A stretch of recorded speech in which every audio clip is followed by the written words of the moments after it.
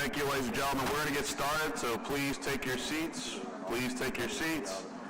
First up, we have a condolence resolution for Queen Annette. Can her family come down? If you could sit at this front table right here, that would be fantastic.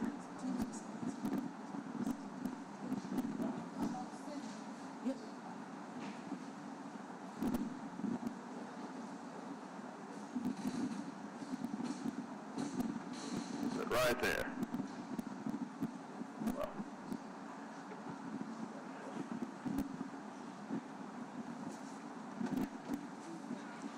Thank you so much for being here this morning. I know the council really appreciates it. We want to take this opportunity to present your family with a condolence resolution. I'm just going to go over some real brief stuff about your mom. And if y'all want to make some comments, you can do so after I make this kind of background of your mom and why we're celebrating her today. So today we have a condolence resolution for Annette Tassin White, known as Queen Annette, who passed away on January 24th, 2025 at the age of 62.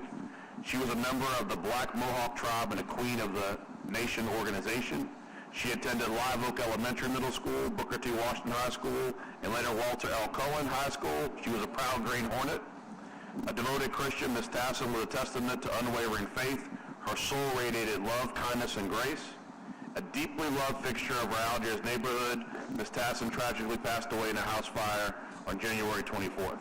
I can tell you that when I saw on the news that this had happened, it was a devastating moment for the entire black masking Mardi Gras community. Your mom was a fixture. I mean, she was a pillar. And I knew at that time that we had to do something more for someone who's given so much to the city and to our community, which is why I authored this resolution that was seconded by Councilman Greaves to my right. So if you guys like to give some comments, this is your time to do so, or if you're overwhelmed or whatever you want to do, I defer to y'all. I know this is something that happened fairly recently, and it's a lot. I just want to say thank you to council, everybody. I don't have too much to say. I just want to say thank you to everybody. Short and sweet. I also want to say thank you as well for all your honor, for everything you guys came together, for my mom, and it was a blessing. And thank you. Thank you a lot. Thank you. Councilman McGree, you'll make a comment. I want to thank you all for sharing. We're going by Councilman Thomas, I'm sorry. I want to thank you all for sharing your mother with us and for her commitment to making our city better and for promoting the culture of our city and working with some folks who deserve more attention, our Mardi Gras, our masking community. So thank you all very much. It's hard for me to say too many words in this time, if you will, because I can just imagine the pain that you're going through right now, but let that pain be tempered with the fact that there are so many people who benefited from your mother's time spent with us here. We appreciate you and we appreciate her work. Thank you very much. Councilman Thomas. First of all, our hearts and prayers go out to you and your family. It's a year and a half since I lost my mom, and not a day goes by that I don't think about it. It's a loss that's immeasurable. It's a loss that many times can be like no other. But on behalf of my family, if you didn't know my family, we come from the cultural community. My cousin Big Chief Rudy Bocage, Romeo now, Benny Brucey, one of the original Baby Dolls, my aunt Geraldine. I don't think people understand what the cultural community does, especially for our community, because when we don't have the best schools, we got the best culture. When they don't include us in the economy, we got the best culture. When we can't get a job, we got the best culture. When the people in politics way up here and we down there, we got the best culture. So what your mom did and what your family's done has allowed people like us where we come from. They're not like us. It's different. So your loss, I'm going to say it, ain't in vain. She's up there with my mom and Auntie Jerry and Uncle Benny and Chief Rudy, and they're praying that we maintain our culture, because they're not like us.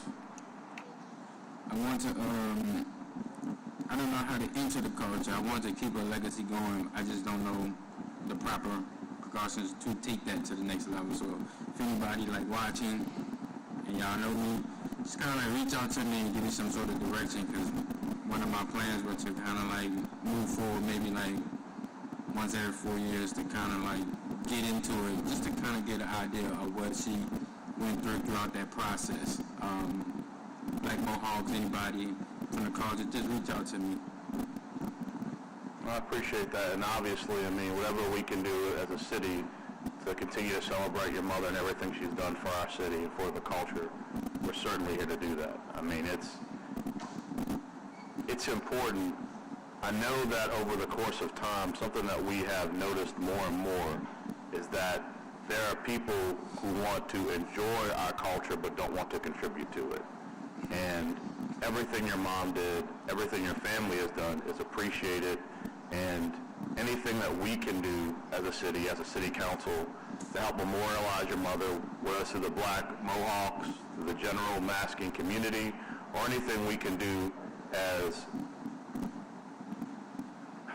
people who want to help you steward her legacy, please let us know. I mean, we're here for you. My office reached out to y'all for this, but we're here for y'all in every aspect, because there are people like your mother who are legends of our city, and the purpose of being a legend is to not be forgotten. So we will do everything we can do to work with your family, to work with the masking community, to work with the Mohawks, to make sure that the story of your mother continues on for as long as people hearing stories. So I'll bring this down to y'all, and thank y'all for being here today. Really appreciate it. Thank you.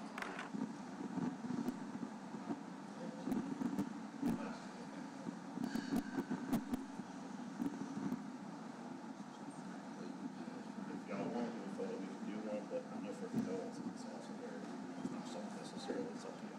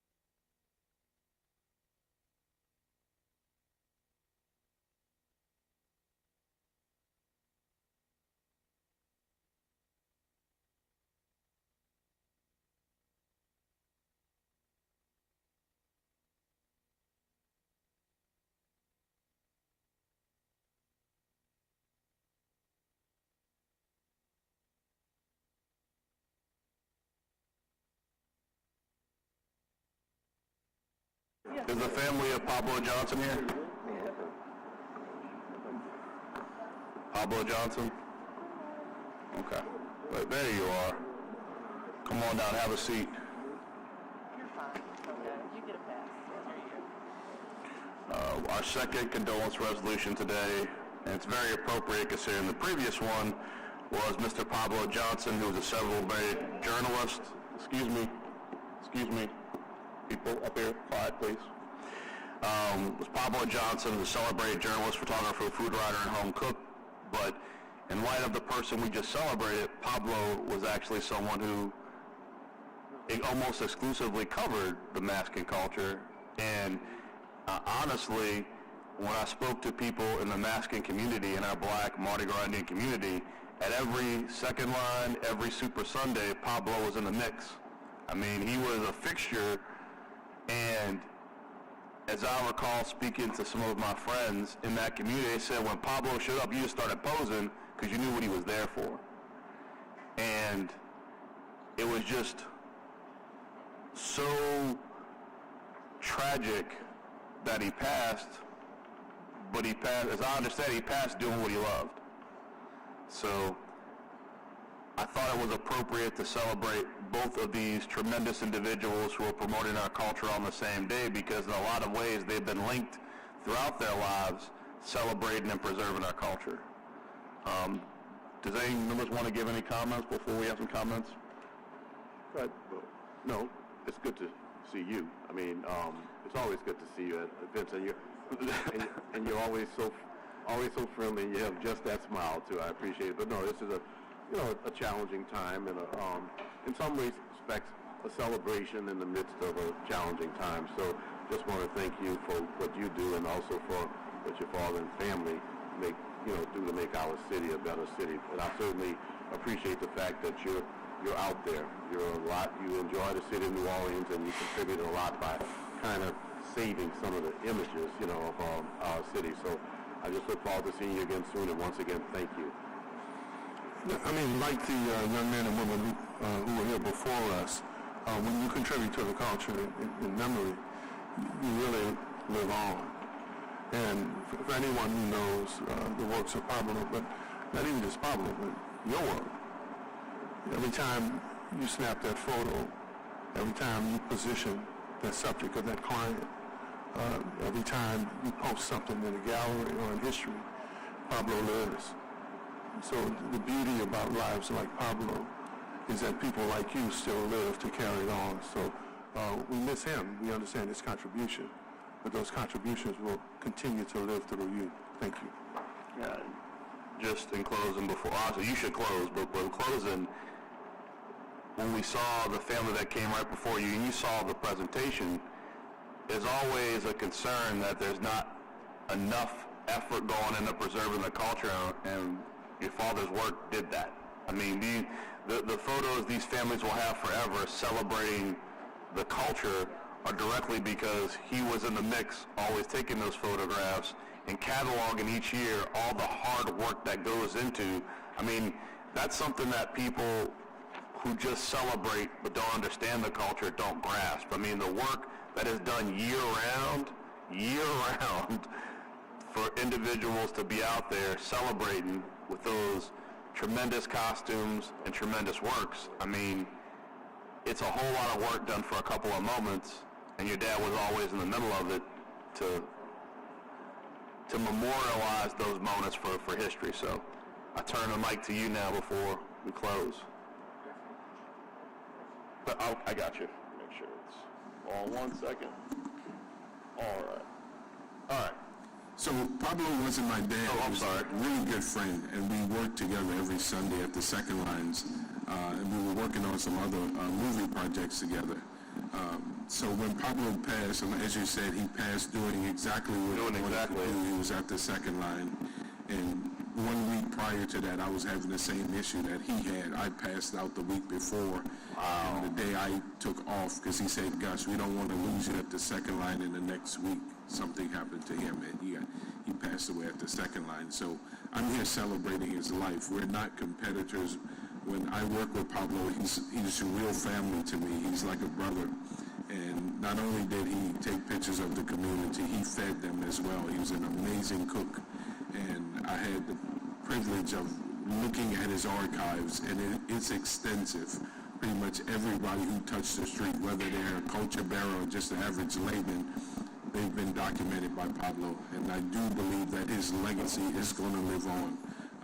It's been about 3 or 4 weeks now, but even as late as last Sunday, we go on the street and everybody is still chanting his name, Pablo. They're still wearing a button with his name on. So he's going to be missed. He was one of those true gems that enjoyed the people that he looked at through his lens. It wasn't just a voyeuristic approach. He actually did it from his heart, and it actually transcended itself to the images and the work that he created. So how far along was your movie project, just out of curiosity? Actually, we completed it together. It was a project on the masking Indian culture, and it was talking about how they handled COVID.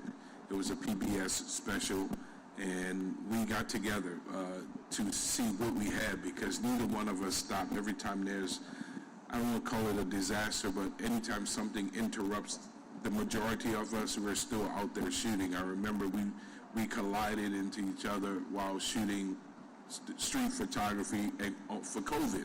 And there was nobody on the street but me and him, and we happened to just run into each other. And that became the project that we worked around and just looked at our images and contributed to that PBS. It was Masking Indians and their approach and how they handle COVID. Well, anything we can do, as you know, to help preserve and promote Pablo's work, to make sure that it's archived properly, to make sure anything we do to work with anyone involved with him, please let us know. Because obviously, when you have someone who is, for all practical purposes, a cultural historian, Yes. it's so important to make sure that there's a transition and make sure the culture he was seeking to preserve, that the work he's got done is also preserved as well. So There's a large group of photographers who got together to preserve his work, and the family gave me permission to process the last 2 memory cards the day he passed away, because those cards were still parked in his camera. So they gave me permission, and I just mimicked his style. So when you see the images in their processed state, it looks like Pablo processed it. that's such a It's going to blessing. be a great memory for him, because on the last videos that we saw online, a lot of people, you could hear him saying, Pablo just took my picture today. He just took my picture. So just to commemorate his legacy and, highlight those last moments of his life, the family gave me permission to process those images, and I take it as a great honor. And I thank the city for honoring him. He's that type of person that if you told him he was being honored today, he probably wouldn't show up. Me and him are the same. We like existing behind the camera, but I feel it. I feel the love that you guys are showing him today, and I appreciate it. Thank you. Thank you. I'll be down there to present this resolution to you. You pass it to his family. I really appreciate you being here, and Thank you. I appreciate you being his voice.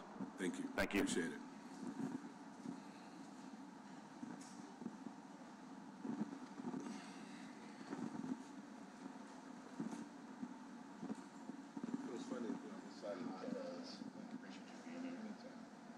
It's great that you were here to be here.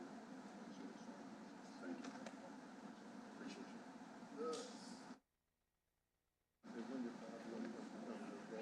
I know.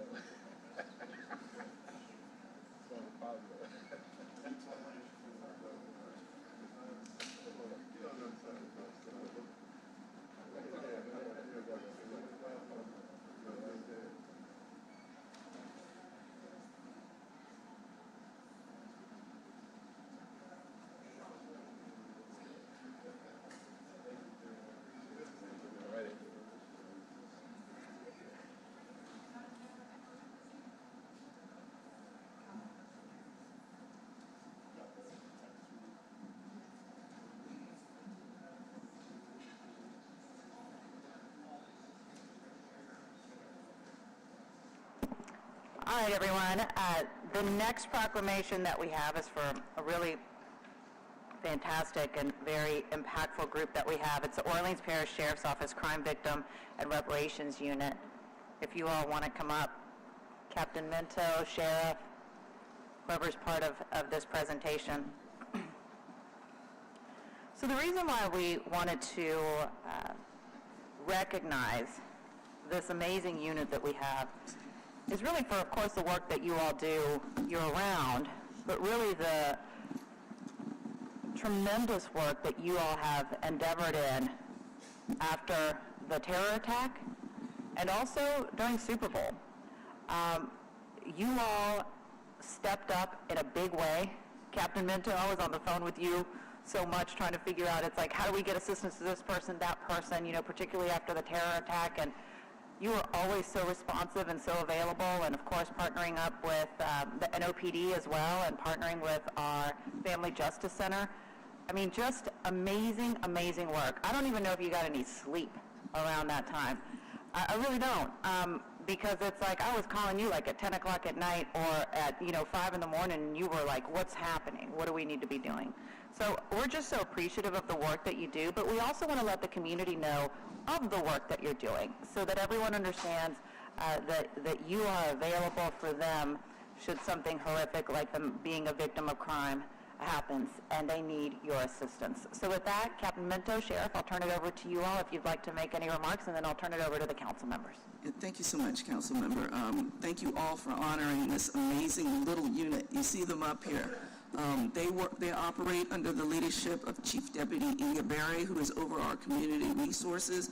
We moved the unit up under there, so we're going to expand it as we're able to do so and make sure that we continue the work that Captain Minto has started, which is trying to prevent folks from falling into these areas. So we're going to be starting an educational campaign. We said we're going to impact domestic violence and human trafficking in 2025. Those are our goals. So whatever we can do to bring that down, which also fills up the jail, is something that we think is a good service to our community. Under Chief Deputy Inga Berry, we also have Sergeant Altrice Taylor, who's new to the unit but has stepped right in to jump into the fray and take care of business, and Andrea Howard, who has been here from the get-go, and just a little bit of unit that does so much. And you mentioned the January 1 attack and all the work that was done there. And we've had to, of course, bring in resources to deal with that, but that is a labor of love for this community after what happened. There's just so many there, and we're honored to do that. I don't have anything but love and respect for Captain Minto. She takes care of her business, whether she's going to Baton Rouge to advocate for folks or working with our amazing partners that are here behind us, supporting them from the Family Justice Center, NOPD, DA's office. I think we have, 20 to 25 groups that just all work together, and Captain Minto is a part of that glue that binds them all together. During the whole January 1st incident, the federal, state, and local partners all came to me just to say thank you for her work. So thank you for honoring her. We feel the same way. Cap. Good morning, guys. I wrote something down. I stand here humbled as a lamb, thanking God, my loving mother who is unable to be here today, my husband who is sitting in the audience, my daughter who is away in college, Sheriff Hudson, Chief Beret, Chief Brown, Chief Goodley, Chief Williams, and Casey McGee. Thank you guys for giving us a chance with this unit and for leading it the best that we can. The entire CVR unit, past and present, and with the extension of the ladies who Chief Brown and Ms. Boyer allowed to help us during festive season. The Reserve Division, the Special Reserve Unit who always help to sponsor our victims when we have community events and we need to give the victims gifts. They come out and they sponsor these victims, especially for the Christmas events. To the city council members, Councilwoman Helena Marine, I remember how you fought so much for domestic violence and what you do to get it where it is now in the state. Mr. Councilman J.P. Morrell, I know you probably did not know that I work closely with someone in your office, Miss Kathy Wells, when I was faced with challenges trying to help minors of sexual assault. That was the only outlet I had, and I never delete her number. I still have it in my phone because when Miss Rochelle Thomas, who is sitting behind me, sent any case for child abuse and I'm faced with that, that's who I turn to. So I would never forget that. Councilman Green, thanks for just the loyalty that you show for us and what you're doing with the voices of the victims in the community. You always support us. Councilman Oliver Thomas, thank you so much for always showing up to all these victim events. We last was at one of the FJC Center and also at the hospital. Thank you guys so much. And before I go, I cannot go without thanking my bona fide partners who are sitting behind me in the back. Ms. Rochelle Thomas with the Special Victims Unit for NOPD, Mary Claire, Mr. Fry, Miss Cherie from Covenant House. You know we guys just went through human trafficking for a Super Bowl, and with that collaborative effort, we were able to help to rescue 15 kids, and we also had walk-in at the NOLA Hub. And the NOLA Hub folks, could you guys stand up, the entire team? I just want to thank them so much because I cannot do it by myself. Yes, and then also with our team, Miss Belinda, Miss Cheryl, Miss Young, and Miss Michelle, I thank you guys so much for always stepping in. Lastly, Sergeant Taylor and Miss Andre Howard, I could not have done anything for the organization without you guys. And the last thing, guys, I have to say, yesterday was my 26th year on the job. The number 26 means compassionate, nurturing, and to be good around partners in relationship. The number always do well in careers such as teaching, counseling, healing, and ministry. Sheriff Hudson, from the first day you met us, you noticed the substance we bring to the victims unit and the community. You told us that we are doing ministry work, and the number represents that. So thank you for giving us a chance. Thank you guys so much. Councilmember Thomas. Well, I think the work speaks for itself, and being at that hospital early in the morning, being present and watching the work going in and out of the emergency room and watching the commitment, just to be there was tragic in terms of the emotion. But it was also comforting knowing that there were people who cared. But it was a lot more meaningful to see it in person, you know, to know that there are people who would put their time and their life on the line, risk their emotion, because to see what we saw in that emergency room, it's like some of the things that you see witnessing growing up in disparaged communities. You learn how to catalog it, you learn how to deal with it, but you never forget it. So for me, my comfort being there in person was to know that there were people like you and others. But then, you know, you also have to give credit where credit is due. The unit doesn't exist without leadership thinking it's important.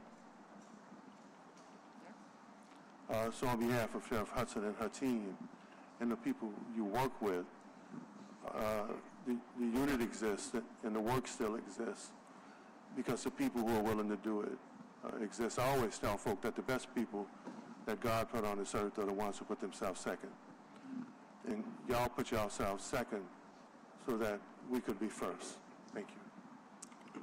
Thank you. Councilmember Green. Sheriff Hudson and Captain Minto, sorry to lose my voice a little bit, and to everyone who's gathered, who's part of that network that supports the victims of crime. I say often that the most important reason that the criminal justice system should function well is because it helps to reduce the number of victims of crime. But sometimes those crimes take place and there are victims despite all of the measures that we put in place. And that is why it's so important that we direct attention to those who have been victimized in the system, who have been victimized by crime. And you all do your work because you see and feel what those who are victims of crime experience. You see the losses in their families. You see the suffering that they're undergoing at that time. There's not enough resources that we can make available to assist those who have been victimized by crime. But you all, and we all, through our support of institutions such as exist here that provide support to victims of crime, and to you all, are doing the right thing by helping our cities, citizens, and residents and visitors to feel comfortable. The NOLA Hub is an outstanding asset in our city. And our crime rate is going down, especially in the violent crime rate, for a variety of reasons. And sometimes you can't put your finger on it, but one of the reasons may be that victims of crime feel more comfortable speaking to others about what they've experienced. They may feel more comfortable about testifying because they know that they're going to have the support of a crime victims unit and various offices in government that are going to provide them with the counseling or whatever they need. Maybe it's because there's more resources available. Even the City of New Orleans, through the City Council, allocated in this year's budget by, I shouldn't say even, because, not even, this city council deliberately put $500,000 in the budget to support the victims of crime. There's only so much that we can do, and that $500,000 should probably be $5 million. But at the end of the day, maybe there'll be a day when we won't have to have that kind of resources available because our crime rate will go down and people will choose to do something different. I just want to thank you all for the work that you do, the crime victims unit and all of those who support the victims of crime in our city make a tremendous difference. So Captain Minto and Sheriff Hudson and everyone who's here gathered in support this morning, thank you all for the work that you do. It's recognized, it's appreciated, and it's making a big difference in our city. Thank you for your support. President Morrell. Oh, first off, thank you, Sheriff Hudson, for empowering Captain Mento to do the work that she's doing. Honestly, you kind of remind me, so Kathy Wells was a long-time staffer with me when I was a senator.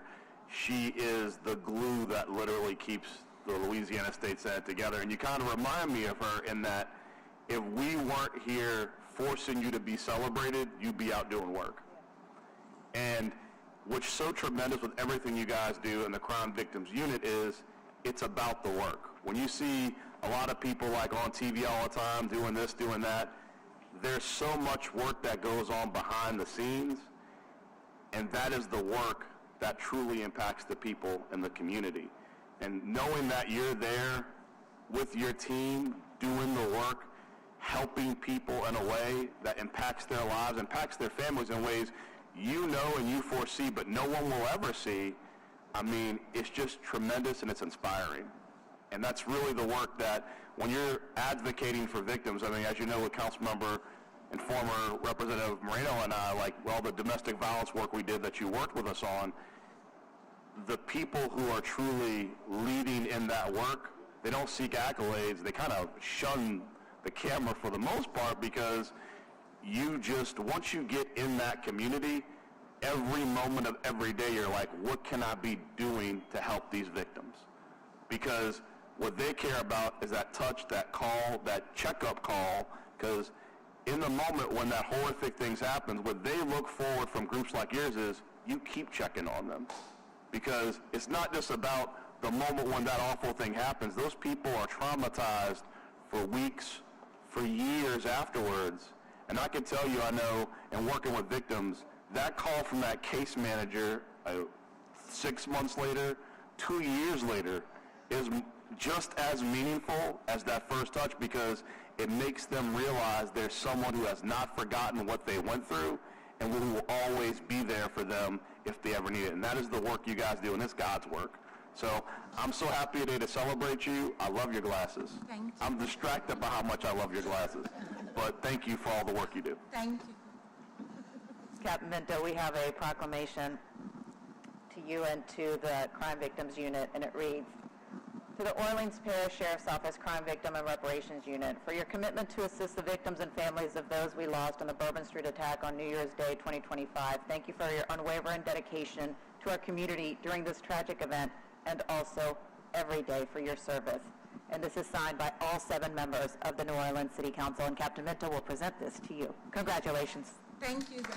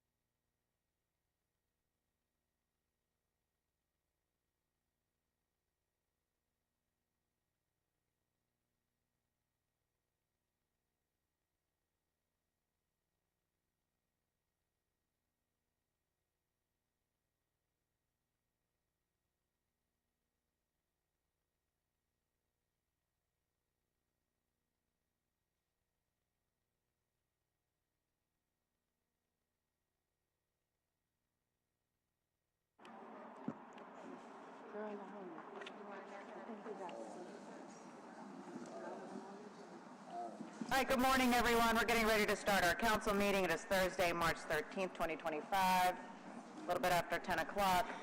We're just waiting for a quorum. I just need one more member. Oh, wait, I've got him. 1, 2, 3, 4, 5. All right, Madam Clerk, you can start with roll call. Roll call. Council President Moreau. Council Vice President Moreno. Present. Councilmember Jeruso. Here. Councilmember Harris. Councilmember King. Councilmember Green. Councilmember Thomas. We have 6 members. We have a quorum.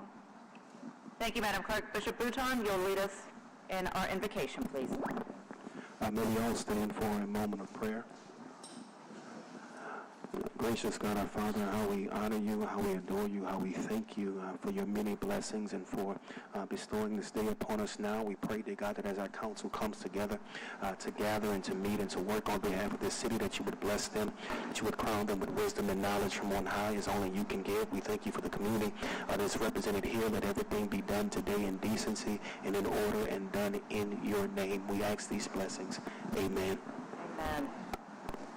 Councilmember Harris will lead us in the pledge. Flag of the United States of America and to the republic for which it stands, one nation, under God, indivisible, with liberty and justice for all.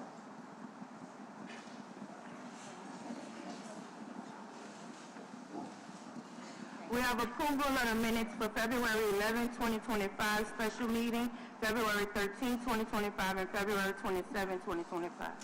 Thank you, Madam Clerk. I'll move for approval. If I can get a second, please. Second. Been seconded by Councilmember Green. All in favor? Aye. 5 yeas, no nays, Madam Clerk.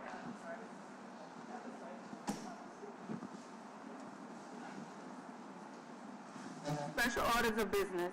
First order of business, presentation, Dr. Jennifer Avegno, Director of the New Orleans Department of Health, Dr. Dwight McKenna, Orleans Parish Coroner, Chancellor Donald, MD, Assistant Professor of Medicine, Hematology and Medical Oncology at Tulane University, Elizabeth Beth Bridges, Vice President and co-founder of Benjamin and Yancey Foundation, Inc., and Julia Jackson, prostate cancer survivor, recognizing medical professionals, support organizations, survivors, and service agencies for their community involvement and engagement during Prostate and Colon Cancer Awareness Month.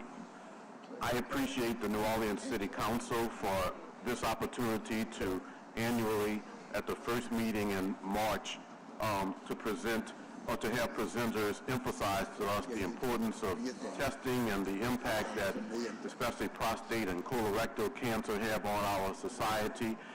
It gives those who are watching and the public in general an opportunity to hear from professionals about what we need to do to reduce the occurrence and incidence of such cancers that have such an impact on our communities, and to provide support for those who need additional information. So I'm pleased that our presenters who were introduced are here today, and thank you all very much for your time. Within this short period, 15 minutes, we have an opportunity to have you present to us and to the public on important issues relative to these two diseases, and hopefully, well, I should say I know that among those who are watching, there's going to be a positive impact for so many people because they hear of the presentation that you all are going to make. So I'll start to my left, and we'll just work to my right. Ms. Bridges, you skipped that chair, but you could have sat right next to my coroner. Good to see you. Yeah, all right. Just if you all could take a couple of minutes each, we have to be within 15 minutes, but we have enough time. And we've already done what we set out to do, which is to get to the public information that they need. So thank you. First, we'd like to say good morning to the council, the councilmen, and also to the citizens of New Orleans. My advocacy for prostate cancer began with my father, a strong, respected man devoted to his family and community, who bravely battled this disease. His passing opened my eyes to the silent struggle that so many face, and I felt compelled to be their voice. Partnering with a friend whose husband also fought prostate cancer, we formed the Benjamin and Yancey Foundation to provide advocacy, education, transportation, cancer care kits, and vital resources to men in the greater New Orleans area. Prostate cancer is disproportionately affect black men with the highest incidental rate among any group. Yet early detection and screening can drastically improve outcome and save lives. Our mission at the Benjamin and Yancy Foundation is not just to offer assistance, but to instill hope, honoring the strength, resiliency, and survivorship of those fighting this disease. I remain committed to raising awareness, ensuring that more men have the knowledge and support they need to survive prostate cancer. I'd also like to say this year alone with research, we know that 35,000 men will die from prostate cancer. We know that 1 out of 7 men, black men, will also get prostate cancer. We're asking this community to join us to go bold for blue in September, which is Prostate Cancer Month, and become compelled, committed, and concerned like we are to save lives of the men in this community. Thank you. Thank you very much for your presentation, and also thank you for the work that the Benjamin and Yancy Foundation does. You help save lives, and thank you for sharing your story relative to your relatives or your immediate relatives. And it's important for us to just have this opportunity, and we'll do it again from time to time, certainly again in September, emphasizing cancer and its impact on our community. But thank you. We have next to you Mr. Julian Jackson, who is a prostate cancer survivor who was recognized by the Benjamin Yancy Foundation. Mr. Julian Jackson. Good morning. Good morning. Guess I got here just in time. Yep. Good morning, everybody. I would like to thank Councilman Eugene Green and Ms. Monique Green for the invite. Thank you for inviting me to come down and share my experience with prostate cancer. It is a testimony.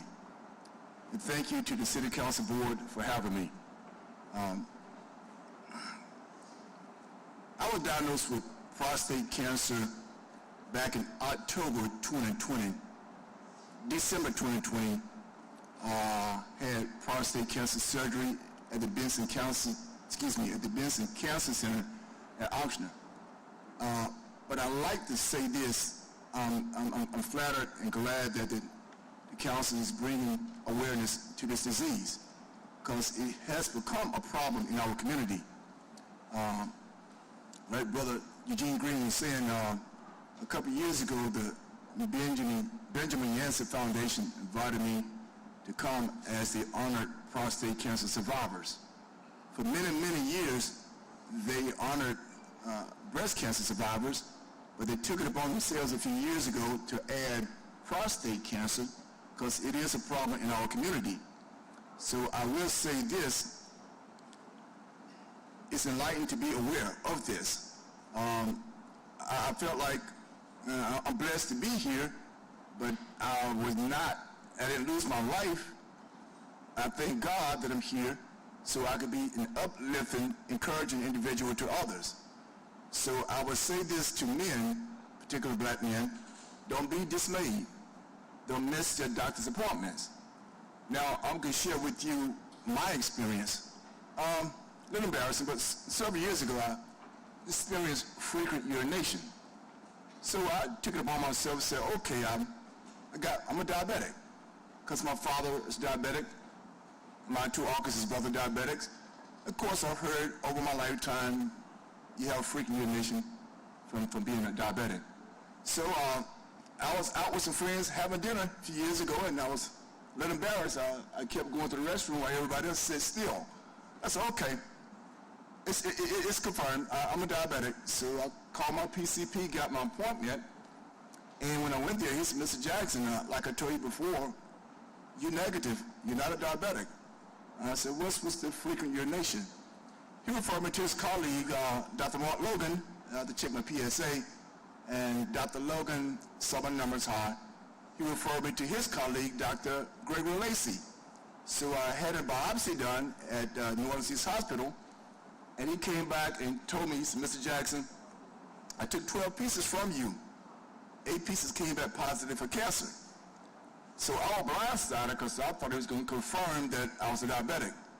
So I got misty-eyed, and Dr. Lacey said, Mr. Jackson, look at me.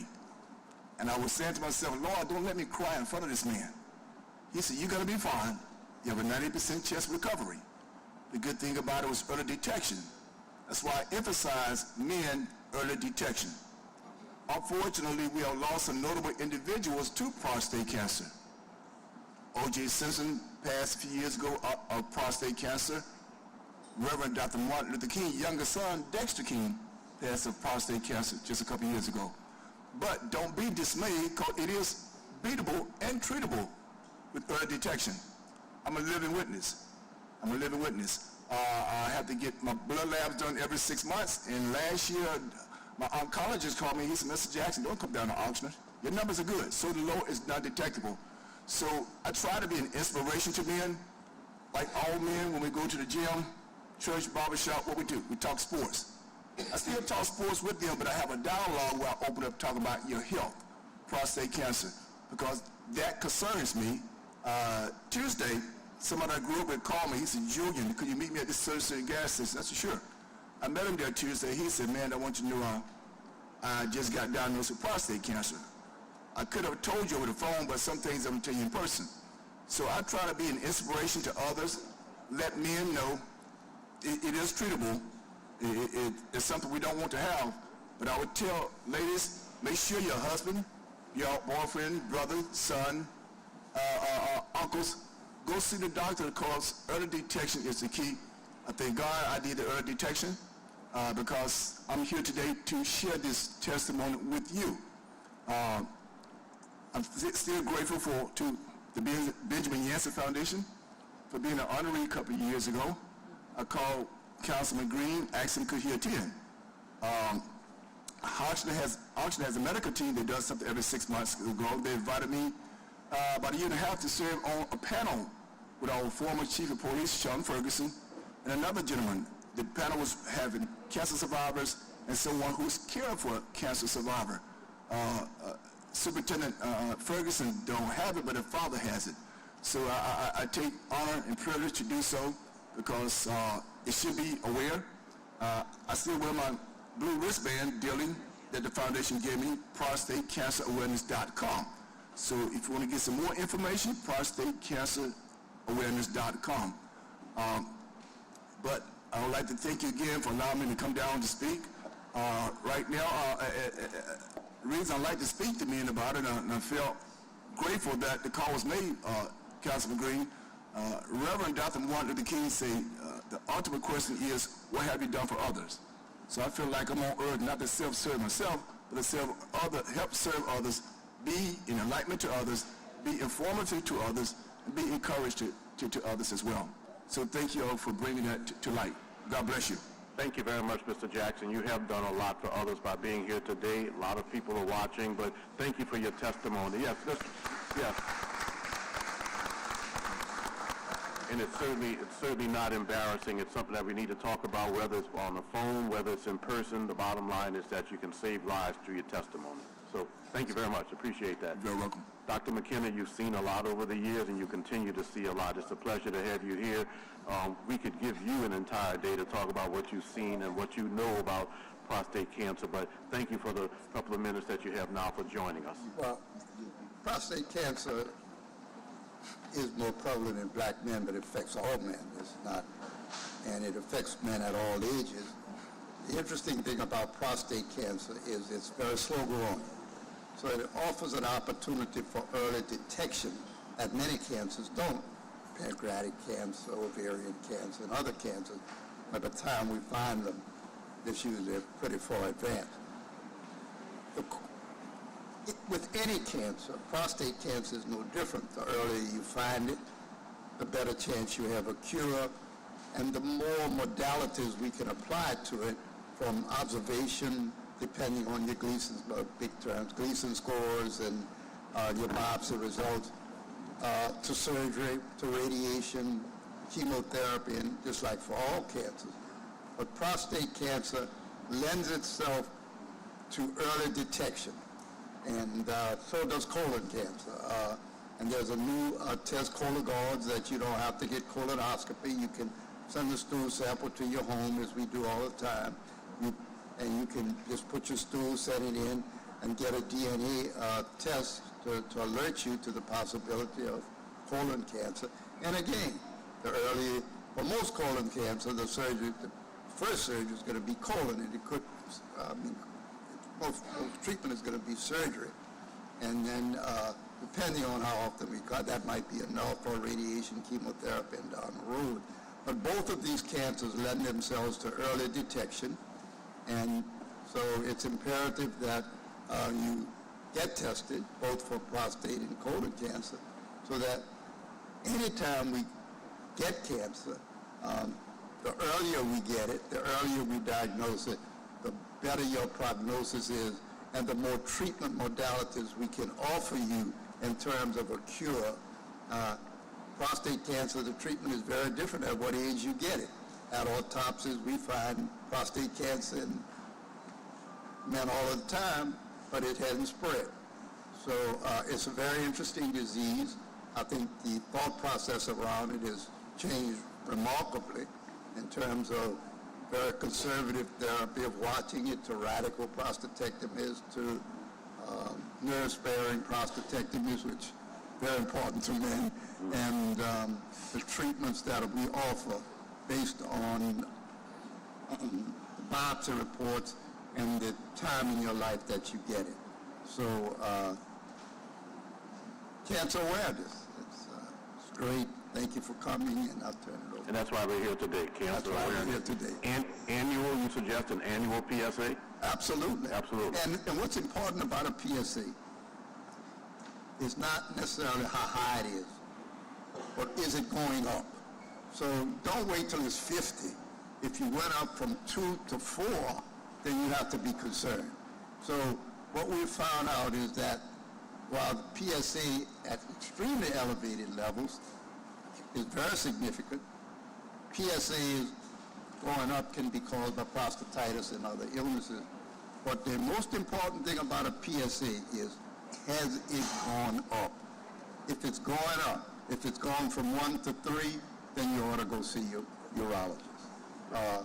Because the earlier we get it, the better chance we have of curing you, and the better chance we have of giving you cures that might be as life-changing in men as radical surgery is, and it causes a lot of adjustments in men who have to undergo certain kinds of treatment in terms of impotence.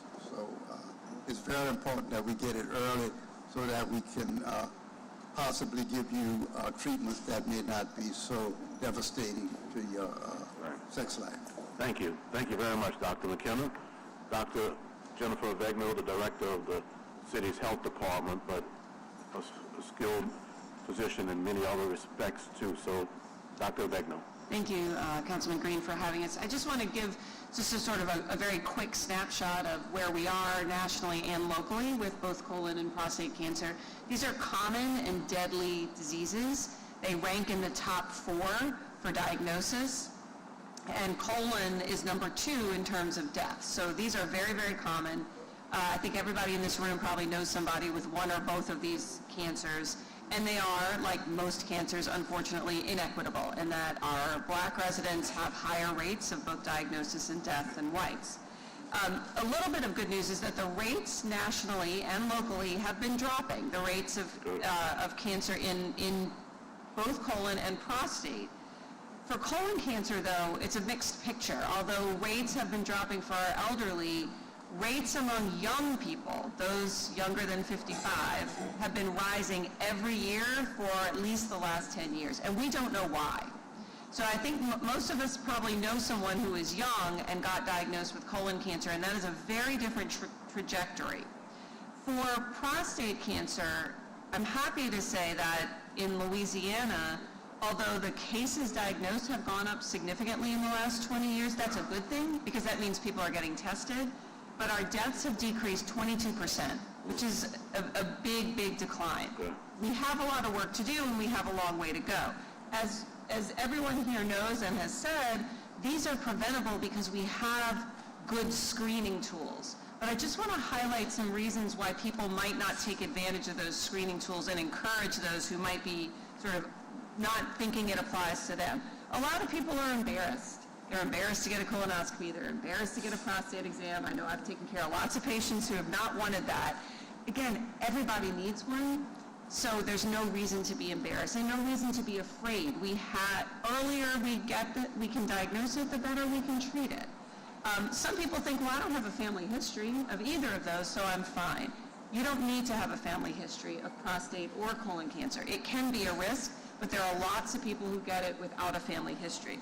Some people say, I don't feel bad. I don't have any problems. I'm going to the bathroom fine. Everything's working fine.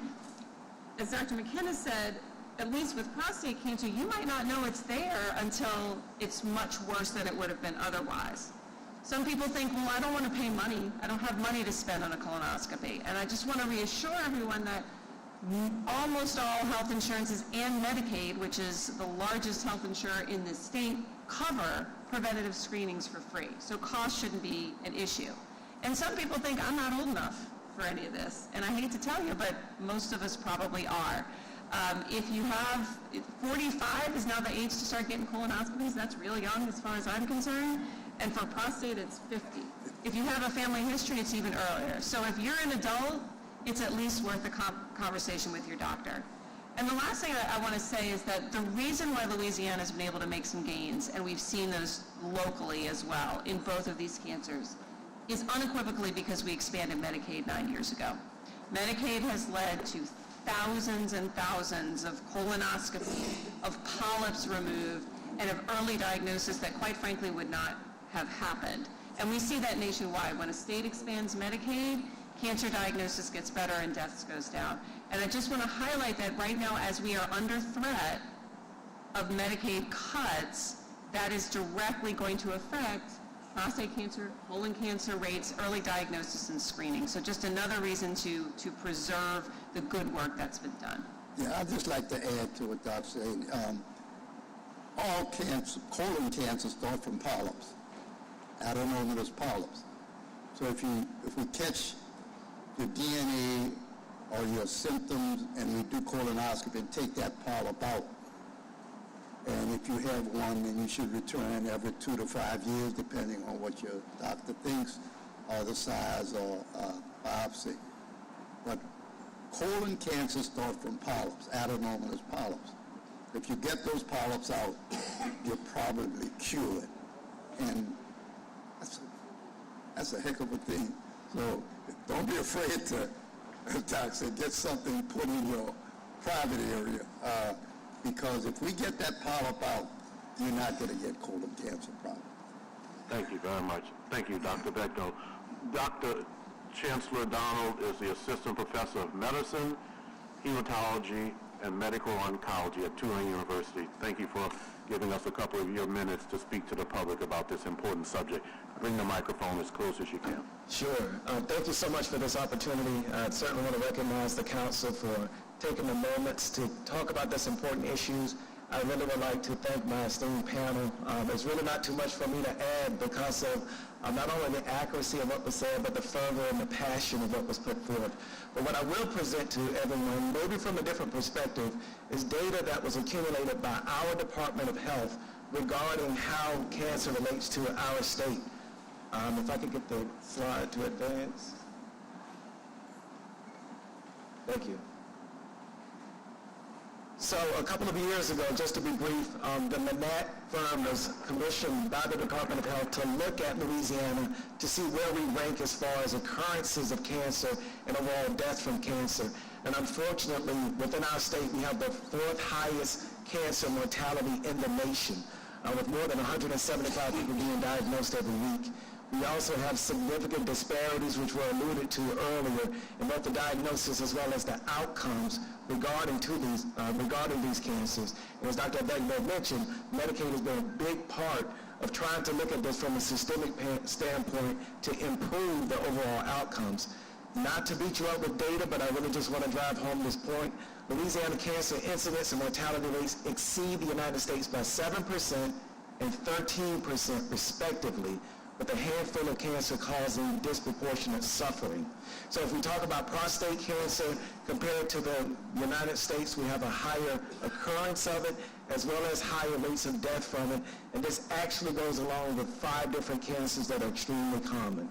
So again, a huge issue. When we talk about disparities, if we look at lung cancer, the occurrence rates for black men are 15% higher than white men. Mortality rates are 40% higher for black people than white people with colorectal cancer. And with prostate cancer, mortality rates are 128% higher for black men compared to white men. Of course, breast cancer has its mortality as well, with 68% higher mortality rates for black women compared to white women. Within our state, screening, as mentioned, is something that could be better. Unfortunately, we are not great at screening, but we are having gains. As Dr. Begnaud mentioned, a higher incidence or amount of people with the cancer really shows that we're also screening for it to catch it at an earlier stage. But this is really what I really want to drive home today, this paper. This was from Dr. Carlitz of Tulane University, as well as Dr. Wu, who is with the Tumor Registry.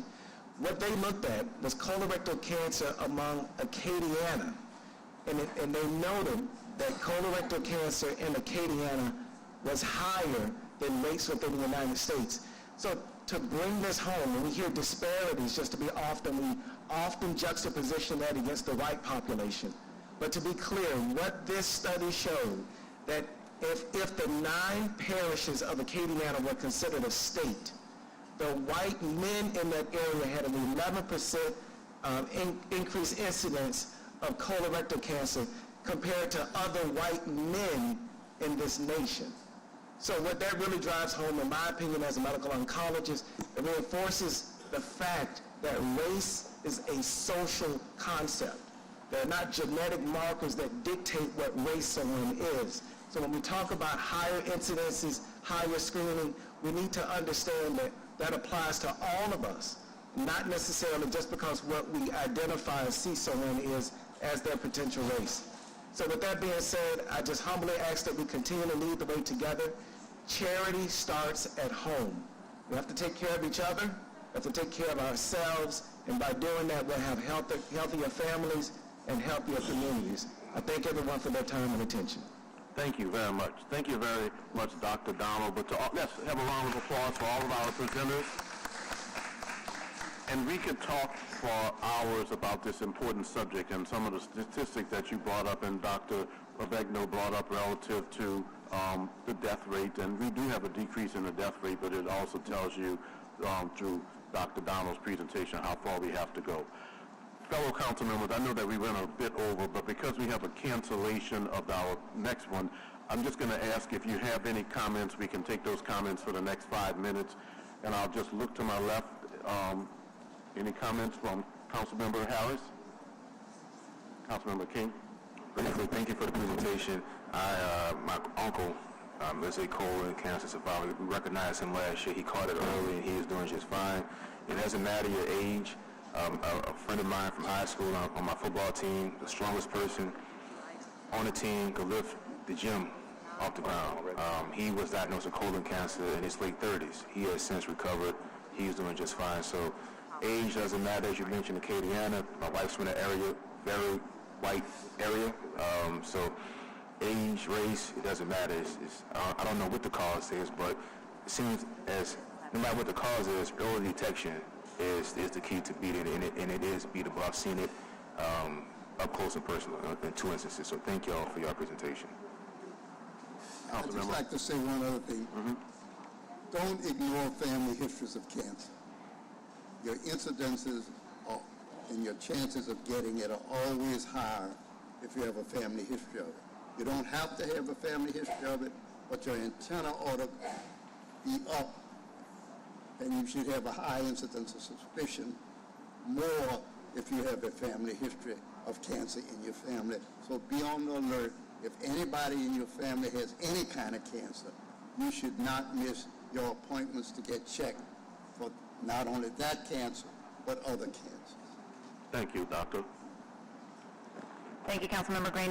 Mr. Jackson, I wanted to tell you, thank you for sharing your story, because, I think that there's probably someone out there who may have heard your story and said, wait a second, my symptoms seem a little bit similar, and I've just been thinking it's one thing, but it could be something else. And I think you give everyone a really important reminder that if you have these changes in your body, right, that it's like all of a sudden you've got something going on that is really not right, but go to your doctor.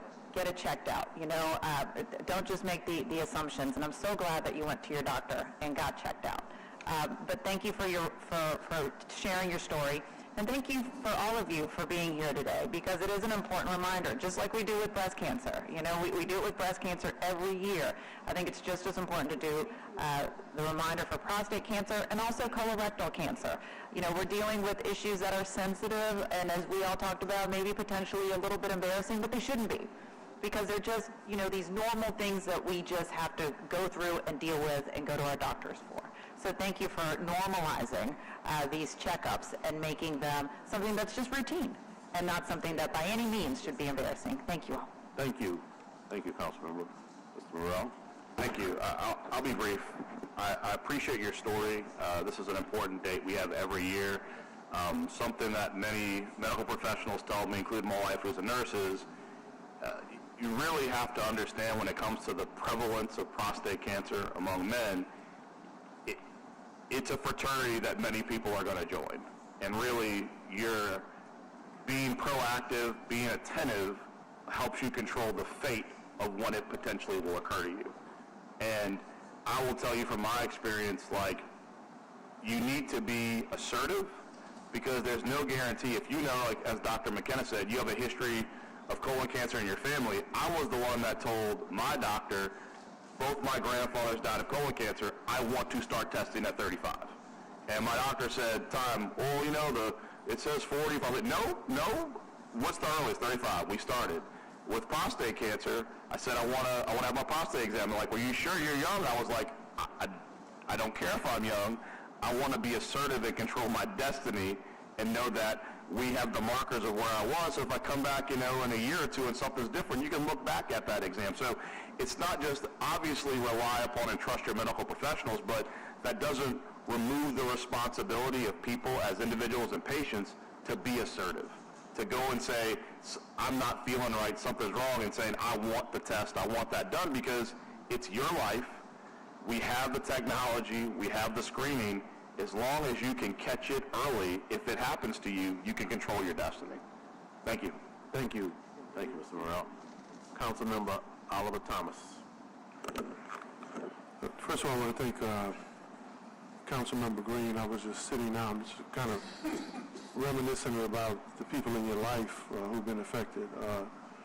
Julian, we've been friends for a long time, man. And one of my most difficult journeys was to watch you, but also to watch you stand up. And though it was difficult, the way you handled yourself whenever we were together, in public and around people, it also told me that the fight and the challenge and the victory is in many cases in how you handle it. And you have been a great example as a man and as a human being, and I'm proud of you. For the men and women at the table, God bless you guys for what you do. I've been fortunate enough to have men in my life like Dr. Evans, Dr. Shelby, and Dr. McKenna. So whatever your masculine feelings are about how you feel about protecting yourself or getting checked, they're able to help you get beyond that for your life and for your family. But I'm also part of a real life story. The late Roy Glapion, who was my coach, my teacher, and my colleague, he died of colon cancer. David Belfield and I carried him out of his bed. And the reason why this is important is he refused to do the colonoscopy.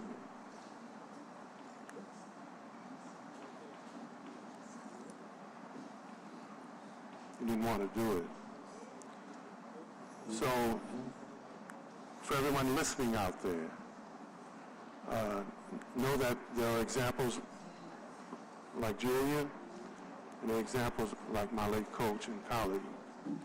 And anytime you have the opportunity, if you don't want to do it for yourself, do it for your family. Do it for the people who love you. Thank you. Thank you, Councilmember Thomas. And as a very sobering reminder when you think of Mr. Glapion. But it's important that this panel came together to share information. It was about prostate and colorectal cancer awareness, and these are professionals. These are people who are involved, who are on the ground working to help other people and to enhance the quality of life of so many.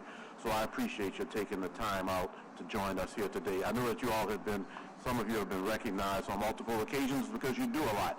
But I do want to say that I have proclamations, and with the indulgence of the council, if you wish to come down, I know that I'm past 15 minutes, but I would like to take a photo because it emphasizes the unanimity of the council in addressing this issue. It'll only take us a minute, but I have proclamations for each of you. I'll just say thank you for presenting facts to the public today on this 2025 Prostate and Colorectal Cancer Awareness Day. So thank you very much. So can we give them a round of applause, please, our presenters?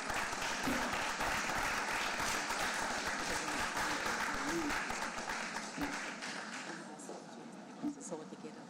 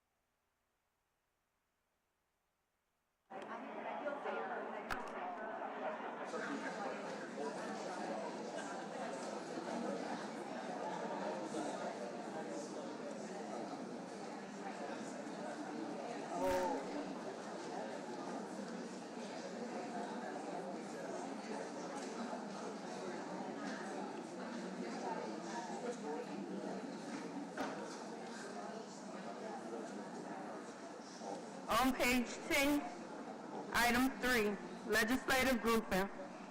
Consideration of master plan recommendations by the City Planning Commission. Consideration of the recommendation for a proposed land use map amendments to the master plan FLUM as adopted by the City Council Planning Commission at the meeting of January 7, 2025. We have ordinance calendar number 34,988 by council members Jerusalem, Harris, Green, and Thomas.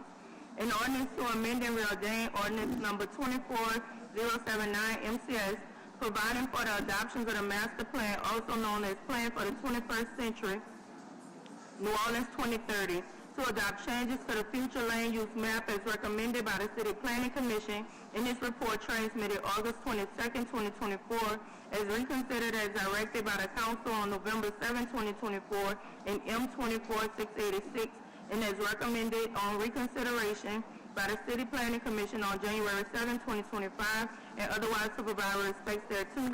And there are 2 amendments to this plan. All right, CPC, welcome. Floor is yours. Good morning, council members. Today we are considering master plan future land use map amendment reconsiderations for planning districts 3, 4, 6, 8, and 9.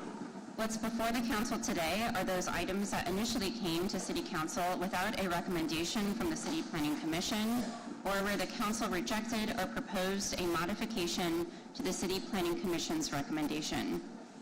If it rejects the plan or proposes any modification, the council must refer it back to the City Planning Commission for another public hearing and comment. The reconsiderations for planning districts 3, 4, 6, 8, and 9 were sent back to the City Planning Commission through motion M24686 on November 14th, 2024, and heard by the City Planning Commission on January 7th, 2025, making it the 9th City Planning Commission hearing where the master plan amendments were heard with robust public participation at each meeting. There are 29 reconsiderations being heard today, 8 of which are in Planning District 3, 1 in Planning District 4, 1 in Planning District 6, 3 in Planning District 8, and 16 in Planning District 9. Council's vote today finalizes the consideration, and no further reconsiderations will be heard by the City Planning Commission. After the City Council finalizes their vote, any adopted FLUM amendments will be mapped, and zoning changes to effectuate the FLUM amendment change will be considered subsequently through the zoning change process. It's worth repeating that a FLUM change is not a zoning change. A zoning change can only occur through a separate process. Therefore, all properties under consideration at today's meeting will retain their current zoning district regardless of how the council votes. The following is a breakdown of the reconsiderations by planning district. Planning District 3 has 8 reconsideration requests in the Uptown area. 2 of these requests have a general commercial or neighborhood commercial future land use map designation. The City Planning Commission recommends retaining these FLUM designations for these sites due to a recent text amendment change that now permits mixed-use development by right within their current zoning districts. Planning District 3 also contains several requests from Tulane University to change the FLUM designation of many of their properties to institutional that would allow the university to incorporate these properties into the school's institutional master plan. The City Planning Commission recommends changing many of these requests to institutional FLUM designations due to their proximity to the campus, where the change would not create a spot zoning situation. The City Planning Commission recommends 1 item to retain its residential low-density pre-war FLUM designation, and 1 request failed to receive a legal majority vote, resulting in a no recommendation from the City Planning Commission. Planning District 4 in Central City has just 1 reconsideration for a property with a residential low-density pre-war FLUM designation that contains an industrial use. The request to change the FLUM to industrial did not receive a majority vote when it was considered by the City Planning Commission, and therefore resulted in a no recommendation from the City Planning Commission. Planning District 6 in Gentilly has 1 consideration for a group of properties to change their FLUM designation from residential single-family post-war to residential low-density post-war. The City Planning Commission recommends retaining its residential single-family post-war FLUM designation. Planning District 8 in the lower 9th Ward has 3 reconsiderations. The first, Planning District 802, is to change the FLUM designation from residential medium density pre-war. The City Planning Commission recommends the residential multifamily pre-war designation for the site. Planning District 804 contains a vacant warehouse with a current FLUM designation of industrial. The City Planning Commission recommends a FLUM change to residential low-density pre-war for the site.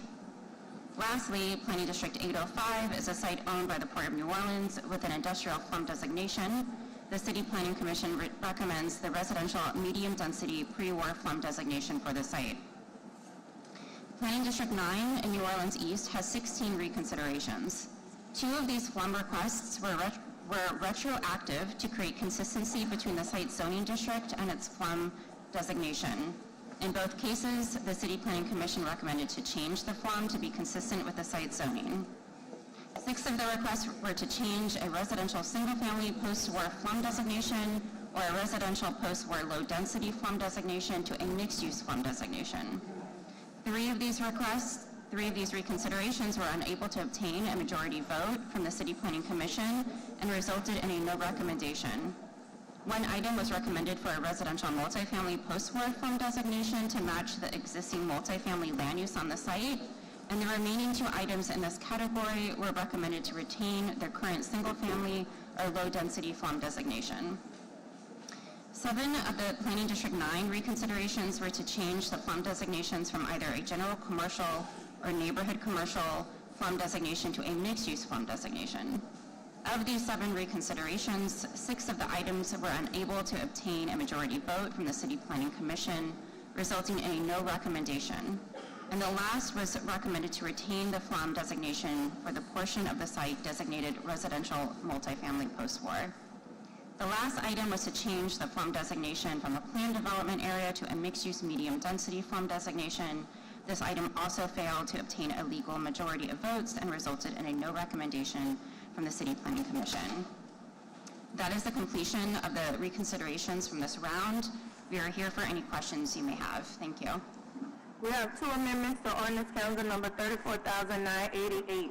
An amendment to ordinance calendar number 34,988 to change the future land use categories for PD 0905, PD 09-7, PD 09-9, PD 09-12, PD 0914, PD 0916, PD 0917, PD 0918, PD 0919, PD 0920, PD 0922, PD 0923, PD 0924, and PD 0925. On page 3, delete lines 40 through 44 in their entirety. On page 3, add the following paragraph after line 49. For the property including the area bounded by Lawrence Canal, Cindy Place, and the I-10 service road south of Lake Forest Boulevard, as more fully identified in the City Planning Commission staff report for PD 0912, retain the future land use category of residential multifamily post-war. On page 3, delete line 50 through 55 in their entirety. On page 6, add the following paragraph after line 48. For the property bearing the municipal address 13680 Lincoln Beach Boulevard, formerly Haynes Boulevard, as more fully identified in the City Planning Commission staff report for request number PD 095, retain the future land use category of residential single-family post-war. On page 6, beginning on line 50, delete the phrase, change the future land use category from residential single-family post-war to mixed use, medium density, and insert in lieu thereof, retain the future land use category of residential single-family post-war. On page 6, beginning on line 58, delete the phrase, change the future land use category from neighborhood commercial and general commercial to mixed use, low density, and insert in lieu thereof, retain the future land use categories of neighborhood commercial and general commercial. On page 6, delete lines 61 through 65 in entirety. On page 6, add the following paragraph after line 65. For the property bearing the municipal address of 13860 Lincoln Beach Boulevard, formerly Haynes Boulevard, and 8020-8024 through 8024 Vincent Road, as more fully identified in the CPC staff report for request number PD 0914, retain the future land use categories of neighborhood, commercial, and residential low-density post-war. On page 6, beginning on line 69, delete the phrase, change the future land use category from residential low-density post-war to mixed-use low-density, and insert in lieu thereof, retain the future land use category residential low-density post-war. On page 7, beginning on line 73, delete the phrase, change the future land use category from planned development area to mixed-use low-density, and insert in lieu thereof, retain the future land use category for planned development area, PDA. On page 7, beginning on line 79, delete the phrase, change the future land use category from general commercial and neighborhood commercial to medium low density, and insert in lieu thereof, retain the future land use categories of general commercial and neighborhood commercial. On page 7, beginning at line 86, delete the phrase, change the future land use category from general commercial and neighborhood commercial to mixed use low density, and insert in lieu thereof, retain the future land use categories of general commercial and neighborhood commercial. On page 7, beginning at line 91, delete the phrase, change the future land use category from general commercial and neighborhood commercial to mixed use low density, and insert in lieu thereof, retain the future land use categories of general commercial and neighborhood commercial. On page 8, beginning on line 98, delete the phrase, change the future land use category from neighborhood commercial and general commercial to mixed use low density, and insert in lieu thereof, retain the future land use categories of neighborhood commercial and general commercial. On page 8, beginning on line 102, delete the phrase, change the future land use category from residential low density post-war to mixed use low density, and insert in lieu thereof, retain the future land use category residential low density post-war. On page 8, beginning on line 7, delete the phrase, change the future land use category from residential single-family post-war to mixed-use low-density, insert in lieu thereof, retain the future land use category of residential single-family post-war. On page 9, beginning at line 110, delete the phrase, change the future land use category from neighborhood commercial to mixed-use low-density, and insert in lieu thereof, retain the future land use category of neighborhood commercial. On all pages, renumber the sections accordingly. Okay, briefly on the First Amendment, this is my amendment. Just to summarize everything, that simply retains the existing use, which is single-family, low density, and does not change it to mixed-use density. So that's just a brief explanation of the First Amendment. I'll do a similar one, just not to step on Mr. Drusso's toes. After the amendments are read, then we'll do public comment before we do council comment. So, thank you. Amendment number 2, the ordinance calendar number 34,988 by Councilmember Morrell, and amendment to ordinance calendar number 34,988 to change the future land use categories for PD 805. On page 2, after line 33, add the following paragraph. For property including the area bounded by the Mississippi River, Alamo Street, Bienvenu Street, and Dillery Street, as more fully identified in the City Planning Commission staff report for request number PD 805, change the future land use category from industrial to residential medium density post-war. On page 5, delete lines 44 to 47 in its entirety. On all pages, renumber the sections accordingly. The Second Amendment deals with a piece of property that was described as part of the port property, and it reflects the City Planning Commission's recommendation to change its designation from industrial to the other designation, the commercial residential. To the council and the public, Phelps represents the port in ongoing litigation, so I need to recuse myself right on the Second Amendment. And I will probably recuse myself from anything else that involves that Second Amendment. All right. So at this point, Mr. I guess you're the leading author, we can do public comment at this point. These are the cards.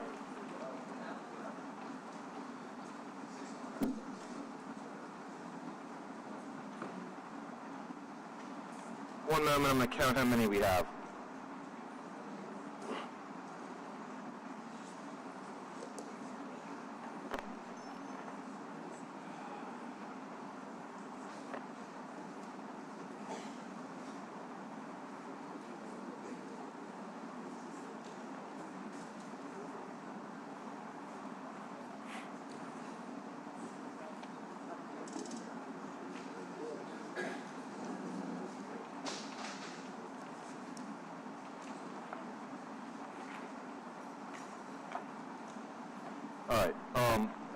by my count, we have a little over 30 cards. Ordinarily, land use matters are 20 minutes. I'll make a motion to move for an hour, and then we'll see where we are. May I have a second? Second by Councilmember Moreno. All in favor? Aye. All right. Members of the public, everybody will have 2 minutes. I will try to announce people a couple in advance so you know who you are. In order, please note that you have a screen in front of you that tells you where you are in your timeline. And once you get to 2 minutes, as Mr. Burnside can attest, your microphone will cut off. So that's how you know your time is up. And because we have so many people who are here today to speak on these, we're really going to try and hold everybody to 2 minutes as much as possible. So with that, Michael Burnside, Carol, it looks like either Handel or Haydow, I apologize if I'm mispronouncing anybody's name, and then William Edwards. Mr. Burnside. Michael Eric Burnside, 2215 Felicity. This has been a very long process that has confused me mightily. So in my memory, this all started before COVID. And in my memory, I went to a future land use meeting that was held at a French school on Camp Street, and then I went to a different future land use meeting map thing that was held at a Buddhist temple over in Lower Coast, Algiers. And this thing's been going on for an extremely long time from my point of view, and hopefully I'll be proved wrong. Because I've been wanting to get input into a future land use map, and I've always timed myself wrong. So my neighborhood happens to be residential low density pre-war, and I would like it changed to residential medium density pre-war. And I talked to Mr. Paul Kramer when he was still a city employee, which tells you how long ago some of this was. And he informed me that the bones of my neighborhood with regards to sewers and all the rest of it could easily support medium, but it was politics that had it low density. And I keep banging myself against this desire on my part to have affordable housing, and in my worldview, affordable housing includes density, as in a good thing. Also, I will point out that the length of the time isn't the only bureaucratic and legal hurdle. We seem to lack an actual map. So we're here talking about a future land use map, but there's no map up on the screen for us to look at. Instead, we spend plus or minus 6 minutes listening to one amendment talk to us verbally, and I don't know anybody who can follow that without having something written in front of them, which we seem to also not have. With regards to the reality of this law and this bureaucracy, there seems to be a reaction to the length of time and the amount of energy taken to change any kind of future land map by actually having spot zoning, which has occurred in this room more than once, and I've risen and spoken to that issue. And I will now cede my time for the good of the people. Thank you, Mr. Burnside. All right. Next up, is it Carl or Carol? Hand up. Sorry, I apologize. William Edwards and Lindsay Edwards. Obviously, go ahead, sir. Good morning, council members and everyone in attendance. I'm going to speak on calendar number 34988 with regard to a development proposed for the Deer Park area of New Orleans East. I'm president of Lake Forest Estates Homeowners Association, and the Deer Park area is basically next door to our area.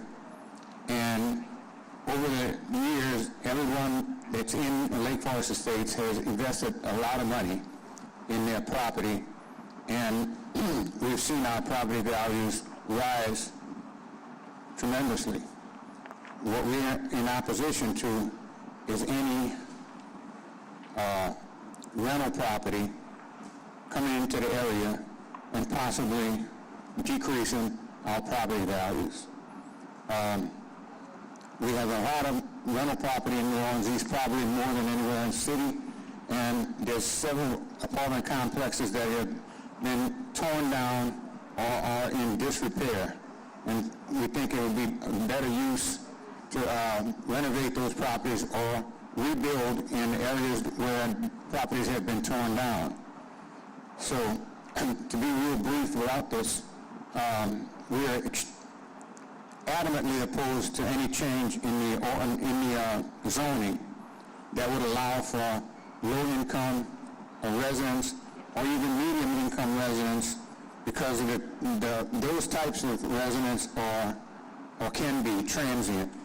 and can leave properties vacant, and where properties are vacant, there comes disrepair. So we're opposed to this ordinance. Thank you. Thank you. All right. Well, I should have also announced when everybody gets the microphone, please say your name, address, and whether or not you're paid to be here. Mr. Edwards, what's your address for your card? 6,000 Burgundy. Got it. Thank you. I'm a sir. resident. I'm not paid to be here. Thank you, sir. I want to thank the council and their support for changing PD 0805 in our favor to keep our neighborhood a residential neighborhood and to slow the reindustrialization that the board is attempting. And I want to appreciate and thank you all very much for your support. Thank you, sir. Thank you. Lindsay Edwards?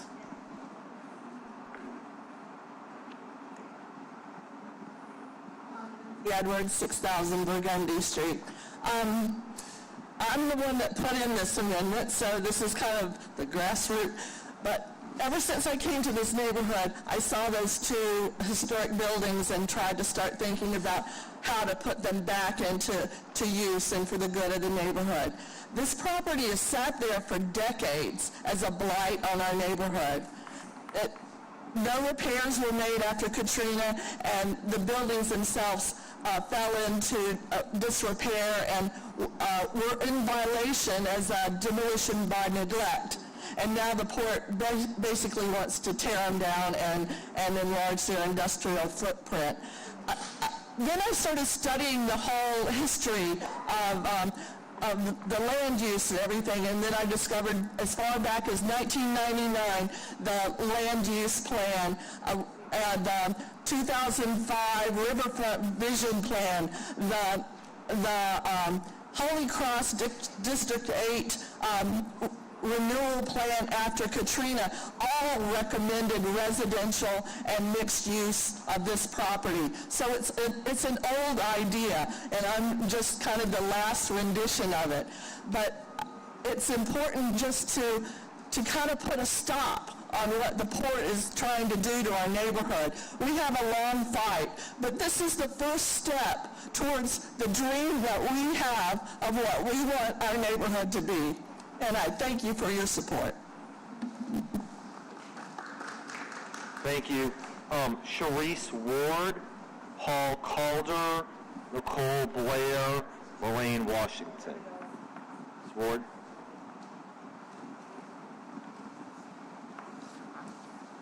Hi, good day. My name is Dr. Sharice Ward. My address is 5801 Waterford Boulevard, Lake Forest Estates. I'm not paid to be here. Honorable members of the Orleans Parish City Council, I stand with my neighbors in strong opposition to Flum Amendment PD 0909, which threatens the integrity, stability, and economic well-being of our community. Developers are aggressively pushing this amendment to enable an apartment complex in Deer Park, misleadingly framed as housing for artists and creatives. In reality, this is a creative rebranding of affordable housing, which in New Orleans East means Section 8 housing, without consideration for proper placement or community impact. Rezoning a commercial area for residential use in this situation serves private financial interests, not the greater good of this community. The surrounding neighborhoods like Lake Forest Estates, Eastover Estates, Lake Bullard, Louis Prima, McKendall Estates, and Fairway Estates are pillars of stability, pride, and home ownership. Increased density will strain our infrastructure, raise public safety concerns, and devalue properties, which will also drive high-income residents out of the parish and further weaken the tax base of Orleans Parish. Zoning regulations exist to ensure balanced, sustainable growth. Approving this amendment would undermine that purpose, prioritizing developers over long-standing homeowners. I urge the Council to reject proposed Flum Amendment PD 0909 and commit to strategic, community-driven planning that strengthens rather than controls. Thank you. Thank you very much, ma'am. Paul Calder, Nicole Blair, Maureen Washington, Henry King. Hi, my name is Paul Calder. I'm a resident and new first-time homeowner at 415 Tupelo Street.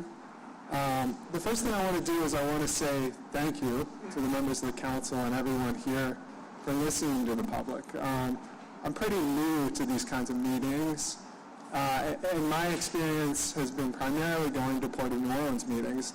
And at those meetings, which the Port obviously is a public entity, they're required to allow us time to speak. We've never once been acknowledged. We've never once been thanked. We've never once had our comments answered during these meetings. So to see this and see an example of how it's supposed to be done is really wonderful, and I thank you for this. And I feel like we've been heard by the City Council, and that's great. So I'm asking you, to push this flume designation of residential through to accept this amendment. And the main reason I'm doing that, we know, as everyone in this room knows, that the flume designation is not changing the zoning in and of itself. And I saw the lawyer for the Port of New Orleans here filling out a card. He's going to tell you that you don't have the authority to do this, that this is encroaching. He's going to threaten maybe legal action. And the point I want to make is that changing this flume designation is sending a message to the Port of New Orleans that they are a public entity and that they are a member of our historic neighborhood. They're not a kingdom unto themselves. And we need them to recognize that what they want to do there needs to be done with the support of the neighborhood, and I think that's a big step along that process. And the Port has been, I've been lied to personally in the Port's community meetings about their plans. We've had to use FOIA requests to see what they're doing. So this is just bringing them back to earth and reminding them that they do serve the public as well, and they need to work with the neighborhood. Thank you, Mr. Calder. All right, Nicole Blair, Lorraine Washington, Henry King, and Alvin Cooley, and members, just so you know, I got like 12 new cards, so we're probably going to have to extend the time a little bit more. Hi, my name is Nicole Blair. I live at 400 Delary Street, and I am here to thank you also for voting to continue the residential zoning for the lower 9th Ward. I have been there for 12 years, and in my time there, I have found such a very close-knit community, and the opposition that we've had to push against for the Port and for Teriyaki and Sunrise and Norfolk coming back to our neighborhood has actually brought us closer together. And so we've had a positive experience of bringing our community into even stronger ties together. And anything that the Port does to break our residential status and bring in industrialization will not only hurt our community, but it will actually lower the tax base. We have actually had our taxes increased 3 times in 10, 15 years, and that will change and it will go back down. And we used to have drugs and sex industry in our neighborhood, and we have cleaned it up, and we are asking for you to continue to support us in doing that. And you mentioned earlier about prostate cancer, and believe me, if we bring industrialization, especially what they are wanting to do with the grain terminal, to our neighborhood, we will increase the cancer rates in our neighborhood, and it will have negative effects just like Cancer Alley. So we really appreciate your listening to us and caring about how we feel. Thank you so much for your support on Amendment 2A. Thank you. Thank you. All right, as a reminder, please remember name, address, and whether or not you're paid to be here at the start of your comment. Lorraine Washington, Henry King, Alvin Cooley, Frayne Bias. Good morning. My name is Lorraine Washington. I live at 9630 Hayne Boulevard, formerly 11268 Nottaway Lane. And I'm in opposition to the flum change for PD 09. Thank you very much. Henry King, Alvin Cooley, Frayne Bias, and Nicole, you have a second card, so I'm just going to mark through that one. It's all right. All good. Go ahead, sir. Okay, my name is Henry King. I live at 5830 Kensington Boulevard, New Orleans East, Lake Forest Estates. I'm here in opposition. I'm not paid. I'm here in opposition to the zoning change on Deer Park. As a resident of New Orleans East, we have been before not the council, but the planning board 2 times, and they said no to changing the zoning at that location. 1 time before the council. This is the 4th time that we are addressing this same issue. It is imperative that the council realize we have over 15 apartment complexes in New Orleans East alone. We have an abundance of Section 8 housing. We're right there at the point where the renaissance is about to take place in New Orleans East. You can see it in the people's eyes. We don't need another apartment complex out there, especially in that location. The developer has changed the name of her apartment complex. It's like my grandmother said, putting lipstick on a pig. It's still a pig. We need the council to understand that the residents of New Orleans East are tired of being whipped. We are at that point where we are standing up. And we're just pulling ourselves up from the bootstrap. We don't need the council to have these developers come in there and break us back down again. So I urge the council to vote against the development on Deer Park. Thank you, sir. All right, Alvin Cooley, Wayne Bias, Dasha Greeley, Tanji Wall. My name is Alvin Cooley. I live at 5710 Foxcroft Drive. I've lived in the East for 50 years. I've been in my home in the Lake Forest Estates for 33 years. And first thing I want to do is acknowledge the hard work of Enoch and 2 individuals that worked to develop the long-range plan for New Orleans East. This was done years ago. And I understand that now, every 6 years, you can review this plan. But Enoch represents 22 neighborhoods in the East. Each one is a commissioner. They have addressed what we want our community to look like, okay? We are open for compromise, but not this one. I'm a taxpayer, and guess what? I paid my taxes, okay? And it wasn't cheap. You work for me. So we, myself, and the taxpayer to say that no, vote against this particular change. Thank you. Thank you, sir.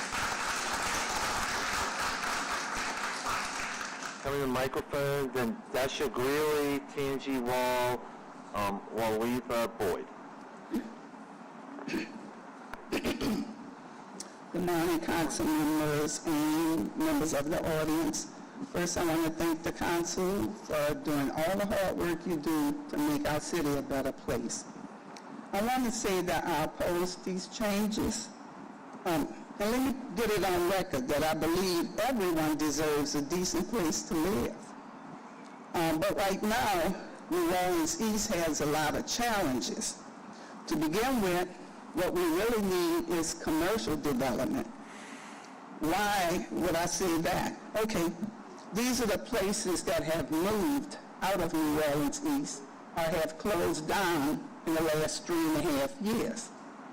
Thorburg Brewery, Save-A-Lot, Big Lots, Man Chef 59, New Orleans Hamburger and Seafood Company, Bernard's Pralines, Chris's Donuts, the Cabinet Shop next to Popeyes, Walgreens at Morrison and Reed, Mama's Chicken and Waffles, the Daiquiri Shop on Crowder, Lowe's, Two Sisters in the East Restaurant, IHOP, Pee-wee's Crab Cakes, AT&T, $2 general stores, a Family Dollar store, UPS on Chef, and the biggest blow of all, the National Finance Center, it's either moving or has moved out of the east. And so, do we need more apartments right now? I don't think so. If you haven't visited New Orleans East, I invite you to. I know some of our council members have. Council President J.P. Morrell was in the East a couple of weeks ago at a meeting, and Council Vice President Helene Morena was there too at a meeting at PJ's Coffee, one of the few businesses we still have in the East. Council Vice President. All right, thank you, ma'am. That's your time. Thank you. Thank you. That's your time. Yes. It's right on the screen and right in front of you. Oh, that's the overall timer for everybody. All right. Again, hey, wait. Stop 1 second, please. Every time you clap, we lose time, and you have a lot more people who want to speak, and we're going to have to decide who does it.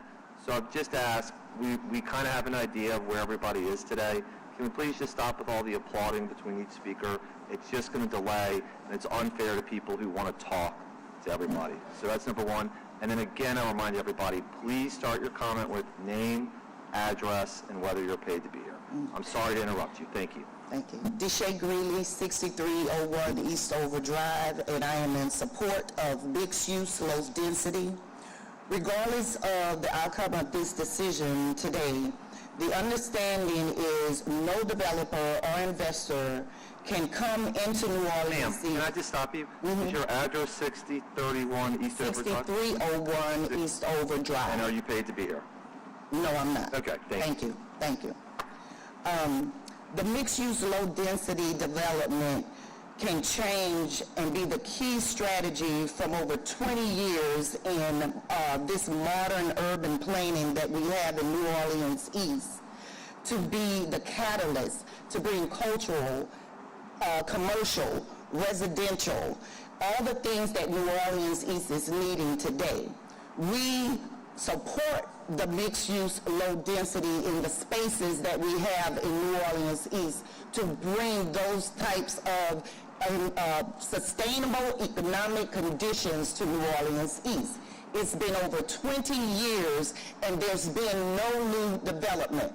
The economic conditions that the lady mentioned previously has nothing to do with this Flum decision. There are other entities that are involved in those properties being closed. We are trying to support, attract, and bring new economic, sustainable economic conditions to New Orleans East. And with the help of this Flum and the master plan, that's the goal. And I hope that our community can align and come together and work with what we need for this New Orleans East community. Thank you. Thank you. All right, Angie Wall. Not here? Oh, there you go. There you are. My name is Tangi Wall, 111 Eastview Drive, New Orleans, 70128. Thank you for this opportunity to speak before you. New Orleans East Matters stands in support of Councilmember Thomas's recommendations for mixed-use, low-density in the Flum amendments to the master plan. Change is needed in New Orleans East to drive much-needed economic development and a variety of business development, as exists in other districts of the city. This is nothing new. Change in the Flum would be encouraging in establishing especially a cultural and entertainment district for our treasured local artists and musicians, especially for those who are renters. There is no question that we pride ourselves on the wonderful neighborhoods and homes in New Orleans East, but there is a significant population of renters who deserve an opportunity to have quality housing, and this mixed-use low density would be such a change that would allow everyone to have something, and a balance to New Orleans East that's much needed. Thank you. Thank you very much. All right, Letha Boyd, Noah Lewis, Carrie Henley, Dawn Hebert. Good morning. Good morning. Walitha Boyd, 4500 Coronado Drive, New Orleans, Louisiana. I am not a paid representative. Thank you for having us this morning. I am in support of low-density mixed use. Low-density mixed use. The doors of New Orleans East are open. It's time for us to get the ball rolling. I am here to support Oliver Thomas's mixed-use vote, and I thank you for your vote and your cooperation. Thank you. Thank you so much. All right, Noah Lewis, Carrie Henley, Dawn Hebert, Lourdes Landrum. Good morning to everyone. My name is Noah Lewis. I'm a resident of 11276 Windrock Drive, Lake Bullitt subdivision. Been there for 17 years. Before that time, I spent 23 years at Warwick East in the East, off of Reed Boulevard. I'm in support of this project because it's more than a project. It is really an inflection of new leadership. This person whose name has not been spoken yet lives in the neighborhood. She is 1.7 miles away from the site. Her dad is here. He lives in Mark, which is actually across the street from the prime location that she's looking at. What I'm saying, when I look out of my 7th floor window, I see that area. I'm in Executive Plaza. I've been there for over 20 years, and I can see the land that's going to be used. We must change the way we look at the 20-year model of no. We have to look at yes. Again, she has been in this area for over 15 years as a resident. And the one thing I want to dispel is this low rent thing is not a reality. When you plan to spend $21 million and to take care of less than 50 units, those units are serious units that nobody who is on Section 8 is going to walk in and say, it's mine. $21 million, 45 apartments, you got to get better than that. I'm looking at my time. I appreciate that because I don't have to say any more. Everybody here knows that sometimes we are called the city of no, but this is time we need to be the city of yes. Thank you. All right, Carrie Henley, Dawn Hebert, Lourdes Landrum, Claudia, I'm having trouble with the last name, but with the Enonak. Sorry about that. Go ahead. Hi, I'm Carrie Hanley. I live at 5421 Burgundy Street in New Orleans, and I'm not paid to be here. I'm just here to thank Council Members Jerosa Harris Green and my council member, Mr. Thomas, just for supporting us on this. We really do appreciate. I know I'm echoing what some of the neighbors have said, but I want to be here to tell you personally, thank you so much. It's just recognizing the gradual encouragement of the maritime industry beyond the port's original boundaries along the river. So I feel like you guys supporting us really just supports the fact that we should have a buffer to safeguard our residential areas from heavy industry, like where I live in Holy Cross. So thank you. Thank you so much. Dawn Hebert, Lourdes Landrum, Claudia, and then Marcia McWilliams. Celestine.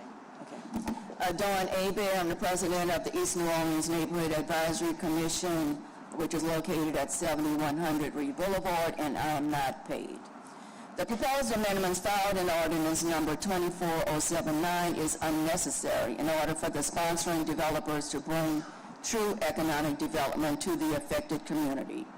What the proposed amendments will allow is more apartment complexes in New Orleans East. The proposed amendments have been compared to other economic development initiatives in comparable cities. However, there are stark differences between those developments and the developments that would be allowed under the proposed amendments. This requires significantly more study and community input, something that does not seem to interest the proponents of the proposed FLUM amendments. You, as council members, have made a commitment to stand with and honor the wishes of your constituents. The affected communities have loudly voiced their strong opposition to the developments being facilitated by the proposed amendments. On February 13th of 2024, Enoch had a special meeting with the community to discuss these proposed amendments. 93 community members attended that meeting, and I believe Councilman Thomas stood up and said that he would stand with the community. Also, and actually it was a handout that was given out at Saturday's town hall meeting by Councilman Thomas. It said during 2024, the City Planning Commission reviewed the application for completeness and analyzed the proposed amendments, held additional district meetings. I personally don't know of any district meetings that were held or community meetings by the City Planning Commission. And I have been asking for that since April of 2024. Thank you very much for your time, and we need your support. Thank you. Thank you. Lourdes Landrum, Claudia, Marcia McWilliams, Danielle Christmas.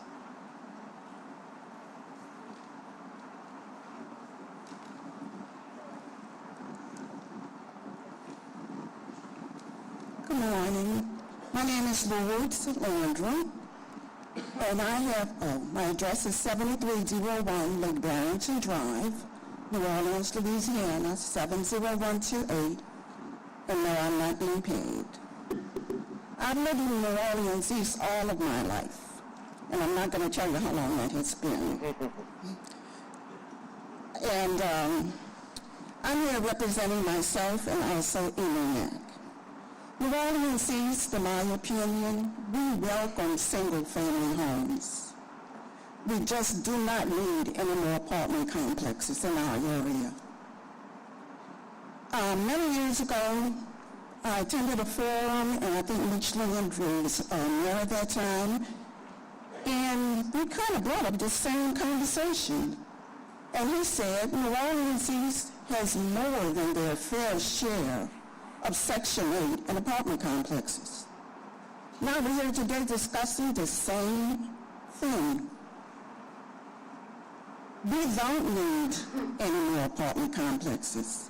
I'm asking you to please vote that way. Please help New Orleans East to grow, not to go backwards. Again, we invite single-family homes. We do not need any more apartment complexes in New Orleans East. Thank you. Thank you very much. I'm sorry, I can't. That's okay. It's a play on French. All right. Claudia Celestin. There you go. Thank you. Louis Prima Drive West, and I'm not paid to be here today. I stand with Enoch position on this slum realignment.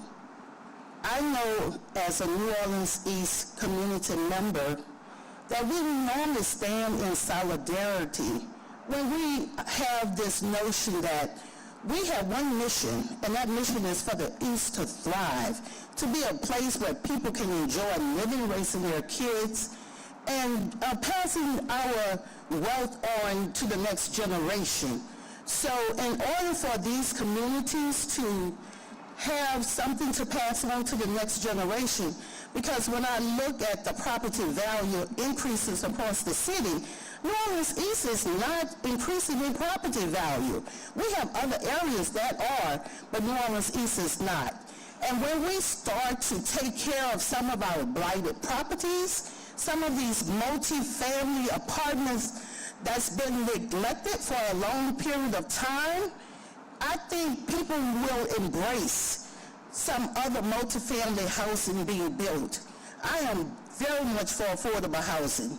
I grew up in affordable housing complex. I stayed in Gaslight Square for a while. We use a GI Bill to help buy a home with a 14% interest rate, refinance. So I know things can happen if we go set forward together and look at what we need to do to make the East better. We need infrastructure. We need our council person to come to the community and hold meetings. Thank you for your time and for your attention. Thank you. Marcia McWilliams, Danielle Christmas, Charles Nicholson Sally Van Clestons.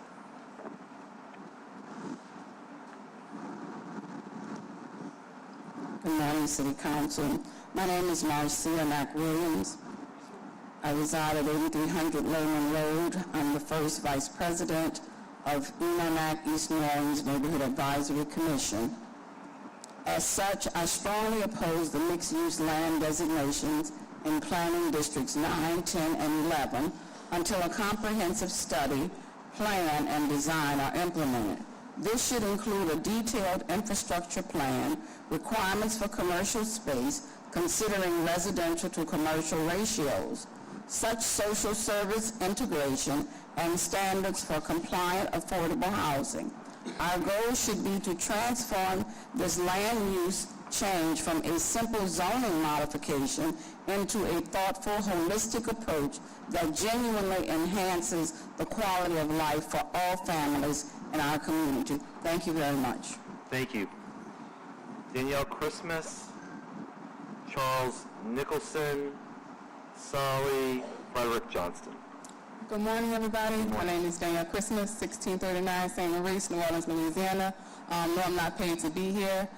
So I'm just speaking on the FLUM, and we accept it. So I just wanted to say, as a resident of the Lower Ninth Ward, I ask that you accept the FLUM change to residential instead of industrial.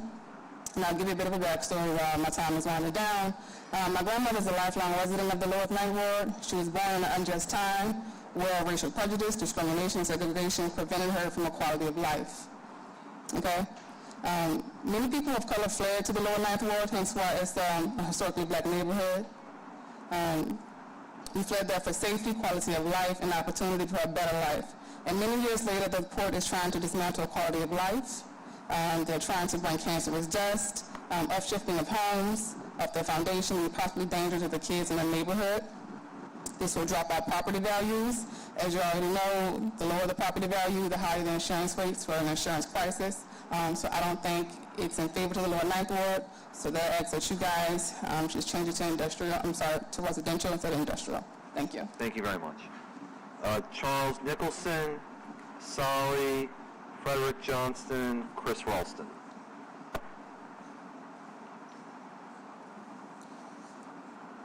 Good morning. Charles Nicholson, speaking on behalf of the Greater New Orleans Housing Alliance, 4640 South Carrollton Avenue, Suite 160. GNOHA stands in support of the updated FLUM map, particularly the mixed-use low-density designation for Planning District 9, and all designations that will allow for more affordable rental housing. According to a new report from the National Low-Income Housing Coalition, there is a national shortage of 7.1 million affordable and available rental homes for extremely low-income renters. Extremely low-income renters account for nearly a quarter of the nation's renter households. This severe shortage means that 75% of our poorest neighbors, including seniors, people with disabilities, and low-wage workers, spend more than half of their income on rent and utilities, leaving them unable to afford food, clothing, transportation, medical care, and other basic necessities. At the same time, our underfunded housing assistance programs and the agencies that administer them are facing unprecedented attacks from the new White House administration. The greatest need for affordable housing is concentrated among extremely low-income renter households who earn no more than the federal poverty line or 30% of their area median income. Louisiana needs to make 106,000 more homes affordable for extremely low-income households by expanding access to rental assistance and building deeply affordable rental homes. The fate of low-income renters in New Orleans is now firmly in the hands of our city leaders, and we thank the Council for any and all efforts to protect renters. Thank you. Thank you very much. Solly,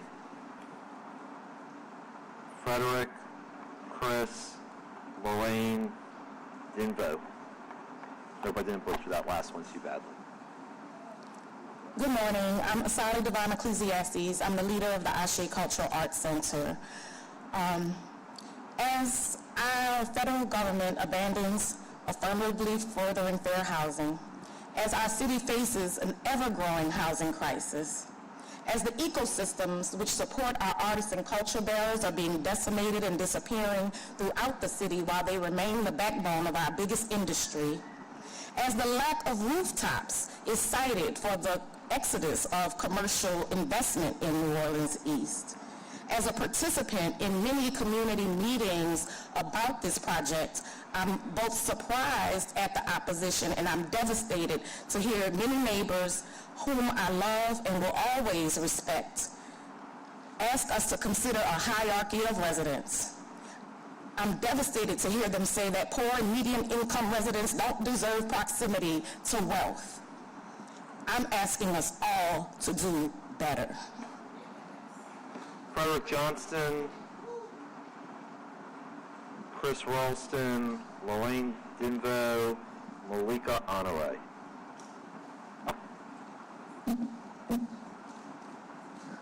Good morning, everyone. My name is Frederick Johnston. I live at Charles Street, 7919 Charles Street. I'm an artist, a visual artist, born and raised here in the city. Been an artist my entire life. I'm not much of a speaker because I work through my art. I'd like to say it's really shocking to hear the opposition to housing for artists and culture bearers, because without the artists and culture bearers, people don't come here to see a nice home. They come here to see the art and to see the culture. We also are not, we're marginalized as far as funds concerned in our working efforts. And so these people, I'm just wondering whether it be city council or whether it be people of the city, where do we value property more than we value people? And I don't know, this is a pretty strong subject for me, and I just would like us to put the people over the property and keep in mind that without the artists, there is no culture, and people don't come here to see your pretty homes. Have a nice day. Thank you. Thank you. Chris Ralston, Lorraine Denvo, Malika Honore, Jolie Robichaud.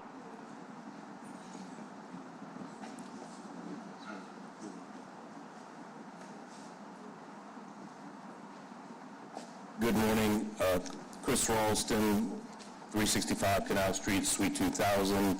As the counsel for the Board of Commissioners for the Port of New Orleans, I consider myself a paid representative.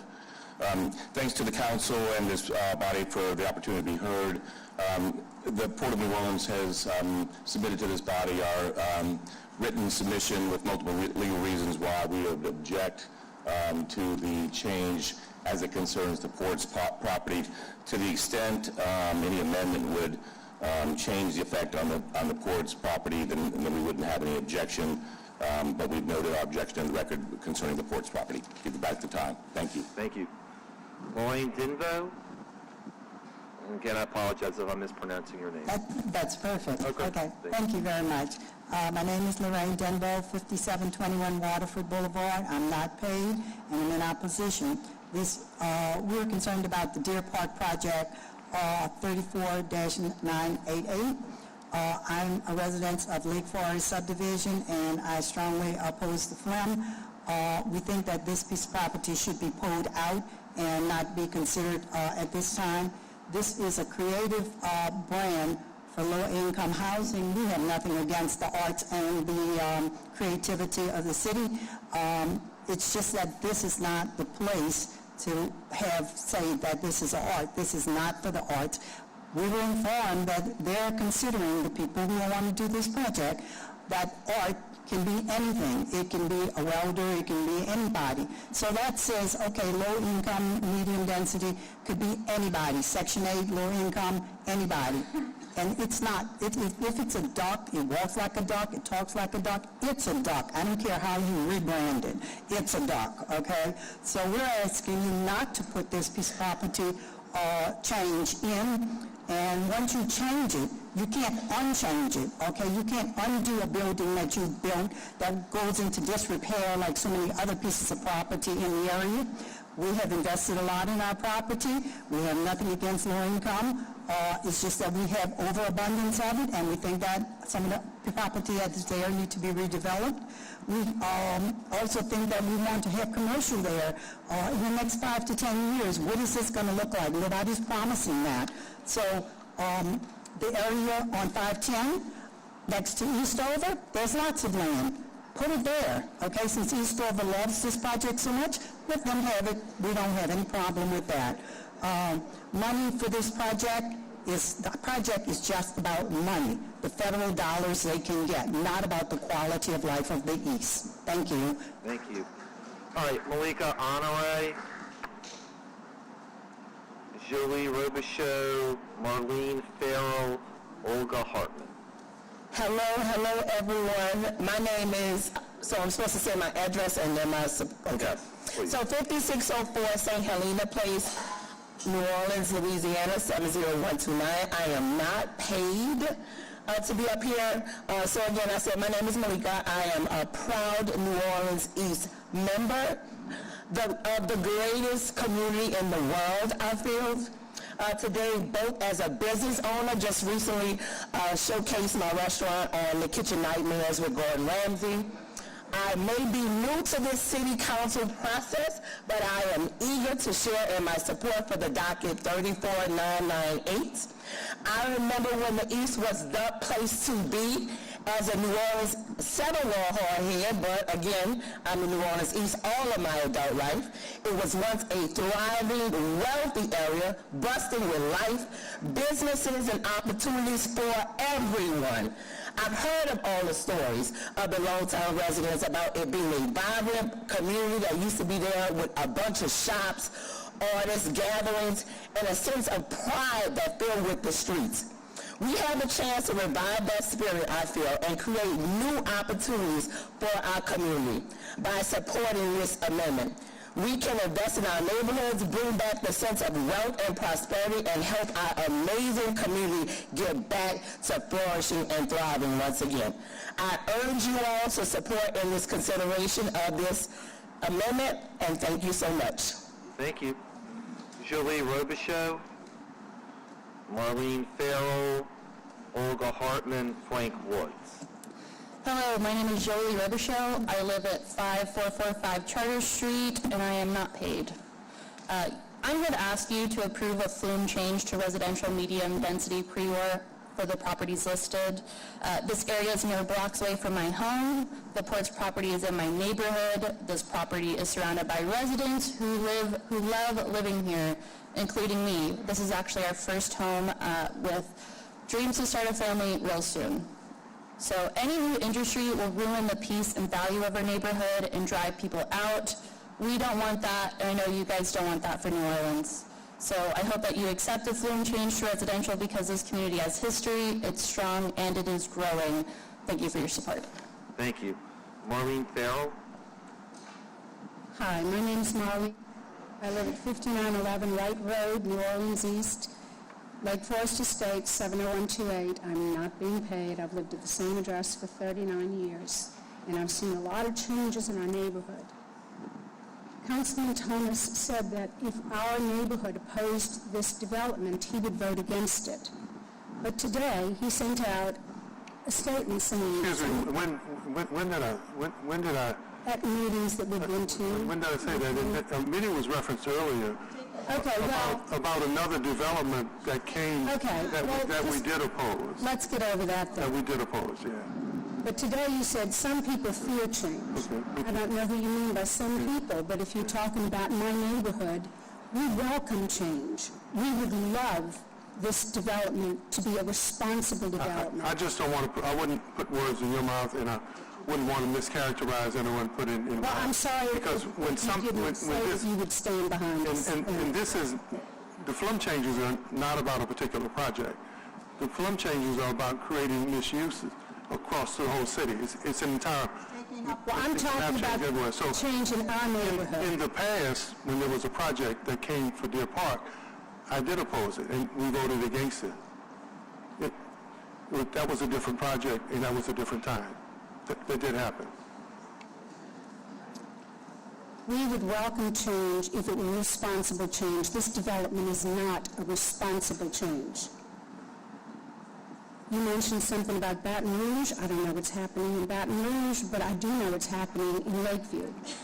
And people in Lakeview have dense single-family residences in a safe neighborhood. We want to be more like Lakeview. We want to have safety in our neighborhood. That's our main concern. So we hope that you will change your mind and vote against it, and the other council members will support us. Thank you. Thank you. Olga Hartman, Frank Woods, Ethan Elistad, E.C. Coffey. Good afternoon. My name is Olga Hartman. I live at 7500 Forward Drive, and I'm not paid to be here. I support the opposition to the phone changes along with ENONAC, specifically the amendments 0901, 0907, 0911, 0912, and 0919 as it relates to 7700 Lake Forest and 5601 Mayor Boulevard. These particular areas had such high levels of criminal activity prior to Katrina that, thank Jesus, we had a very responsible group of residents in New Orleans who, after Katrina, had these properties rezoned in an area in an effort to reduce the dense housing in the area that contributed in large part to the criminal activity, because the criminal activity was located in these areas. We don't want to go back to those types of neighborhoods. We've worked long, we've worked hard to have decent, safe communities, and that's the way we want to keep it. We're not against development, we're against the housing density developments that have been detrimental to the New Orleans East area. Regarding commercial properties, dense housing does not attract commercial properties, commercial businesses. The owner of the Walmarts, as well as the Sam's that was located on I-10 Service Road prior to Katrina, told an elected official at that time, and she shared it with me, that he would never rebuild Walmarts nor Sam's in those locations as long as the apartment complexes that were behind them were behind them. The apartment complexes are still there, and he has never rebuilt.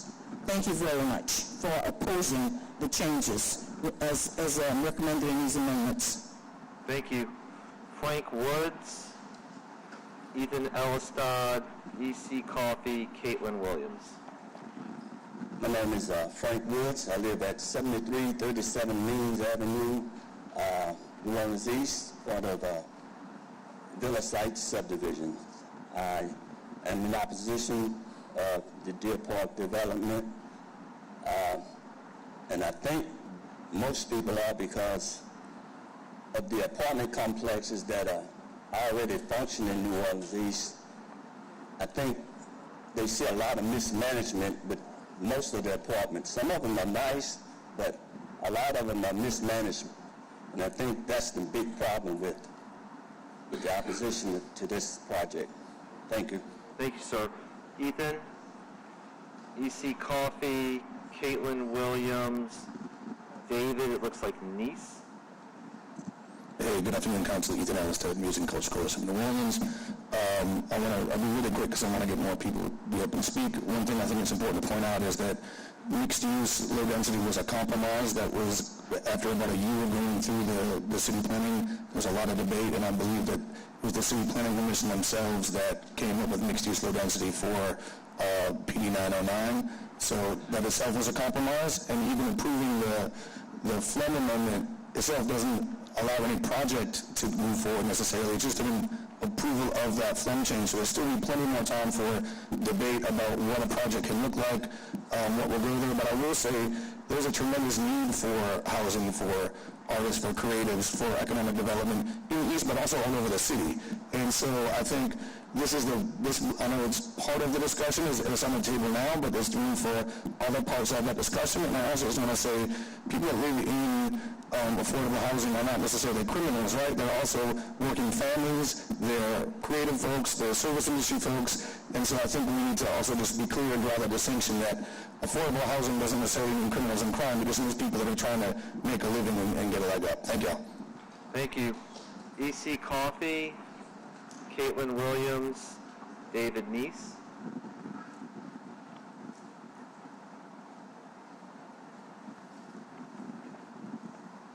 Good afternoon. My name is E.C. Coffey, 10905 South Harding. I'm not a paid presenter or spokesman. Simply to me, the bottom line is that there's got to be a motivation and incentive for this project to keep popping up. Now, we were told by Mr. Thomas in one of the last meetings that this was dead. It comes back now, and the arts is the same pig with different lipstick on it to me. So I would need to know, a simple-minded person that I am, how 40 apartments on the same parcels of land is going to increase art in New Orleans East. So explain to me and anybody else in here that wants to know how this is going to increase art. You're talking about apartments in the same location that was almost 2 years ago when this was brought up. One of the problems is over there is no parking, hardly, for those units that are there and the proposed places for these. So how is this going to help our economic stimulus, and how are 40 apartments going to boost the opportunity for low-income people to have a better chance and a better place to live when it's such a small number? Go to these large places like Hartwood, Fisherman's Wharf, the Walmart area and Sam's area there. Look at these as opportunities to get development and build enough units to help the people that you say you're trying to help. And also, it probably make you more money if that's the incentive for these individuals who support this. Show us how and where the money is coming from is going to do this, and it's going to be called art development. There is no museum built. Thank you, sir. That's your time. Thank you. Caitlin Williams and David Neese, and members, I think these will be the last two cards under this time limit. I think we have about 10 more cards left. 1, 2. Yeah, why don't we do, can we do 20 to cover everybody? Yeah, I'll second. All in favor? All right, so we'll add 20 more. It's 24 minutes, will be 25. We'll just make it 25 minutes on the board. Go ahead, ma'am. Good afternoon. My name is Caitlin Williams. I live at 7011 Lake Barrington Drive. I am not being paid to be here. I'm a lifelong resident of New Orleans East and work at Scott Moore where we can see Deer Park. I'm writing to express my support for CAL number 34988, advocating for the zoning change related to PD 909 in Deer Park. We deserve a diversified economy, one that encourages innovative development and progress within our neighborhood. This zoning change represents an opportunity for thoughtful growth led by a trusted New Orleans East resident who understands the needs and potential of our community. As a young professional from this area, I am deeply invested in ensuring that local talent remains here. Like many others, I have faced the decision of whether to stay or leave in search of better opportunities. Developments like this are crucial in encouraging professionals like myself to stay and contribute to the progress of our community. This project envisions an innovative community that fosters connections, economic growth, and long-term sustainability. I believe this zoning change is a step in the right direction for New Orleans East, and I fully support it. We can't move from a place of fear, we have to move from a place of change, and that's what the change of this floor amendment will dictate. Thank you. Thank you. David Ness, followed by Del Scott.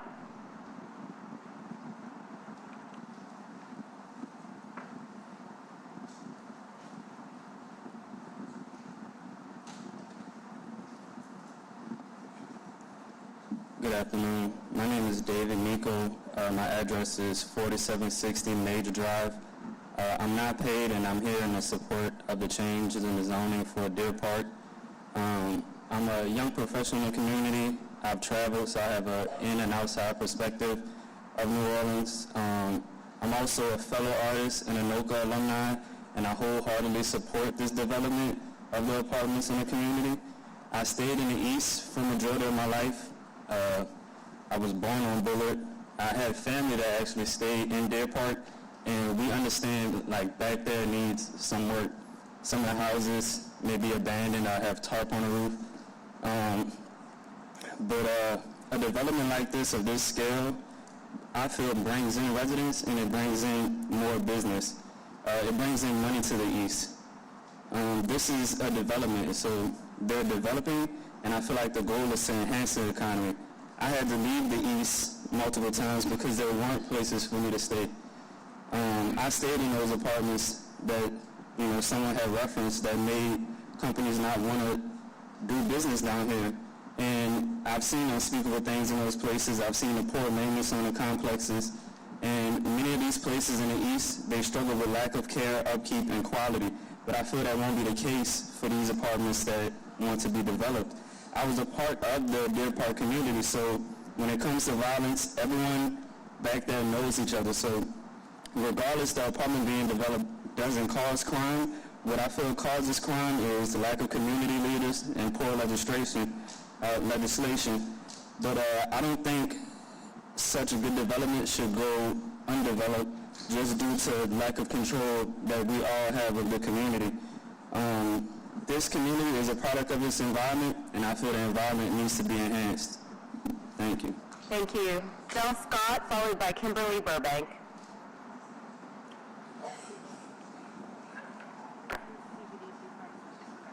Okay.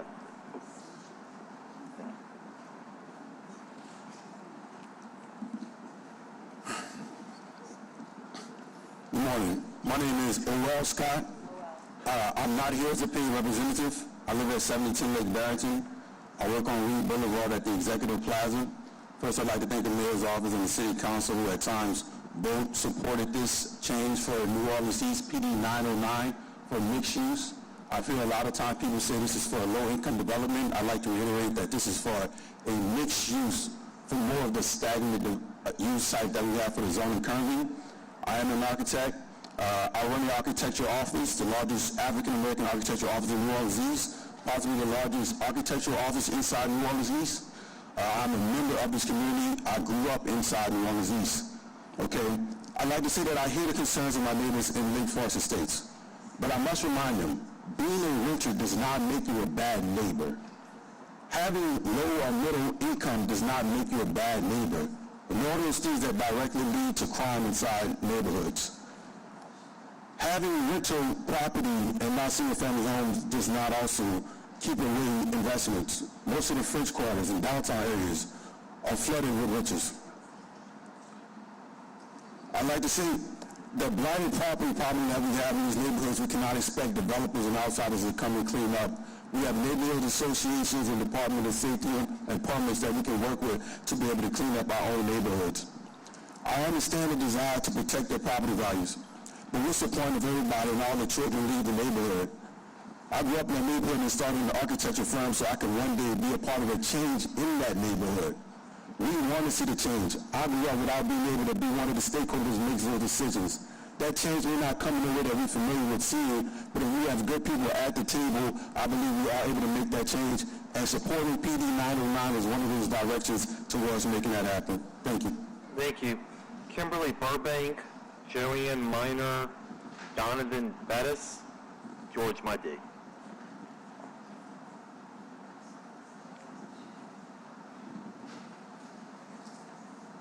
Good afternoon. I'm Kimberly Burbank. I live at 11420 Southeastland Circle, New Orleans East, and I have lived in New Orleans East for more than 30 plus years.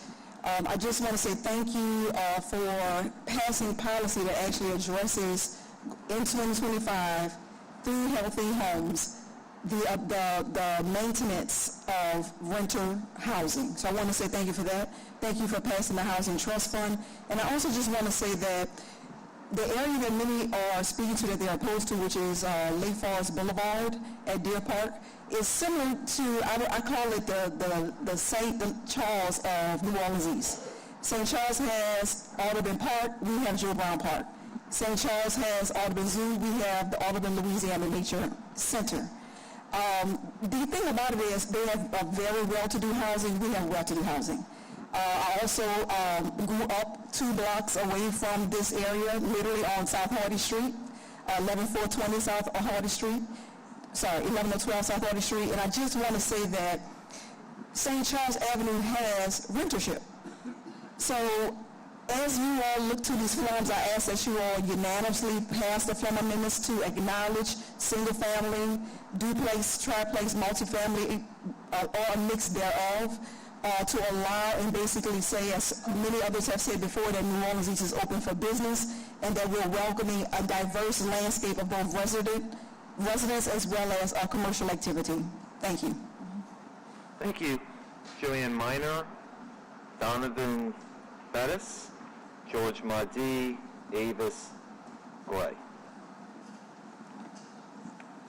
Good morning, Council. My name is Joanne Minor. I live at 712 Belville Street. I'm not paid to be here. I have family in every single neighborhood in this city.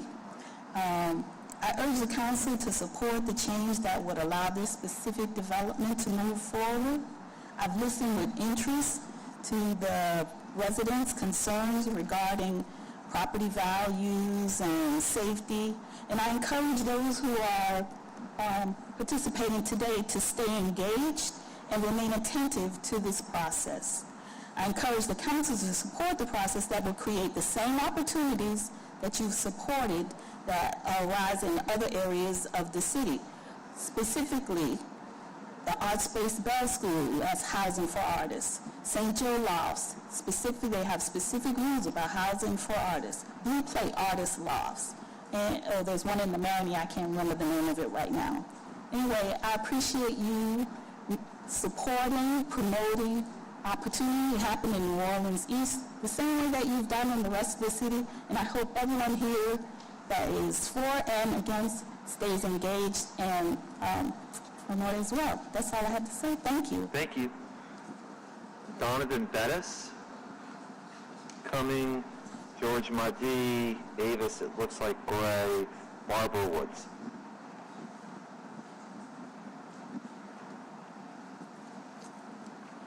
Good afternoon. My name is Donovan Calvin Bettis. I live at 7602 Stone Ridge Place in New Orleans East. I'm not a paid representative. I am here as a musician, a renter, a taxpayer, and the Director of Engagement and Partnership at MACNA, where I work every day to advocate for our city's artists, performers, and cultural workers. I'm a proud graduate of St. Augustine High School as well, so my commitment to the city runs deep, right? So at MACNA, we fight to ensure that musicians, street performers, and cultural workers have the resources, protections, and opportunities they need to thrive. We advocate for policies that keep culture at the center of the city's growth, because when our communities are strong, our culture is strong, right? But here's the reality. We have to keep our talent here.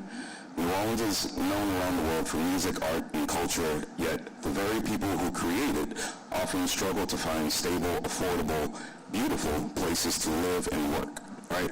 If we don't create opportunities and invest in ourselves, we are risking losing the very identity that makes our city special. This is not about one development. It's about allowing the conversation to happen and making sure New Orleans East gets the investment and resources it deserves.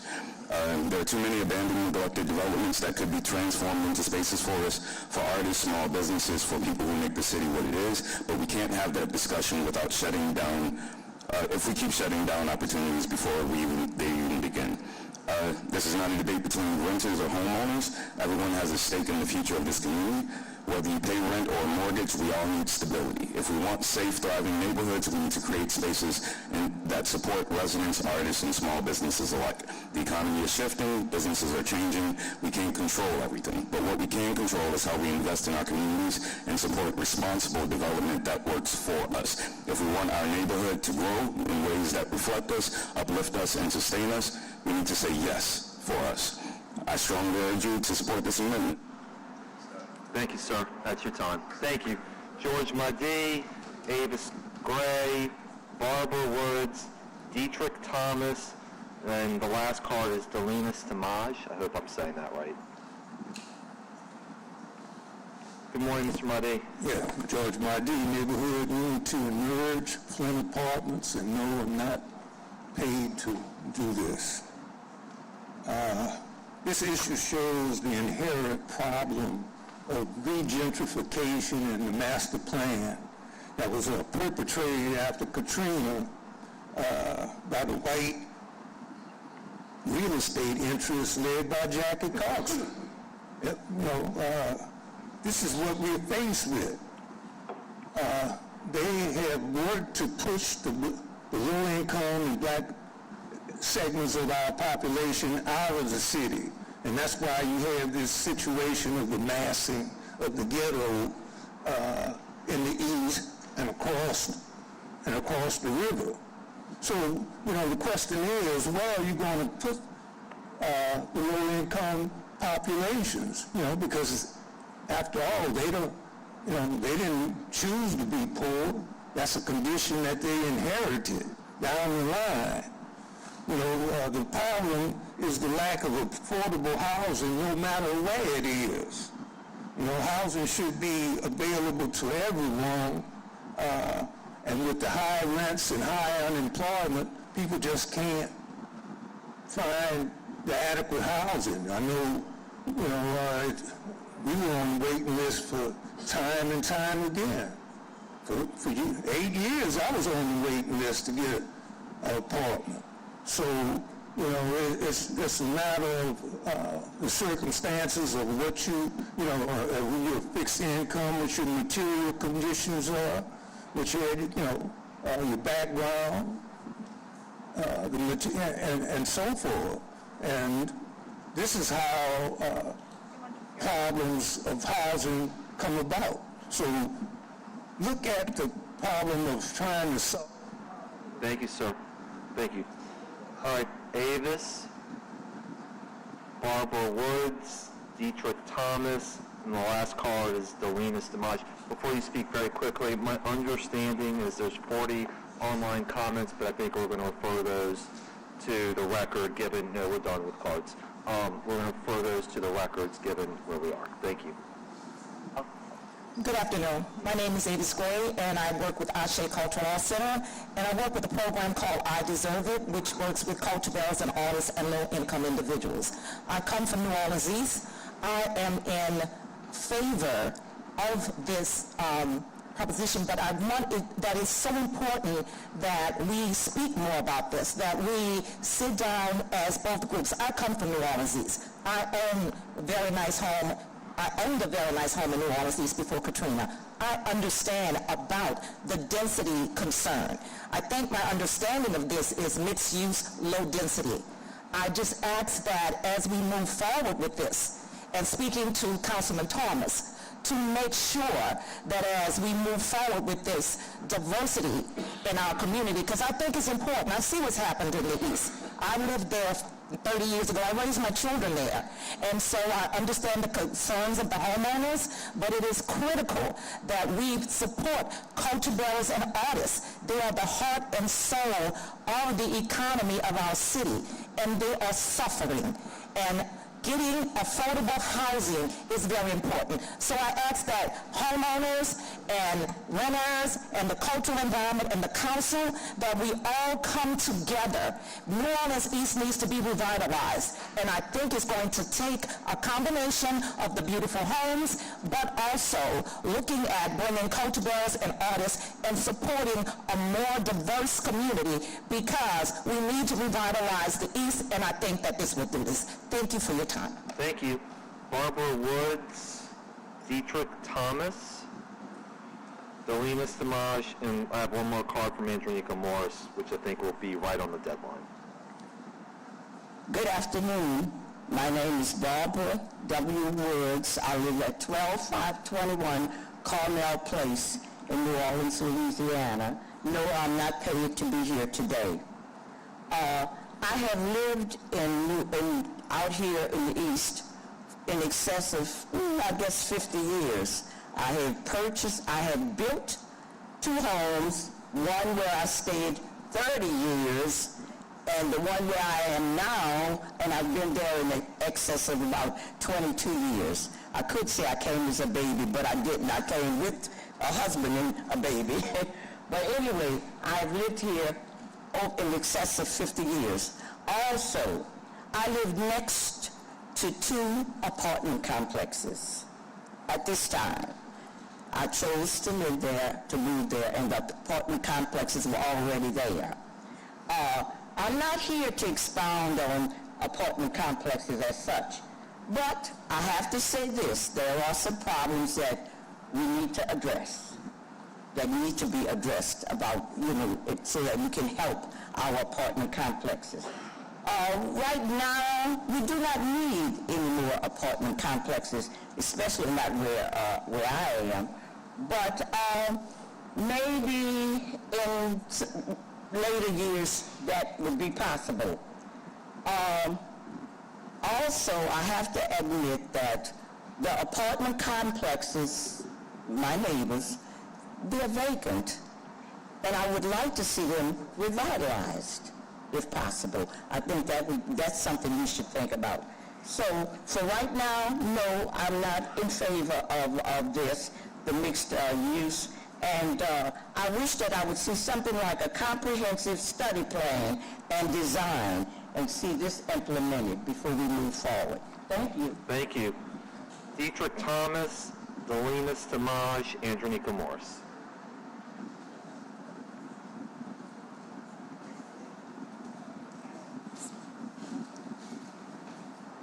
Hi, my name is Dietrich Thomas.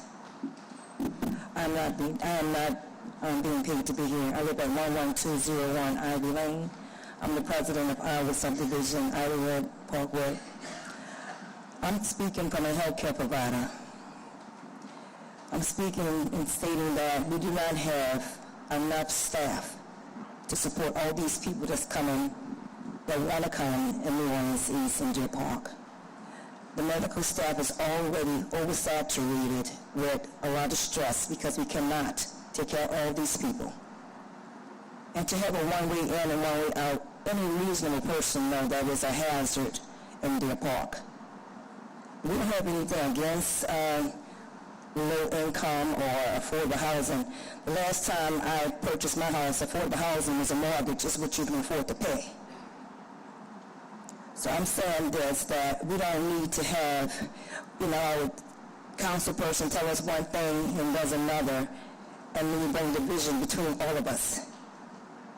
And the reason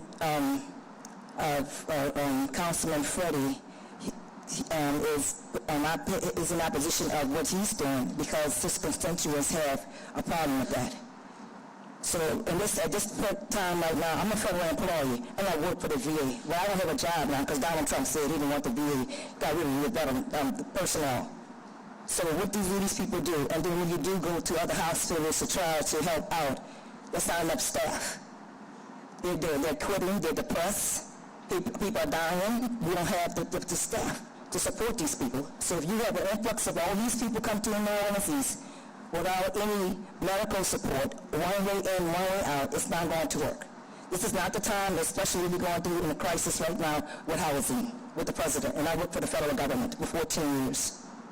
So we have to be mindful of the people that... Thank you, ma'am. That's your time. Thank you very much. Delina? Going once? Going twice? All right, last speaker is Andronica Morse.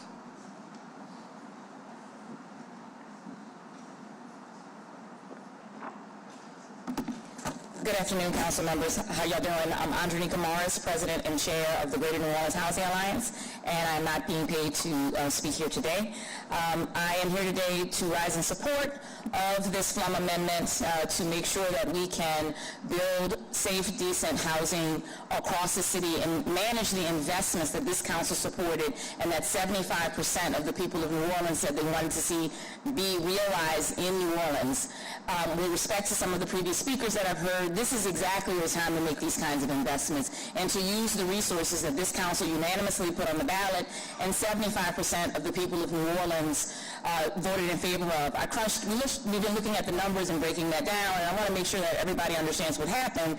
In the 75%, that was overwhelming across the city. There were only a handful of precincts that voted in opposition to the trust fund. Those precincts, about 8 of them were in Districts A and Districts B. And again, 8 precincts voted against overwhelmingly, not overwhelmingly, under 40%, between 30 and 40% of the voters in those precincts voted against the Affordable Housing Trust Fund and the kind of investments that this Flum amendment will facilitate. And this is an opportunity for the council members today to put your money and our money where your mouths have been, to facilitate these investments. What we have been seeing consistently or inconsistently over the last few years at the administration and sometimes here at the council is decisions that hamper other decisions. The trust fund dollars have to be invested in revitalizing existing communities. They have to be invested in preserving affordable housing and creating new opportunities. And that has to be done thoughtfully and strategically, and there are plans in place, and part of those plans are making sure that we're building new housing that meets the needs and in communities that desperately need folks to live there. Thank you for your time. Thank you. All right, that concludes all of public comment.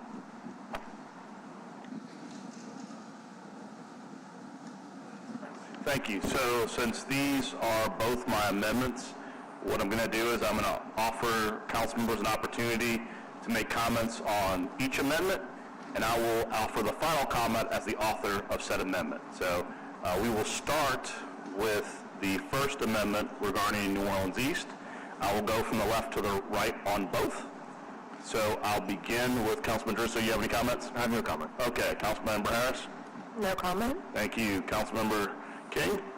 No comment, but I wasn't at that. Can you just explain it again? Yeah, the New Orleans East amendments as they are proposed, and I have a whole lengthy thing I'll do, but just briefly, what it does is it supports retaining the single-family homes and not going to the mixed-use designation that is currently in the existing proposed ordinance. So it amends it back to the single-family, essentially. So that's what it does. No comment. All right. Councilmember Moreno. Thank you, Council President. First, thank you to everyone who came out today. I know that obviously it's a work day, so you're taking time off to be here, so I appreciate everyone being here. On the, you want us to talk about both amendments at the same time? One at a time. One at a time, okay. One at a time. So on the New Orleans East Amendment, listening to all of the different comments, I actually don't think that there needs to be a division. I think that there is a way for everyone to come together and everyone kind of achieve what they want.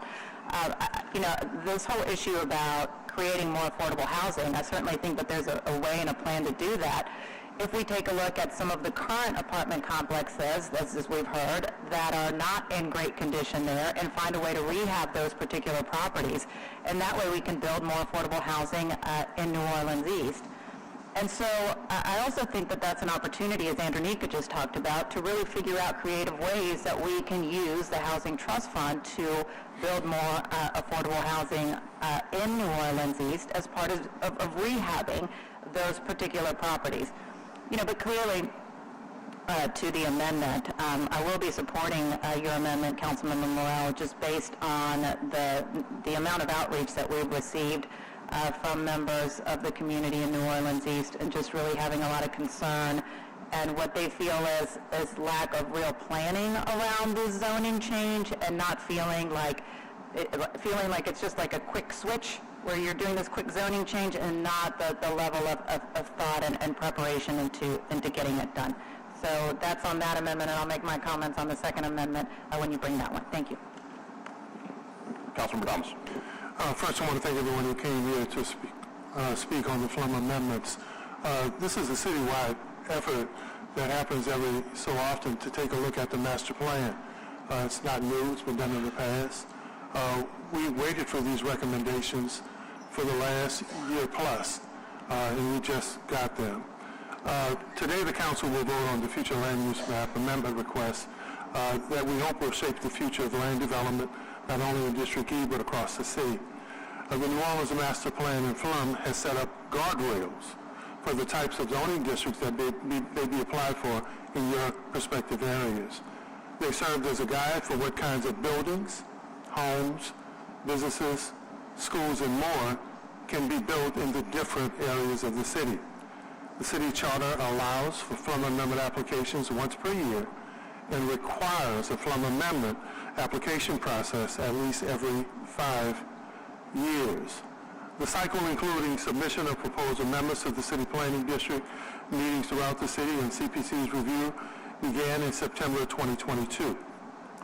During 2023, the City Planning Commission held a series of public meetings in each planning district for the residents to learn about the master plan, its history, why it's important, and how it's amended. During 2024, the City Planning Commission reviewed applications for completeness, analyzed the proposed amendments, held additional district meetings, and prepared reports with recommendations. To ensure community education on the final step in the FLUM amendment process, I hosted a town hall meeting this past Saturday on March the 8th. District E received 29 FLUM amendment requests. I'm responding to the request in a way that I believe, strikes a balance between the type of development my constituents would like to see, what is legal, and what CPC has recommended. In Planning District 9, which covers the East, I'm a longtime resident, and I'm responding to an amendment that would have allowed mixed-use medium or high density by recommending mixed-use and low density. Mixed-use low density allows for the following: medical clinics, ground level, retail, and variety of retail, and et cetera.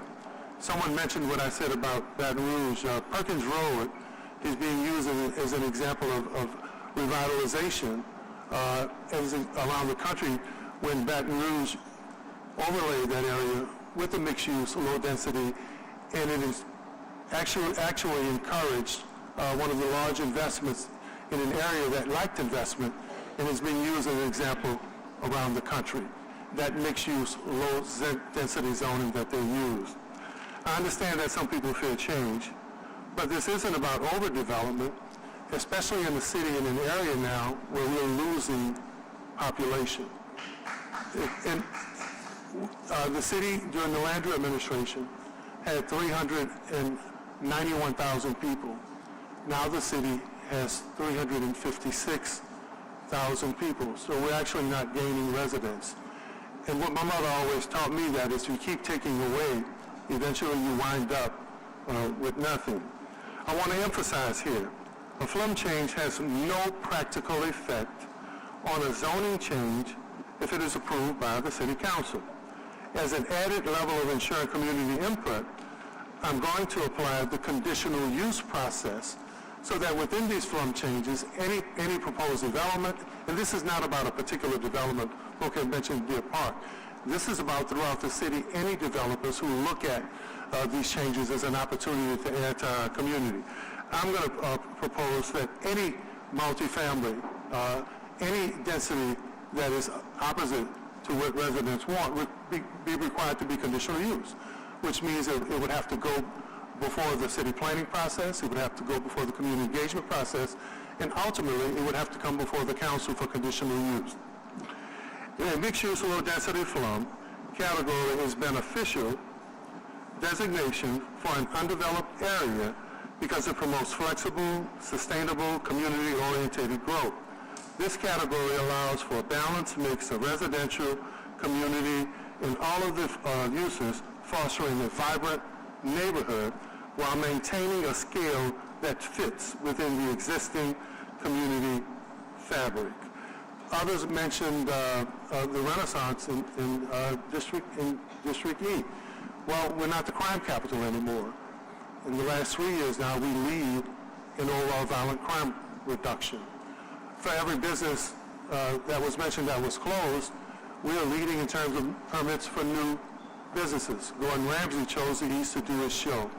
Ian McNulty has highlighted several restaurants in the East now. So yes, that residence is complete.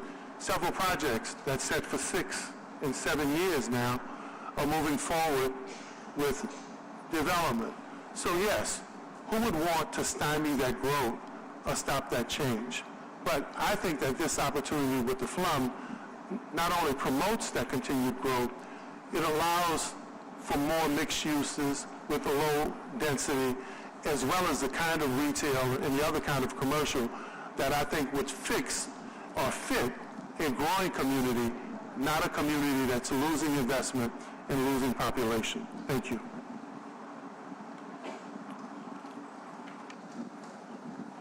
Well, I have a lot of thoughts, so I wrote them down. So if I'm reading, I'm not reading any measure of disrespect, but because I have significant ADHD, so I have to organize my thoughts so they're coherent. So I want to begin by saying this first amendment that we're all considering is made on behalf of the community of New Orleans East. I've heard your call for self-determination in regards to the development of your neighborhoods. I do want to say I support affordable housing throughout the city of New Orleans. I think my time on this council is a testament to that every time we dealt with affordable housing, whether it be the Healthy Homes ordinance that we passed, whether it be the Affordable Housing Fund that we did, we all support affordable housing. But I will also say in that same breath in regards to New Orleans East, it bears a disproportionate amount already of massive affordable housing complexes. I'm 7th Ward born, and many of you out there in the East know me and know my family, and y'all know, just like the rest of y'all, I spent the entirety of my childhood at the Plaza in New Orleans East. That's where everybody was. And I remember in the 80s and 90s when they built those massive complexes. What I will tell you is that many of those complexes exist today, and they are either in disrepair or uninhabited. The idea of designating more property for more affordable housing sites without addressing those existing complexes sends a horrific message to the residents of New Orleans East. And I say that in that what it's saying is we're not going to address the affordable housing that is underutilized and in disrepair. We're just going to move to new, prettier complexes. And what's going to happen is that when you have the new, prettier, affordable complexes, the other ones are going to continue to be underutilized, continue to be more abandoned, and fall into disrepair. To be clear, the city needs to spend more money and more effort rehabilitating those affordable housing complexes. We need to deal with the Willows, tear it down, redevelop it, but don't forget it's there. And I feel like the message being sent when you don't address what's there and allow new stuff to be built is you're sending that message to people. We passed Healthy Homes to begin the process of protecting renters, but more work needs to be done throughout the city on making housing more affordable and livable. And I think it's important to note that there are people today in opposition to the ordinance as filed who do not support the change, but have said in the same breath, I support affordable housing. You need to do something with the apartment complexes because they are already there. I've been in contact with several neighborhood presidents, as well as several elected officials who wanted me to mention them today. Senators Bowie and Harris, as well as Representative Jason Hughes, who all echoed my sentiments in that they support affordable housing, they support communities, and they support a universe in which everyone can coexist. I would also ask today, and I know there's a lot of tension in this room, that the opponents and proponents do not go back to your own battle camps and not talk to each other. I think there is some opportunity here for compromise and for discussion with future development, but it's got to be transparent, it's got to be public, and everyone needs to know what everyone's doing. I think that there are a lot of people here who feel like they had conversations, and when the conversations didn't go the way the developer wanted, they changed the name of the development and did something different. And I will tell you, as someone who has dealt with development both in my private capacity as an attorney and both as an elected official, that is absolutely not the way to build relationships with communities when you rebrand. It does not actually help you. In closing, I spent over a decade in Baton Rouge when they were building Perkins Row. And I will tell you, because I've practically lived in Baton Rouge for 6 months out the year, there isn't any affordable housing around Perkins Row unless you're talking about student housing. And what I also will tell you, as I kind of led with, there is a fantastic piece of property that will be a great Perkins Row development. It's the Plaza.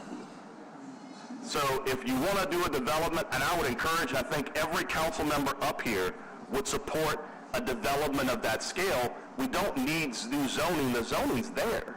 And I would even add to any developer out there looking at a Perkins Row, there's a TIF already over the plaza site, a tax increment financing district. So you don't need zoning. The city definitely needs to step up and deal with the plaza site because it's a hot mess due to the first NBC bankruptcy, but we as a city can address that. We can step in, whether it's through expropriation or something else, and help a developer reclaim the plaza site. But that zoning's already there, and the resources are there. So if you want to do Perkins Row, come meet with us. We will help you get that done. So with that, that is my final comment on Amendment 1. Yes, ma'am. I have a technical question, and I guess this is for, after Councilmember Thomas's comments about making this a conditional use, that's CPC, Ashley, that's not what's before us, correct? That's correct. This is a FLUM change. Right. Any changes to the zoning itself would require a separate legislative and planning process. Okay, that's my question, because I get what Councilmember Thomas is saying, making this a conditional use, but again, that's not what is before us in the FLUM changes. All right, thank you. With that, I close. I will move on my amendment. Can I get a second? Second by Council Vice President Moreno. Please, well, I guess you can press your machine. Go. There you go. Please vote your machines.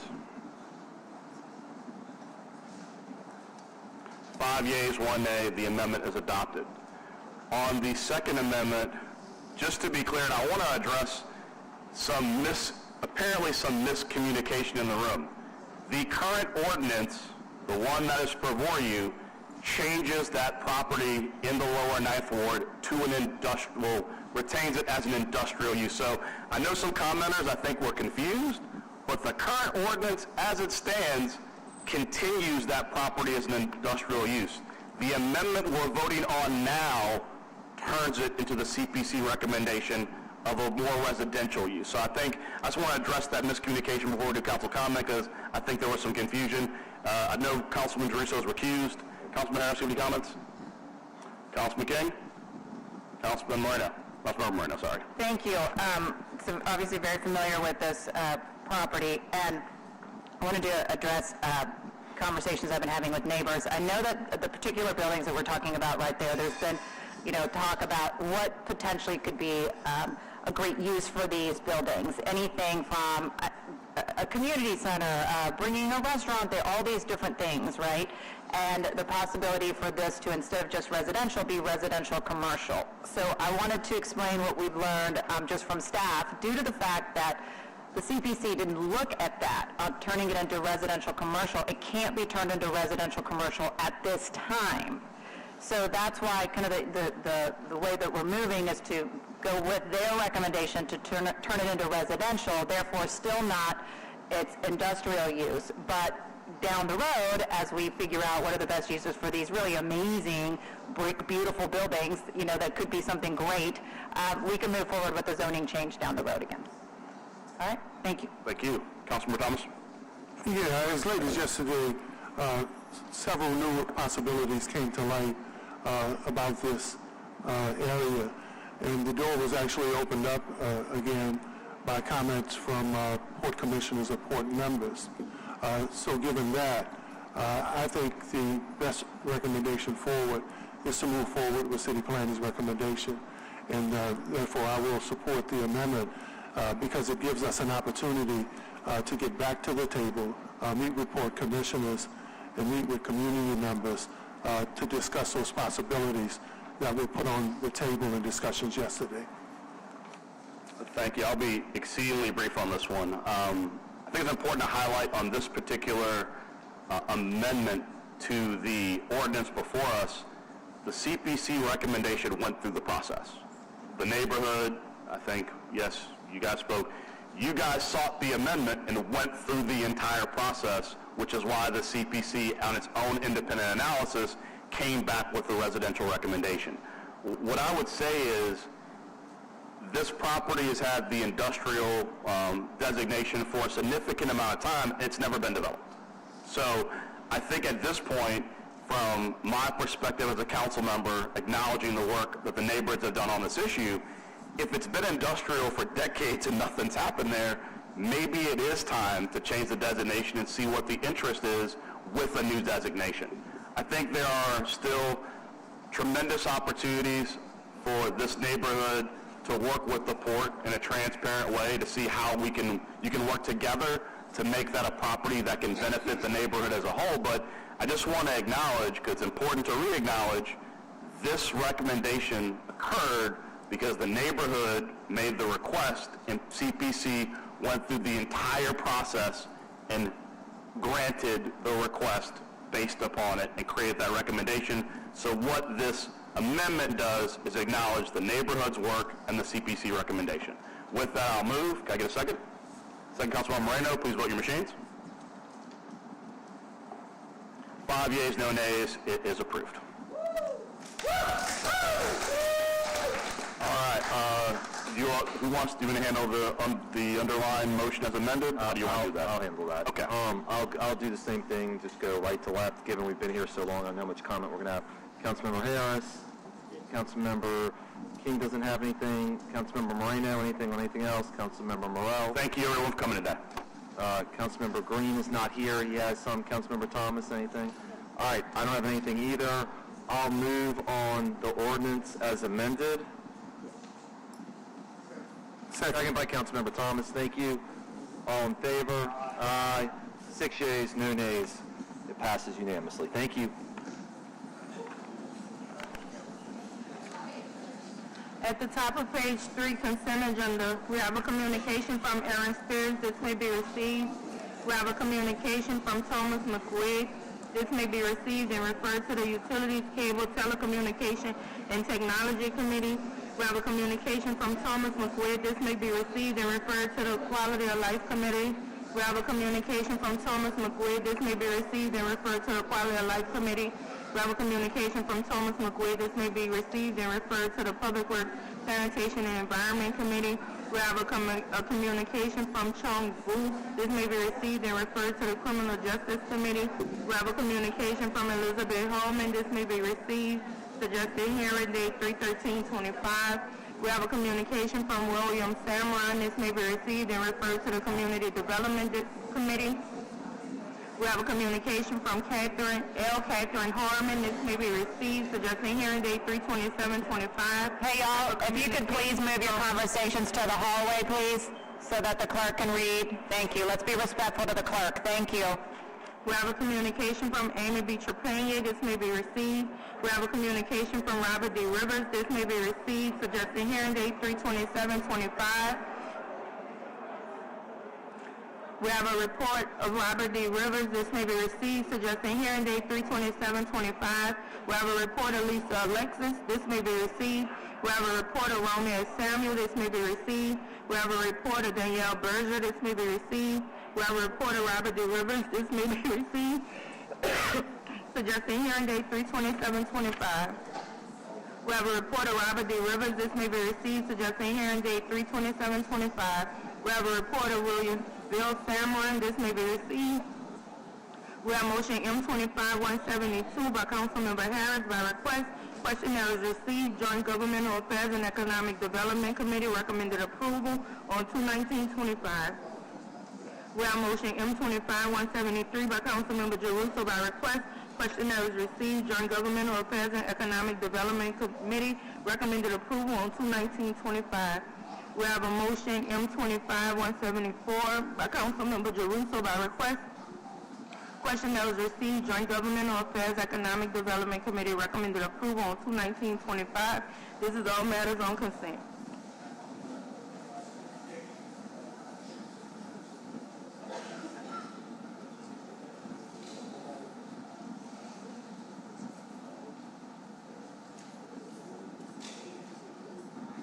Thank you. That was short today.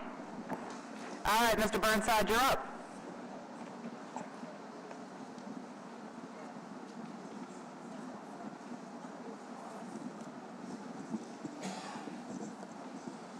Michael A. Burnside, 2215 Felicity try really hard not to be a liar, and I know that God exists. So I'm going to say something I don't want to say, which is I'm pretty much coming up with giving up on democracy. I don't believe I said that out loud in public, and it hurts me to say it. I had Michael Hedge come over, and we walked for an hour and 15 minutes in my neighborhood, and I showed him some things. Maybe the strong man will fix them. The room emptied because the room didn't care about what follows on.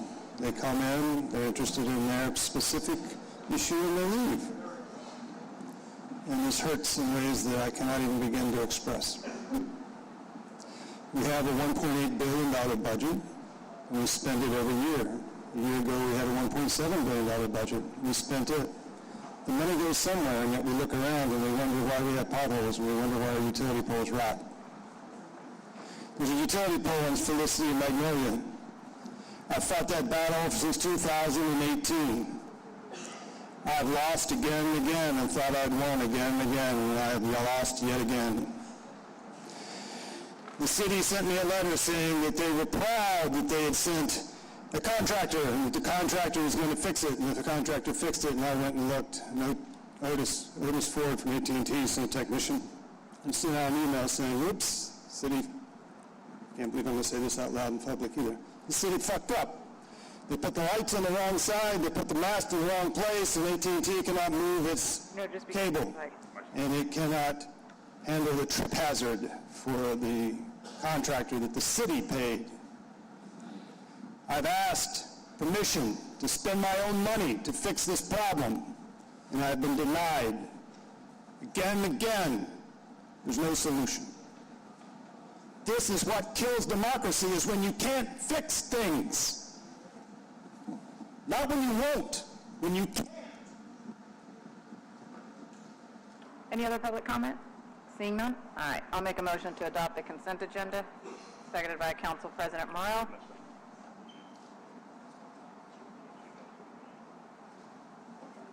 What am I missing? One more. One more on the consent. Thank you. 5 yeas, no nays. At the top of page 9, we have City Code vendor payment account. This has been deferred to the meeting of 3/27. At the top of page 10, we have legislative group and communication from Elizabeth Holman, Director of Land Use, Councilmember Leslie D. Harris, District B, transmitting the Mayor's Office of Economic Development recommendation of approval and request the scheduling of a public hearing for the following restoration tax abatement application, RTA application 2024-0043, 3535 Magazine Street, VRE 3535 Magazine Street, LLC.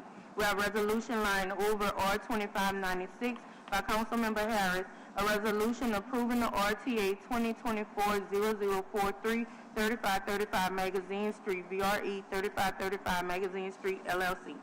Thank you, Madam Clerk. This resolution would approve the RTA request at 3535 Magazine Street, the site of the former Harry's Ace Hardware. The committee recommended approval of the RTA. While this project did not meet the DBE goal, they did submit documentation of good faith efforts that were found to meet the necessary standards. Additionally, my office reached out to the Economic Development team, who are here today, regarding the cost-benefit analysis. While the formula states the costs outweigh the benefits, the Economic Development team explained that the formula is based only on the 5-year of the RTA, not the longer-term impact that will be felt due to this new development. Tracy is here and can speak if there are any questions from anyone on the dais. If not, Mr. Burnside.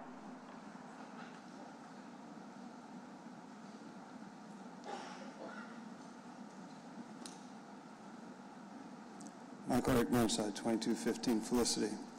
If our form is wrong, then we should change our form.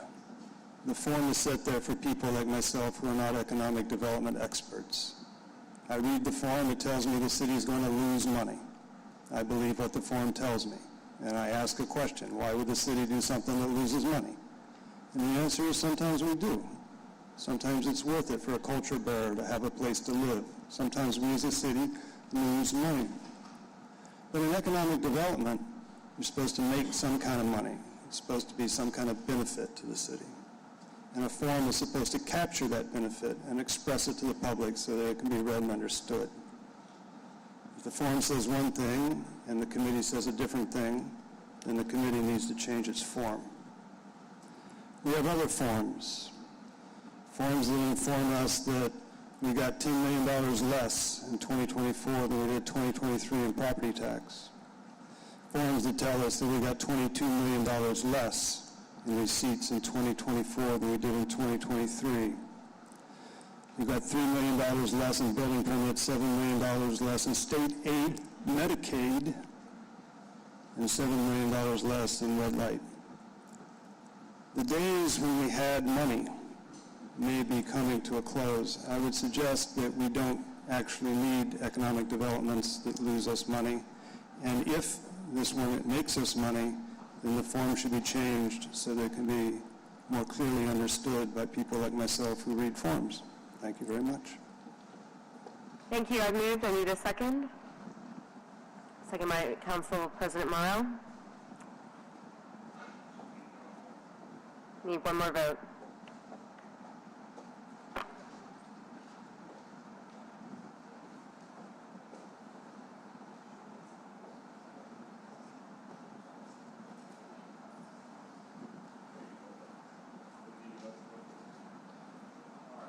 Five yeas. Thank you. At the top of page 11, item 4, legislative grouping, IZD 125, Sherry Tamer Hanley, appealing a non-commercial short-term rental special exception interim zoning district to permit a non-commercial short-term rental in the HURD2 Historic Urban Two-Family Residential District on Square 764, Lot 8, 3rd Municipal District, bounded by La Perouse, North Durban, and La Harpe, and North Roman Streets. Municipal address 1718 through 1720 La Perouse Street. The City Planning Commission recommended denial. We have motion M25-162 by Councilmember Green, adding Councilmember Thomas, granting the applicant's request for IZD 125, withdrawing motion M25-163. This was recommended denial by City Planning, but after the speaker, we'll have another motion. Ms. Sherry Tamer Hanley, please.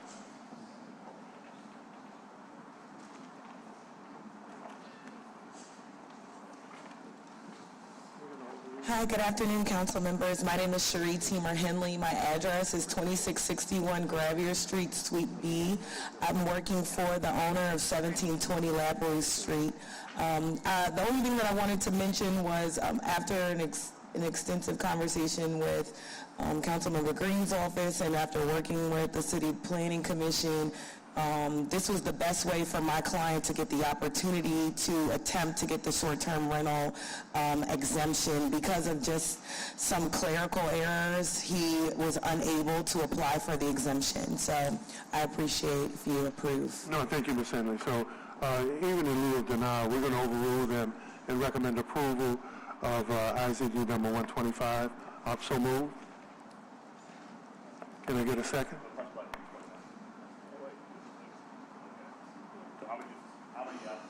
Second. We've got a second by Councilmember Harris. All in favor? Aye. Ayes have it, so ordered. Thank you. That's a yes.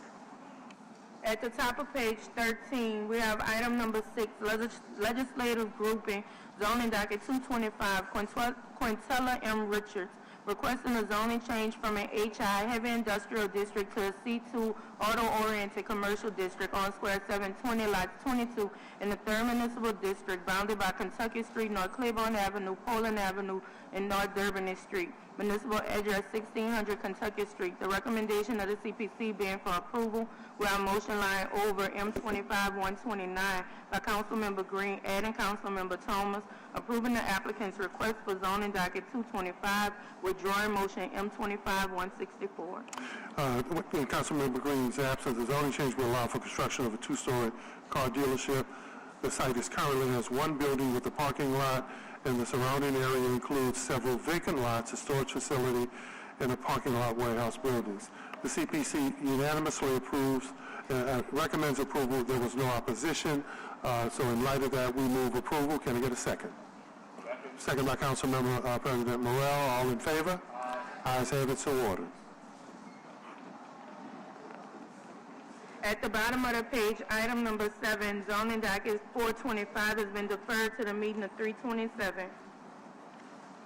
At the top of page 14, we have item A, legislative group in zoning docket 825, Thomas E. Schwab, requesting a conditional use to permit the sale of alcoholic beverages in a specialty restaurant in an HUMU Historic Urban Neighborhood Misuse District on Square 393, Lot 9, or Lots A, B, and C in the 3rd Municipal District bounded by St. Roch Avenue, Murray Street, St. Claude Avenue, and Spain Street. Municipal addresses 1126 through 1128 St. Roch Avenue and 2362 to 2364 Murray Street. The recommendation of the City Planning Commission being for approval, subject to 3 provisos.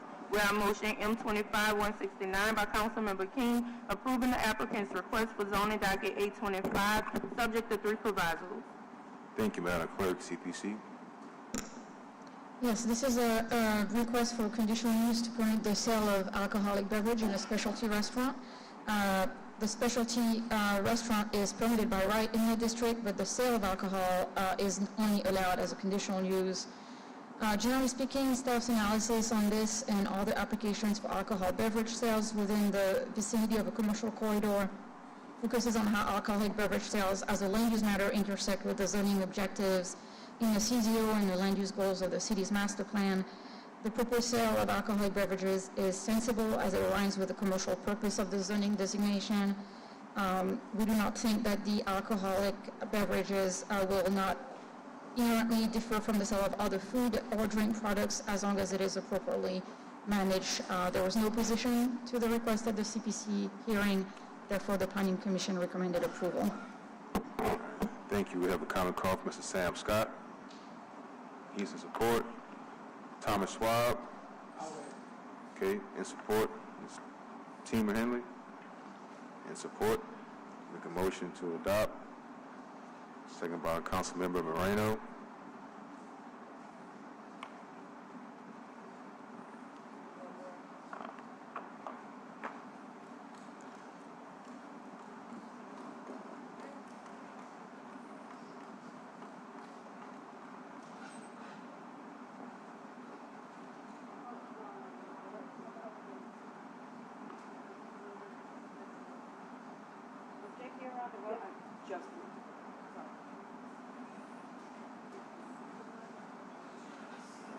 Five yeas, no nays. Thank you. At the bottom of the page, item number 9, legislative group in zoning docket 1225, 1816 Investment LLC, requesting a zoning change from an HMR 1 Historic Marinage Tremay Bywater Residential District to an HMC 1 Historic Marinage Tremay Bywater Commercial District on Square 200 through 201, Lot A or 2, bounded by North Robinson Street, Esplanade Avenue, Governor Nichols Street, and North Claiborne Avenue, municipal address 1243 to 1245, North Robinson Street. The recommendation of the CPC being for denial. We have motion M25-170 by Councilmember Green, adding Councilmember Thomas, approving the applicant's request for zoning docket 1225. Thank you. The request allows for the applicant to provide off-street parking and storage for Little Disney's restaurant. It's located at the corner of Esplanade. The request did not receive any opposition, but did receive support from people who live in the area. Therefore, on behalf of Councilmember Green, I move approval.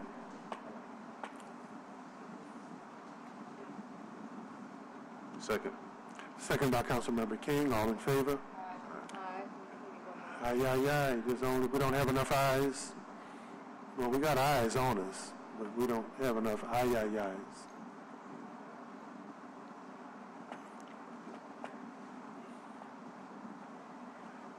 Can we fetch an aye or a yea or a nay? Yes. Yes. We got a yea. Four yeas. We need 5 yeas, no nays, and it's approved. Thank you. At the top of page 15, item 10, NSTR Special Exception 18023 has been withdrawn. Ordered.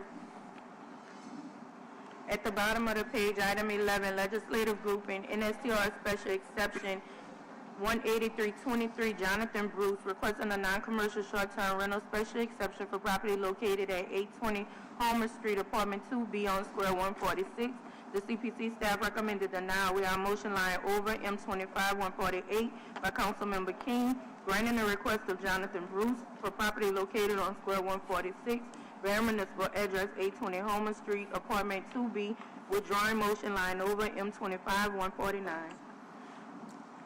Hey there, thank you very much. We've never done this before, so when we put our card in, we had her listed as a speaker, but is it okay we both own it, that I speak as well?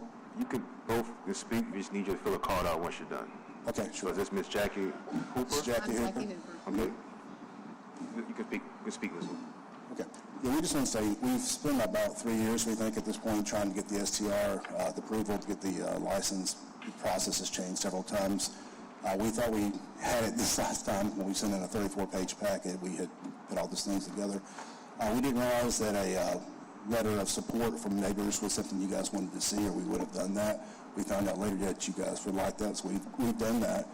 We don't see having an Airbnb would have any negative impact. We have the separate lot for parking and so forth. So all those things we thought were in there. So, well, we received several letters of support from your immediate neighbors. That goes a long way. Just remember to fill a card out once you finish. Ms. Hooper, you going to speak? Okay. Make a motion to adopt. Second by Councilmember Harris. Second. 5 yeas, no nays. Thank you.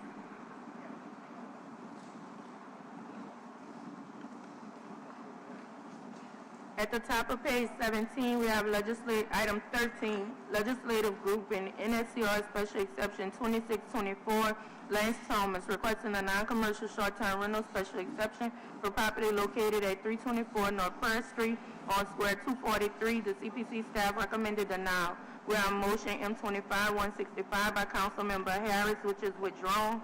We have motion M25-166 by Councilmember Harris, denying the request of Lance Thomas for property located on Square 243, Bear Municipal Address 324 North First Street.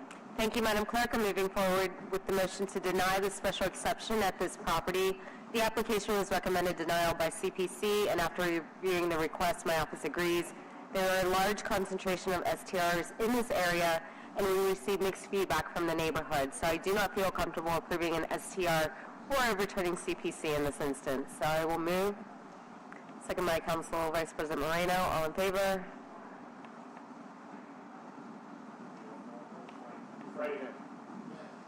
Five yeas. Thank you. At the top of page 18, we have legislative grouping NSTR 3624, along with motion line over M25-147, and motion line over M25-146 has been deferred to the meeting of 327. We have item 15, legislative grouping NSTR 4024, along with motion line over M25-138 and motion line over M25-139 has been deferred to the meeting of 327.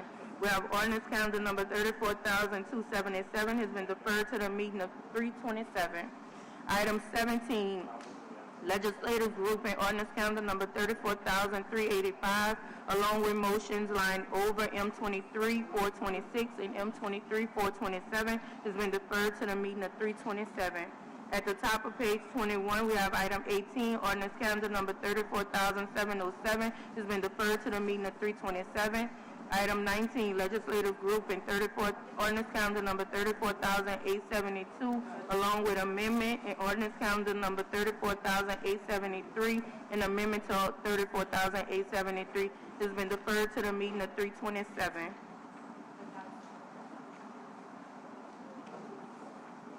At the top of page 12, we have legislative grouping IZD 225, Andre Schneider, appealing the non-commercial short-term rental special exception intra-zoning district to permit a non-commercial short-term rental in an HURD2 historic urban two-family residential district on Square 734, partial lots 12 and 13 in the First Municipal District, bounded by South Cortez Street, Bank Street, Palomar Street, and South Scott Street. Municipal Address 323 South Cortez Street. The CPC staff recommended denial. We have motion M25-167 by Councilmember Jeruso, granting the appeal of Andre Schneider for IZD 225. Thank you very much. I move for approval. Second. Second by Councilmember King. I got you.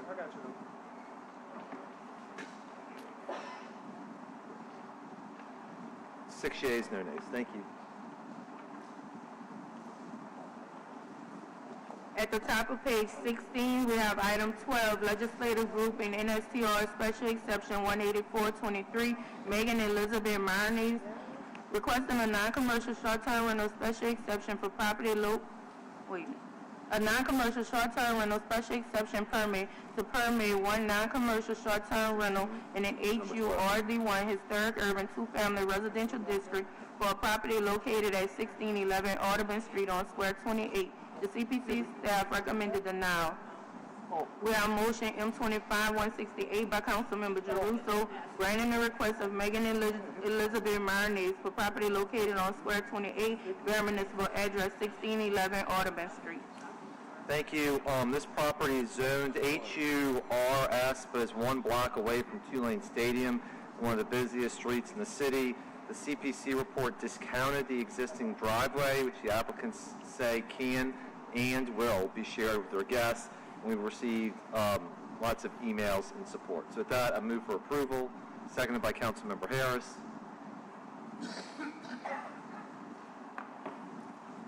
Six yeas, no nays. Thank you. On page 22, we have item number 20, ordinance calendar number 34,978 by Council Members Morrell and King. An ordinance to amend and reordain Section 162-660 of the Code of the City of New Orleans to update the technical requirements for taxi cab security systems and otherwise to provide with respects thereto. Thank you. To be real succinct with this item, essentially the existing ordinance allows for essentially one type of specific camera to be allowed for. It allows for one specific camera to be the only type of camera utilized inside of taxi cabs, and the cost of said camera, though it is a good product, is staggering. This simply creates more opportunities for additional cameras to be allowed into the market, for there to be competition, so that there could be more competitive pricing, because it is an expensive but necessary accessory in a cab. We want to make sure that cabs have some flexibility. That's what the ordinance does. We have some people that would like to speak. I would encourage you, as the day is long, to be as short as possible. We have Mr. Palmore. There you go. Mr. Palmore, followed by Mr. Park, and then by Mr. Coleman. Good afternoon, sir. My name is Keaton Palmer. I'm a gentleman here for United Cab for the last 4 years in Mr. Towns. And I don't know who authorized that one 24/7 camera. Number one, its cost is almost $1,333 to install. And this camera does the same work, same everything. It probably will cost like a $450 plus installation. So please, if you can approve this one, that would be a big help for all the taxi cab drivers. And plus, they authorize only one vendor to go through. There's always been one or two vendors we can go to get installed. And when we go to the second vendor, I say, hey, we need to install this. They say, oh, they're not even giving us the software. Even for the biggest one, $1,350, when the push comes to shove, they got to install it when you got to put the new vehicle on inspection or something. So that's why we got the owner of that new camera, Peter, here too. He can explain to more guys too. So if you can approve that for us, that would be big help. Thank you. Thank you, Mr. Park, and Mr. Coleman.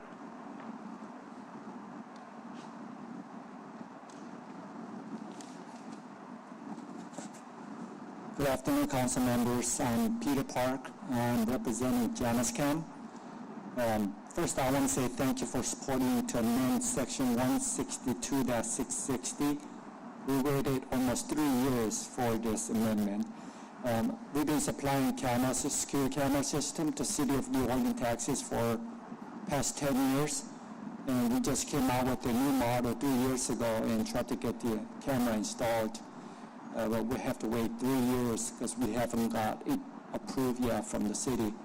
So by amending this section 162-660, I think it will be very beneficial to taxi inspectors, taxi owners, and the drivers to see the actual image without triggering any manual emergency button systems. So I just want to say thank you, and I will continue to work with the city inspectors, taxi owners, and the drivers to just look at the new technologies and just continue to support that. Thank you. Thank you, Mr. Park. Mr. Coleman. Jason Coleman, good afternoon. Just briefly, the security system that we put in place came in place because of the death of Billy Kern, who died on May 27, 2011.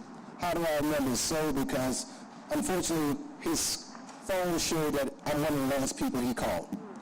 And Cheryl E. Kern went through the process of going to the state capitol, making it a capital offense to kill a taxi cab driver, and that's why we went into this panic mode of having security within the cab, having a panic button, having triggers, and that was 2012. It came into play. It is 2025. We are under siege. We've gone from 1601 taxi cabs down to under 800. Therefore, I understand the safety. I have a camera in my own vehicle. However, the industry voted that they would like to have optional because the competition, TNC Market, Uber and Lyft do not have the requirements that we have. It costs us over $2,000 to put a vehicle on the road. Uber does not need Louisiana brake tag, Louisiana license, not even Louisiana insurance. So I understand, thank you very much. It took Mr. Peter 3 years to get this camera approved. Nowhere in the world that should happen in a city like New Orleans. So kudos on that.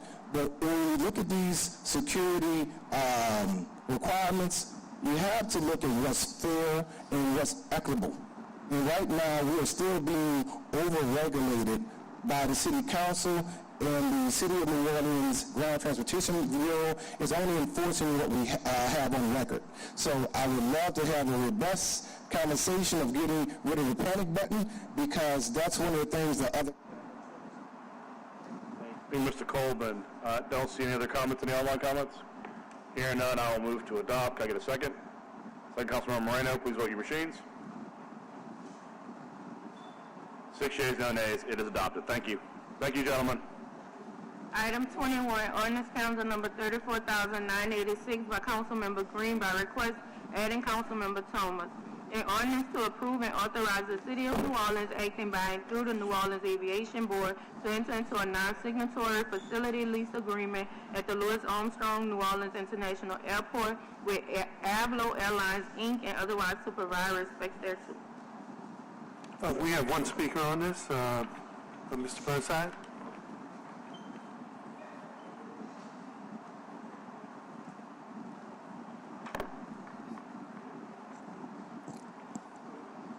I went to a little bit of trouble to read some of the money that we're losing, but we don't get any money at all from our airport. It's federal law. We own something from which we're not allowed to receive a profit at all. We're not even a public utility. Entergy is allowed a 10% profit. We're not allowed any on our ownership of the airport. We really do need to get rid of that airport. It's a tail that wags the dog. Nobody I know pays any attention to our ownership of that airport. And I don't think what little tiny bit I do know benefits us at all. So if the state wants an airport, I want some riverfront property. I say, get the appraisers out here, get some of that Port of New Orleans land in exchange for our airport and make a swap. Because I don't think it benefits the city at all to own that airport. And I'd rather not own something that doesn't benefit me. Thank you very much. Thank you. Councilmember Green, by request, this ordinance allows them to enter into a non-signatory agreement between the city, the Aviation Board, and Novello Airlines. With that, I move approval. Can I get a second? Second by Councilmember Giusso. All in favor? 6 yeas, no nays. The matter is approved. Thank you. At the bottom of the page, item 22, ordinance calendar number 34,987 has been deferred to the meeting of 3/27.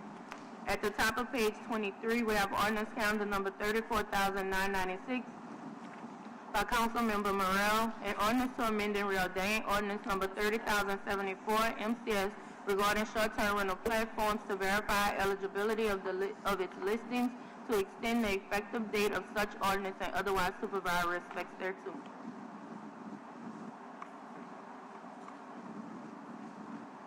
I'm sorry, this is just some corrective language on the effective date of the platform accountability. It was done in coordination with safety and permits and other parties. I'll move for adoption. Can I get a second? Second by Councilmember Harris. Please vote your machines. 5 yeas, no nays. Sorry, 6 yeas, no nays. Adopted. Thank you. Item 24, ordinance calendar number 34,997 by Councilmember Green by request adding Councilmember Thomas, an ordinance to authorize the mayor of the city of New Orleans to enter into amendment number 1 to the cooperative endeavor agreement between Mosquito, Termite, and Rodent Control Board and the University of Georgia Research Foundation to extend the CEA term for 4 years, to increase the CEA's compensation and to modify certain terms and conditions as more fully set forth in Exhibit A and made part hereof and otherwise supervise respects thereto. By request, as explained, the amendment extends the CEA for 4 years from its original 1-year agreement with the lifetime maximum account payable for all 5 years of up to $472,660. Moved by me, seconded by Councilmember King. All in favor? 6 yeas, no nays. The matter is approved. Thank you. Item 25, ordinance calendar number 35,000 by Councilmember Giusso by request. An ordinance to authorize the mayor of the city of New Orleans to enter into a cooperative endeavor agreement between the city of New Orleans and the New Orleans Recreation Development Foundation for a term greater than 1 year for the public purpose of education and recreation in the city of New Orleans, as more fully detailed in the cooperative endeavor agreement as Exhibit A, and otherwise supervise respects thereto. Move for approval. Seconded by Councilmember King.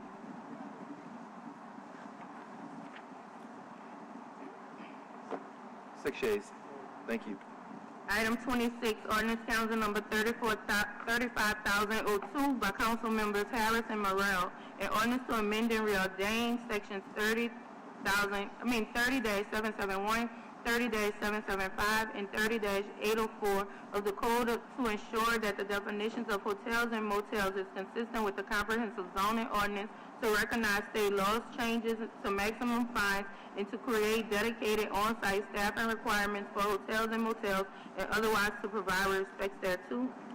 Thank you, Madam Clerk. This ordinance updates the city code regulations governing hotel operations to require 24/7 on-site, on-duty staff at each hotel and motel in the city with the capability to address safety and operational matters.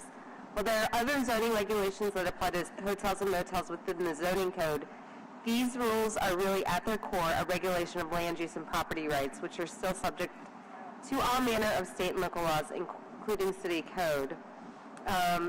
This hotel staffing requirement is not different. If your hotel is permitted by zoning, you're welcome to operate, but you still must comply with the building code, property maintenance, and operational requirements. We're following the lead of other places like New York City, which just adopted a 24-hour staffing requirements for the well-being of their guests, neighbors, and workers. Councilmember Morrell, you have any comments on this? No. Okay, Mr. Burnside. Madam Clerk, can you add me to this as well? Thank you. Same. Can we just cite all the council members who are present? Thank you. I'd like to thank Councilperson Harris for her summation of what we're attempting here, which is to make our living space humane. In the age of AI and robots, it becomes a question as to whether any human being is ever needed. We will have 18-wheelers on our highways, just like the state of New Mexico already has 18-wheelers on its highways that are humanless. They're driven by robots, AI, GPS. we may come to a day and a time where we don't need to work in order to live, and can we handle that? Our religions would argue that we cannot. So as the future unfolds and we decide to be kind to human beings, we also decide to be kind to their needs that are not shared by our juridical brothers. We need to sleep. They do not. We need to eat. They do not. We need to sleep. We need to eat. We need to defecate. We need to do things that are inefficient. We are becoming obsolescent. So leaving aside whether God can inhabit a silicon soul, let us just suggest that the human beings among us should have a place to sleep, and that the other human beings among us should ensure that. So one of the things that hotels and motels should do, quite frankly, is provide housing for 10%, 25%, 50% of their staff. I say that very carefully because I come out of a background involving coal miner camps, and coal miners working not for cash but for script to take to the company's store. So anything can be corrupted, but anything can also be saved. That's the argument of many religions. So I would suggest that as we move forward, trying to understand, for instance, the Omni Hotel that's going to be built next to our convention center, that we find some way to include housing in this land use, in this zoning, in this realization that people should not be concentrated in one spot, but should be distributed across the entirety of the city for its enjoyment and their own. Thank you. Thank you, Mr. Burnside. I've moved, seconded by Councilmember Jeruso. 5 yeas. Thank you. At the top of page 24, item 27, ordinance council number 35,003 by Councilmember King, an ordinance to amend and reordain section 2-975 of the Code of the City of New Orleans to exempt city inspectors from the city domicile requirement and otherwise to provide respects thereto. Thank you, Madam Clerk. Mr. Burnside?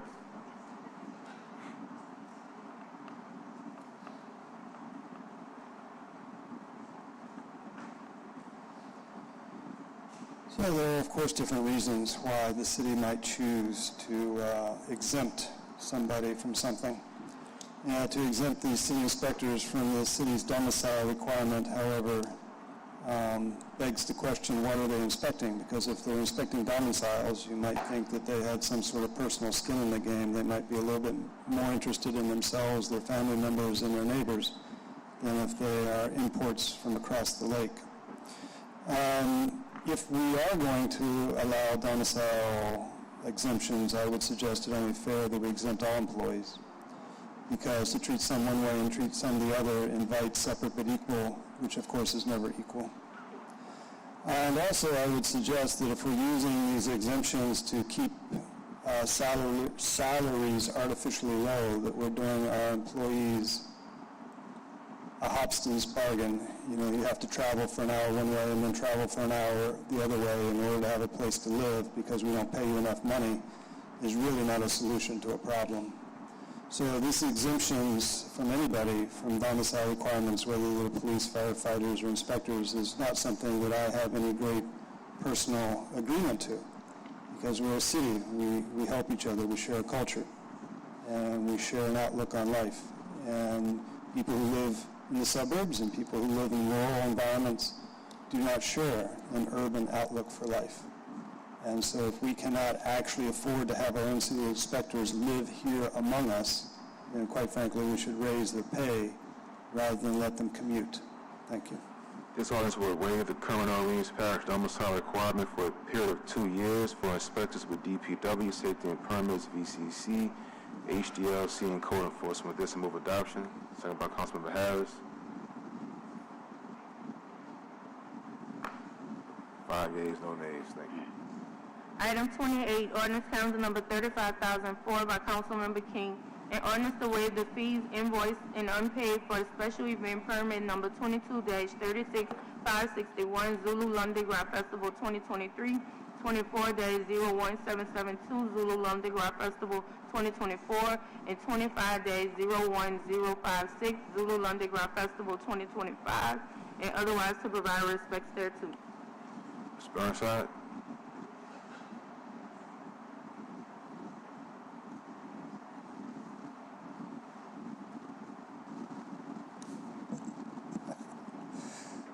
Mr. Burnside has a really, really screwed up sense of humor. All hail Zulu, right? So some people get exemptions and some people don't. I don't know how to move forward with this, except we did have a person who's employed by the city bring before us the idea that when my brain is not working very well, there was a young lady who came in and sang Taylor Swift. Thank you very much, Michael. When Taylor Swift came among us and brought all of her Swifties, the end result for the general fund of the city of New Orleans was an increase of $4 million. So we're a tourism-based economy, and one of the arguments of short-term rental, of course, is that the small person gets to benefit from people showing up here to take part in a tourism economy. But if no money comes into the city from the tourists, it becomes a question of how do we pay for the potholes and how do we pay for the catch basins and how do we do this and how do we do that.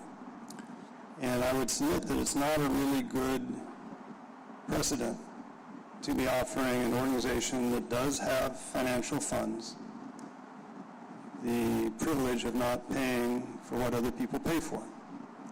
And I don't think this is a wise action, and I really think it's a bad precedent. Thank you. Thank you, Mr. Burnside. Make a motion to adopt, second by Councilmember Jeruso. 5 yeas, no nays. Thank you. Item 29, ordinance council number 35,005 by Councilmember Jeruso by request, an ordinance to amend and reordain section 154-534 of the Code of the City of New Orleans relative to the hours in which a speed limit of 20 miles per hour is enforced and otherwise supervised respects thereto. Members, this is really just to revise the rules that are in effect to align with the current state law. It used to be that school zone hours were 7 a.m. to 9 a.m. and then 2:45 to 4:45. The state legislation has changed that to 1 hour before, 1 hour after the beginning of school day, and 1 hour before and 1 hour after the end of the school day, and made some other modest changes just to make it easier to understand. I would also add that I think this is a likely precursor to those cameras being turned on in school zone areas, not for 4 hours a day, but for 24 hours a day. So that will be coming, I think, soon. And to Mr. Burnside's point, that revenue will go to pay for sewage and water board and drainage. So I move for approval on this. Second by Councilmember King. 5 yeas, no nays. Item 30, ordinance council number 35,006 by Councilmember Jeruso by request. An ordinance authorizing the mayor of the City of New Orleans to enter into a cooperative endeavor agreement between the City of New Orleans and the Lafitte Greenway Partnership for a term greater than 1 year for the public purpose of beautification and recreation in the City of New Orleans as more fully detailed in the cooperative endeavor agreement form as Exhibit A and otherwise supervised respects thereto. Move for approval. Second by Councilmember Harris. 5 yeas. At the top of page 25, item 31, motion M25-157 by council members Jeruso, Moreno, Morrell, Green, and Thomas, submitting for council approval the amendment to a classified pay plan health as adopted by the Civil Service Commission at its January 10, 2025 meeting in accordance with Article 10, Section 10 of the Constitution of Louisiana, are approved to be effective March 2, 2025. Members, in keeping with our usual, this is not coming from general funding. This is a grant funded position. Also, to give you a heads up, I failed to add 2 other similar positions for firefighters, and I'll ask that we move for suspension at the end of the meeting on those 2. So on this, I move for approval, seconded by Councilmember Harris. 5 yeas, no nays. Thank you. We have motion M25-158 by Councilmember Moreno by request, adding the President of Council as a signatory to the contract between the City of New Orleans and ARPA US Inc. and authorizing the President of Council to sign the contract between the City of New Orleans and ARPA US Inc. We have to suspend Rule 57 on this motion. All right. This is, let's see. See, I got stuck talking to President Morrell, so here we are. Sorry about that. So this is, we have to suspend the rules first, right? Yes. All right, so let's suspend the rules. Seconded by Councilmember Jeruso. All in favor? One more, Councilmember King, just to suspend the rules. All right, the rules are suspended. Okay, and so this is a motion with the Office of Resilience and Sustainability for a heat mitigation plan. This is a contract with Arup US. Did I pronounce it right, Dan? Dan is here if anybody has any questions, but as you all know, we've been working on different heat mitigation design and planning for quite some time, and really trying to figure out, it's like, how do we control some of the heat islands that we have around our city? So this contract will help in that particular effort. No questions? I'll move for adoption. Seconded by Councilmember Morrell. 5 yeas, no nays. We have item 33, motion M25-159 by Councilmember Moreno by request adding the President of Council as a signatory to the contract between the City of New Orleans and CPRA, and authorizing the President of Council to sign the contract between the City of New Orleans and CPRA. We need to suspend Rule 57. I'll make a motion. Seconded by Councilmember Morrell.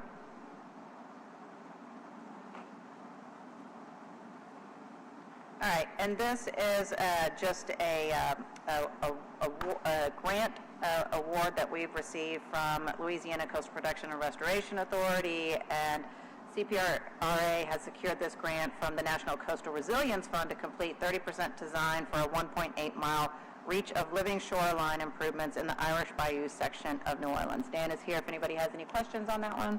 Seeing none, I'll make a motion to adopt. Seconded by Councilmember Morrell.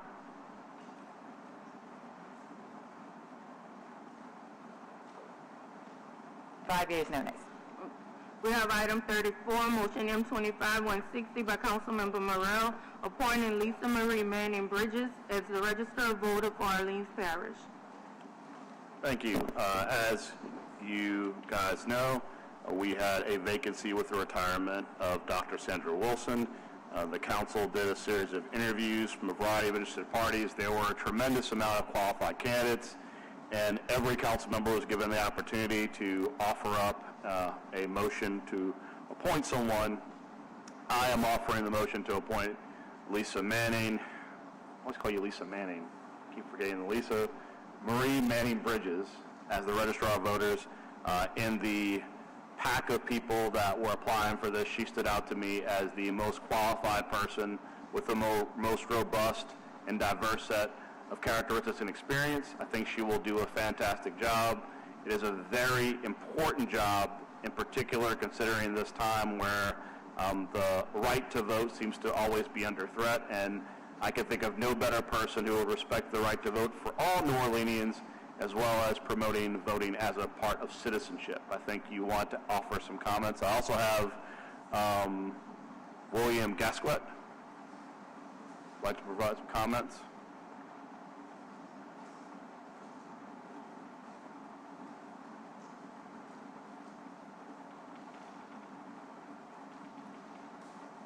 William Gasquet. I guess, brief question. My name is William Gasquet, resident of the city. I'm not paid to be here. Just questions. By which criteria or merit was Ms. Bridges selected in comparison to the other qualifying candidates, such as experience directly related to the registrar's office and other professional experiences? Or was the selection based on personal, political, or other partisan affiliations? And why weren't public interviews held for such a high-profile position? Just general questions. Well, that's kind of general questions / accusations plugged in there, but I'll answer what I can answer. When we're dealing with HR issues and appointments of positions, those are not public meetings. So, because when you ask questions in those settings, some of those questions can be very invasive and specific. So that's why those meetings are not public. I can only speak for myself. I don't appoint anyone based on their personal or political affiliations. You can ask every other council member that same question, but as the person offering the motion, that was not a consideration. Many of the people that I think back all had almost the same political affiliations, or I don't know about personal affiliations.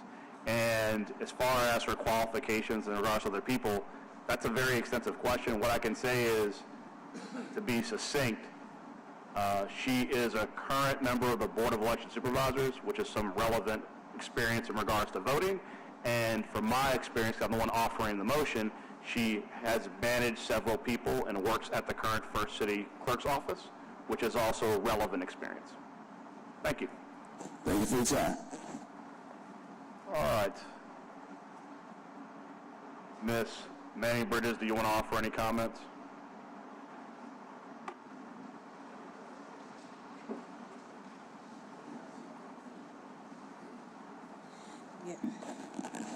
Hi, I am Lisa Marie Manning Bridges, and let me start by first saying I thank my Lord and Savior Jesus Christ for allowing me this opportunity to stand before you. If I am selected, I am, having been selected, I should say, I take this job with great respect. I know that, first of all, from the depths of my heart, I thank each and every one of you for this profound honor to serve the citizens of New Orleans. A lot has changed in the past since my predecessor was our registrar, and I will, of course, uphold the laws of the state, the laws of this state as it relates to elections. I do not take this responsibility lightly. The duties to safeguard the democratic process, to ensure that every citizen is informed and that every citizen has the right to engage in the election process is my first and paramount responsibility, and it's a duty that I hold as a sacred trust. I stand here today inspired by the enduring words of those who came before me. I echo the wisdom of President Abraham Lincoln, who declared that the ballot is mightier than the bullet, and the clarion call of Reverend Dr. Martin Luther King Jr., who reminded us that voting is the bedrock of political action. I carry with me the powerful truth that the vote is humanity's most potent weapon in dismantling injustice and breaking down the walls of division that imprison us in our differences.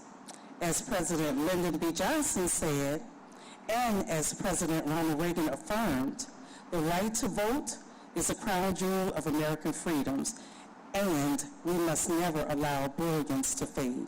Therefore, I thank you all for allowing. That's your 2 minutes. So thank you. Appreciate you being here. I will move. Can I get a second? Can you add me to the motion too, please? Sure.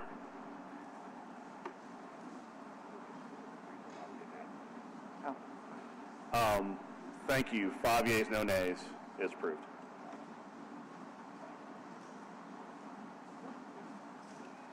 Item 35, motion M25-161 has been withdrawn.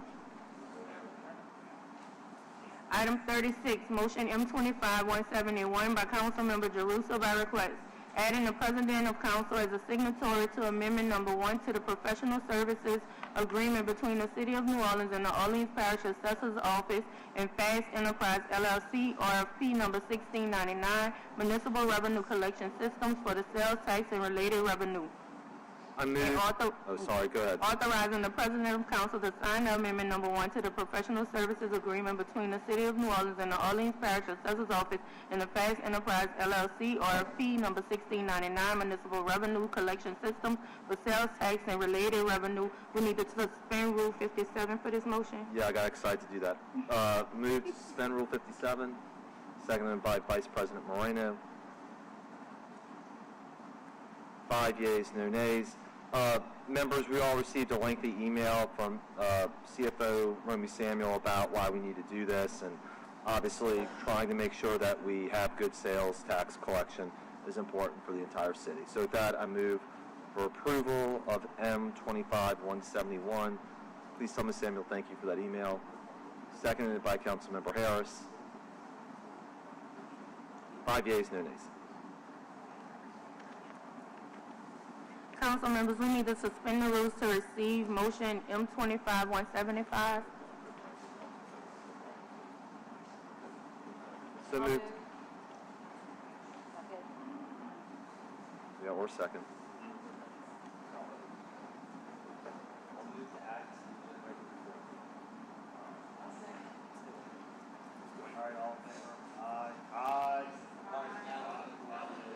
All right, let me read it into record. We have motion M25-175 by Councilmember Morrell by request, adding the President of Council as a signatory to Amendment Number 2 to the contract between the City of New Orleans and Presto Network Solutions, and authorizing the President of Council to sign the Amendment Number 2 to the contract between the City of New Orleans and Presto Network Solutions. Thank you. This is a move to suspend the rules, add to the agenda. It's 5 yeas, no nays. It's add to the, oh, this is the old one. I'll move. We voting on the motion. We did receive and adding, so we Okay. voting on the motion. All right, so it's the motion to add to the agenda then? It's adding. Okay, thank you. I appreciate it. All right, so on the motion itself, Mr. Burnside, you like to speak?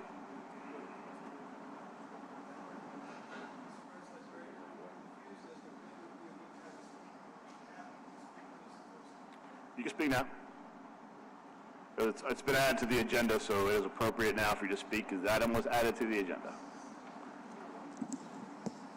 Mr. Burnside is slowly losing his mind, but that's all right.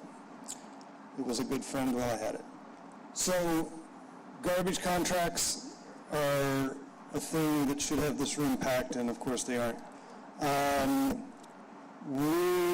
All these numbers are coming in my brain. I'm doing the best I can. I suggest strongly that everybody go look for their own numbers. But we're losing about $35 million a year based on providing more services than we're charging for. So even though in our minds we were paying for twice-a-week pickup and all these kind of things that are historically true, today we're spending a lot of money on trash pickup and not getting that money back. So all the services are being subsidized by the general fund to plus or minus $35 million. We need to increase the fees, sanitation charges to match what it costs to supply the service. That would repair a $35 million hole in this general budget. The next thing we need to do is when we give out contracts, they need to be fair, equitable. I read a newspaper article which said, and again my numbers are messed up, that the number of trash cans being picked up in the French Quarter used to be 7,000 and now it's going to be 3,500 or whatever. So when people applied for this contract, they were given certain data, and then that data was changed after the contract was given to somebody substantially, not by a little bit, not by 10%, but like half. That's unfair. The last thing, since I got 30 seconds, is we're paying a gentleman $8 million a year to subcontract to a different gentleman for $3 million a year to provide services. So the question is, why did the man who was going to accept $3 million a year as a subcontractor not just bid for like $5 million and get his own contract? Seriously, save the city $3 million, give him $2 more million, and cut a guy out in the middle. Thank you very much. Is this on the Cisco contract currently we're doing right now? So I don't know what the Cisco contract... Okay, so let me give a little overview. This was a contract that was added to the agenda with unanimous vote pursuant to Rule 57. It is and I think we have somebody from the office to answer if I'm getting this wrong, it just deals with the network services the city uses for the internet and internet-related stuff.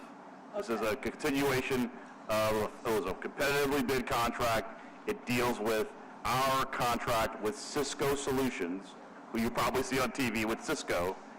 That's what it deals with. Okay, I just don't want to be here and have something important to me. I mean, it's important if you like the city Wi-Fi, but that's what it's for. I do like it. Okay. Hope it continues. You're very welcome. So this, did I get that correct, Liz?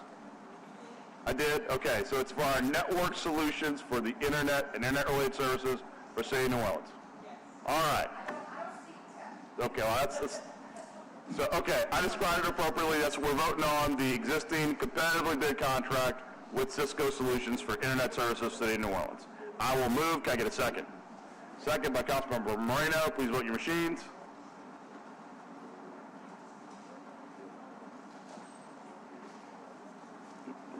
Aye.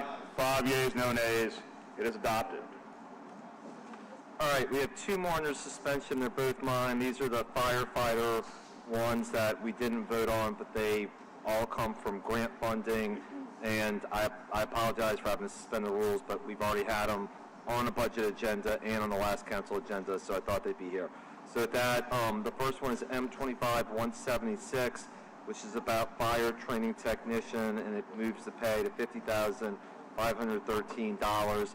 I first move to suspend the rules to receive the motion. Seconded by Councilmember Harris. All in favor? Aye.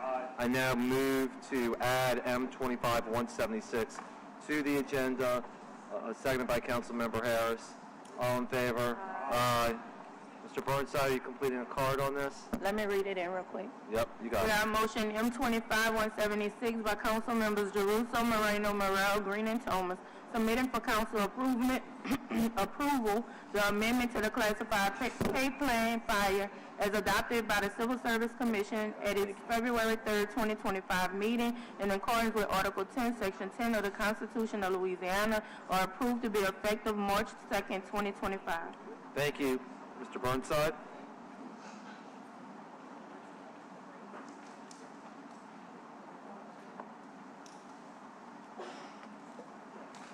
Well, Mr. Burnside should apologize for his previous rant since it had absolutely nothing whatsoever to do with Cisco or the Wi-Fi here in this room. The next thing Michael Burnside should do is thank a certain unnamed staff person for generosity of bringing me some food, because that was very, very, very kind of her. And the last thing I'm going to mention is fire. Firefighters. So many years ago, they came in this room in a block firefighter union with arms crossed. They were part of the city living wage, and they were interested in having their base pay raised. Today we find that the trainee makes $50K, and divided by 2,000 man-hours, that comes to $25 an hour. So I've had a long time disagreement with the firefighters union, and I won't go into all the details, but what I will say is this. More or less, we spend $18 million a year in workman's comp for our fire department.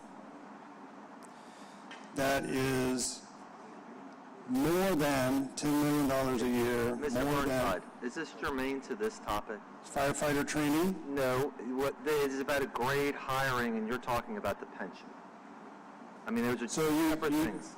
You see it as not germane, and yet here's the deal. If somebody applies for a job at the fire department, they're interested in multiple things. They're interested in their salary, they're interested in their retirement, and they're interested in their health care.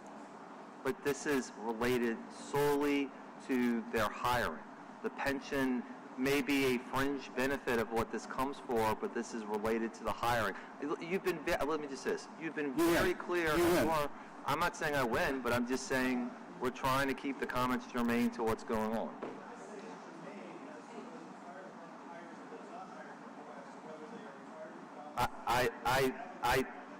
I'm telling you, we always allow you to talk on the pension. You've been very clear about how you view the pension obligations, but I don't see how pension obligations are tied to somebody's salary as a technician going up.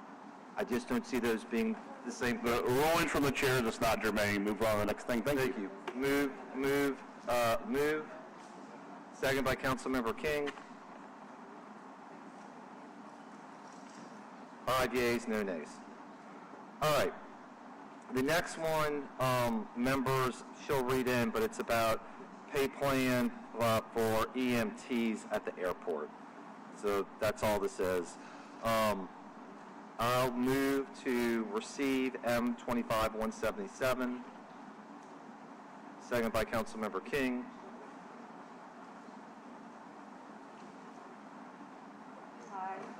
Aye. There we go.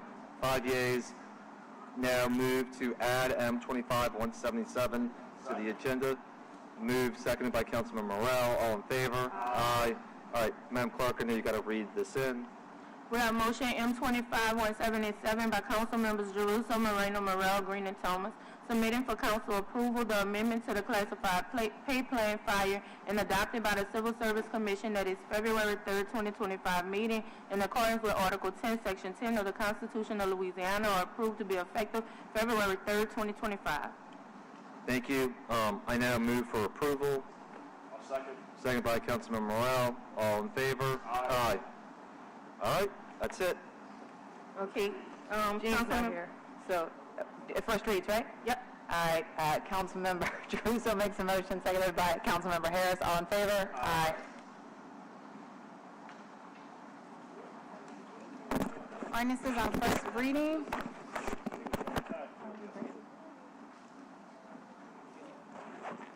Ordinance calendar number 35,007 by Councilmember Moreno, an ordinance to ordain and establish Section 70-49 of the Code of the City of New Orleans to prohibit the use of public funds, including through the use of city-issued credit cards, to pay for expenses associated with the purchase of alcoholic beverages during business travel for the City of New Orleans, and otherwise to provide with respect thereto. Ordinance calendar number 35,008 by Councilmember Morel, an ordinance to amend ordinance number 34,984 MCS regarding a temporary prohibition on non-essential travel and certain non-travel related expenses to extend the effective date of such ordinance, and otherwise to provide with respect thereto.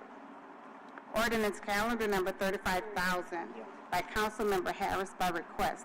An ordinance authorizing the mayor of the City of New Orleans to enter into a cooperative endeavor agreement between the City of New Orleans, the Office of Homeless Services and Strategies, and United Way of Southeast Louisiana for a term greater than 1 year for the public purpose of providing housing and case management for persons living in street encampments or the low barrier shelter in the City of New Orleans is more fully detailed in the cooperative endeavor agreement form attached here to is Exhibit 1, and otherwise to provide with respect thereto.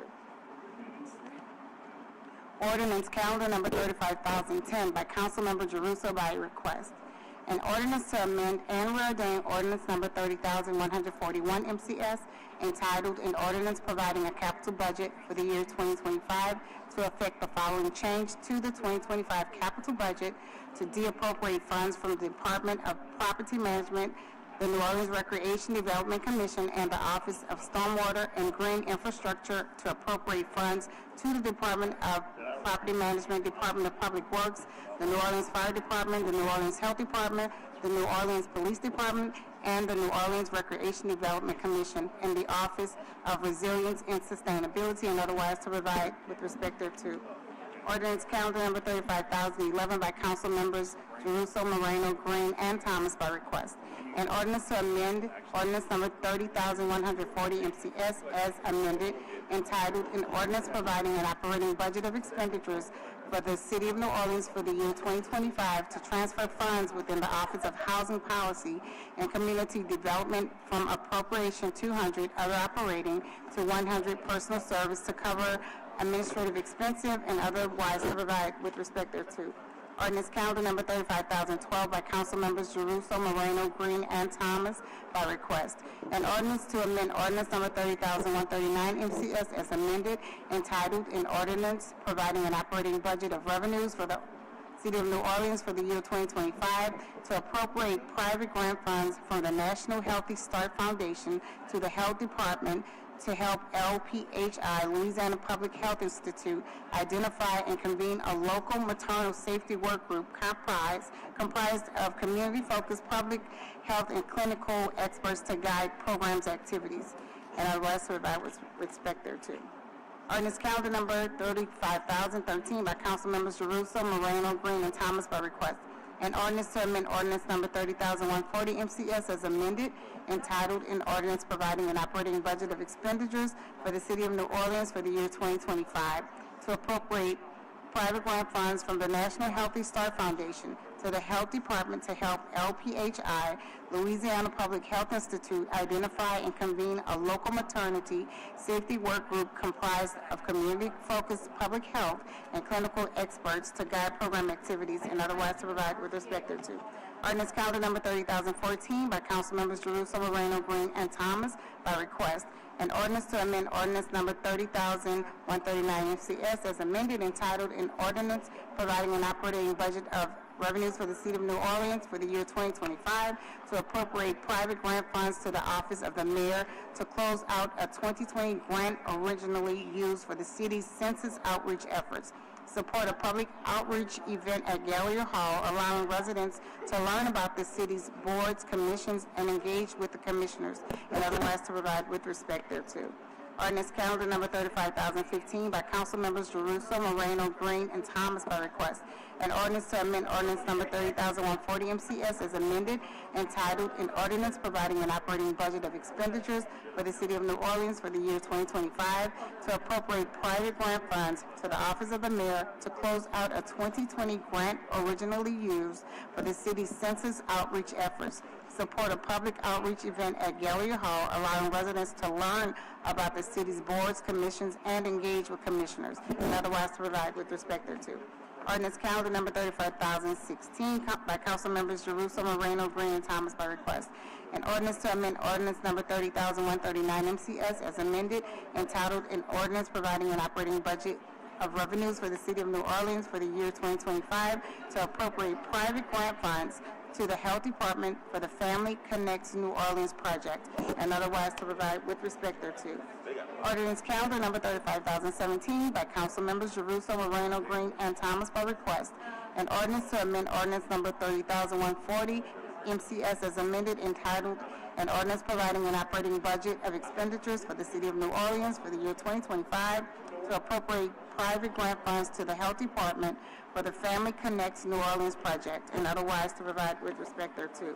Ordinance calendar number 35,018 by council members Jeruso, Moreno, Green, and Thomas by request. An ordinance to amend ordinance number 30,139 MCS as amended, entitled An Ordinance Providing an Operating Budget of Revenues for the City of New Orleans for the year 2025 to appropriate grant funds awarded by the Governor's Office of Homeland Security and Emergency to the Office of the Mayor for grant-related expenses, and otherwise to provide with respect thereto. Ordinance calendar number 35,019 by council members Jeruso, Moreno, Green, and Thomas by request. An ordinance to amend ordinance number 30,140 MCS as amended, entitled An Ordinance Providing an Operating Budget of Expenditures for the City of New Orleans for the year 2025 to appropriate grant funds awarded by the Governor's Office of Homeland Security and Emergency to the Office of the Mayor for grant-related expenses, and otherwise to provide with respect thereto. Ordinance calendar number 35,020 by council members Jeruso, Moreno, Green, and Thomas by request.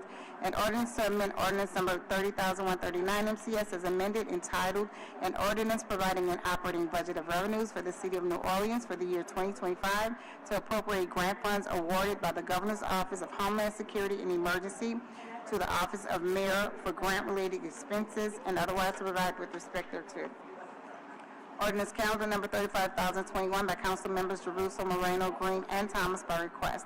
An ordinance to amend ordinance number 30,140 MCS as amended, entitled An Ordinance Providing an Operating Budget of Expenditures for the City of New Orleans for the year 2025 to appropriate grant funds awarded by the Governor's Office of Homeland Security and Emergency to the Office of the Mayor for grant-related expenses, and otherwise to provide with respect thereto.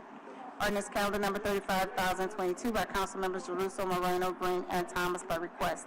An ordinance to amend ordinance number 30,139 MCS as amended, entitled An Ordinance Providing an Operating Budget of Revenues for the City of New Orleans for the year 2025 to appropriate private grant funds to the Health Department for the Making Connections Grant, which focuses on PTSD, emotional disturbance, development of male MH planning body to guide for African American boys and young men, and otherwise to provide with respect thereto. Ordinance calendar number 35,023 by council members Jeruso, Moreno, Green, and Thomas by request. An ordinance to amend ordinance number 30,140 MCS as amended, entitled An Ordinance Providing an Operating Budget of Expenditures for the City of New Orleans for the year 2025 to appropriate private grant funds to the Health Department for the Making Connections Grant, which focuses on PTSD, emotional disturbances, development of male MH planning body to guide for African American boys and young men, and otherwise to provide with respect thereto. Ordinance calendar number 35,024 by council members Jeruso, Moreno, Green, and Thomas by request. An ordinance to amend ordinance number 30,139 MCS as amended, entitled An Ordinance Providing an Operating Budget of Revenues for the City of New Orleans for the year 2025 to appropriate grant funds awarded by FEMA to the Office of Homeland Security to cover the emergency costs during the aftermath of Hurricane Ida, and otherwise to provide with respect thereto. Ordinance calendar number 34,025 by council members Jeruso, Moreno, Green, and Thomas by request. An ordinance to amend ordinance number 30,140 MCS as amended, entitled An Ordinance Providing an Operating Budget of Expenditures for the City of New Orleans for the year 2025 to appropriate grant funds awarded by FEMA to the Office of Homeland Security to cover the emergency costs during the aftermath of Hurricane Ida and otherwise to provide with respect thereto. Ordinance calendar number 34,026 by Council Members Jerusalem, Moreno, Green, and Thomas by request.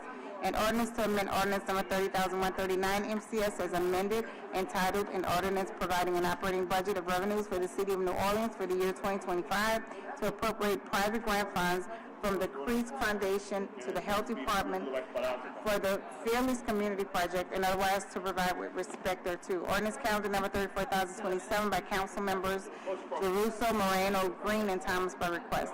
An ordinance to amend ordinance number 30,140 MCS as amended, entitled An Ordinance Providing an Operating Budget of Expenditures for the City of New Orleans for the year 2025 to appropriate private grant funds from the Crease Foundation to the Health Department for the Fearless Community Project and otherwise to provide with respect thereto. Ordinance calendar number 34,028 by Council Members Jerusalem, Moreno, Green, and Thomas by request. An ordinance to amend ordinance number 30,139 MCS as amended, entitled An Ordinance Providing an Operating Budget of Revenues for the City of New Orleans for the year 2025 to appropriate grant funds to the Department of Federal Homeland Security for payroll and grant-related expenses and otherwise to provide with respect thereto. Ordinance calendar number 35,029 by Council Members Jerusalem, Moreno, Green, and Thomas by request. An ordinance to amend ordinance number 30,140 MCS as amended, entitled An Ordinance Providing an Operating Budget of Expenditures for the City of New Orleans for the year 2025 to appropriate grant funds to the Department of Federal Homeland Security for payroll and grant-related expenses and otherwise to provide with respect thereto. Ordinance calendar number 34,030 by Council Member Jeruso by request. An ordinance authorizing the mayor of the City of New Orleans to enter into a cooperative endeavor agreement between the City of New Orleans and Eternal Seeds Incorporated for a term greater than 1 year for the public purpose of education and beautification in the City of New Orleans is more fully detailed in the cooperative endeavor agreement form attached hereto as Exhibit A and otherwise to provide with respect thereto. Ordinance calendar number 34,031 by Council Member Harris by request. Thank you.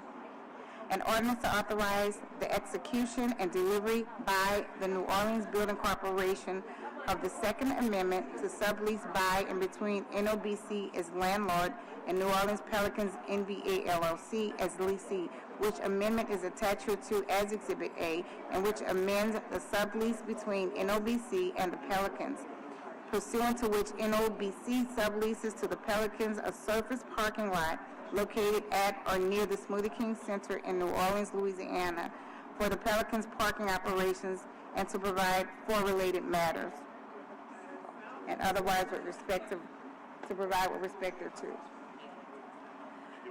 Ordinance calendar number 34,032 by Council Member Harris by request. An ordinance to authorize the execution and delivery by the New Orleans Building Corporation of the sublease agreement attached to as Exhibit A by and between NOBC as sublessor and Flixbus Incorporated as subleasee, pursuant to which NOBC will sublease to Flixbus a bus bay and related space located at Union Passenger Terminal for Flixbus's passengers bus operations and to provide for related matters and otherwise provide with respect to. Ordinance calendar number 34,033 by Council Member Harris by request.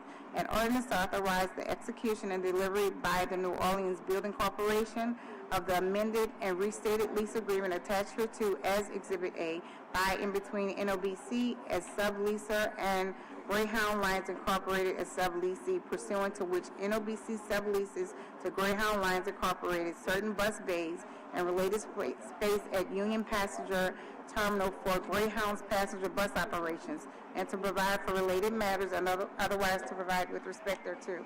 Ordinance calendar number 34,034 by Council Member King.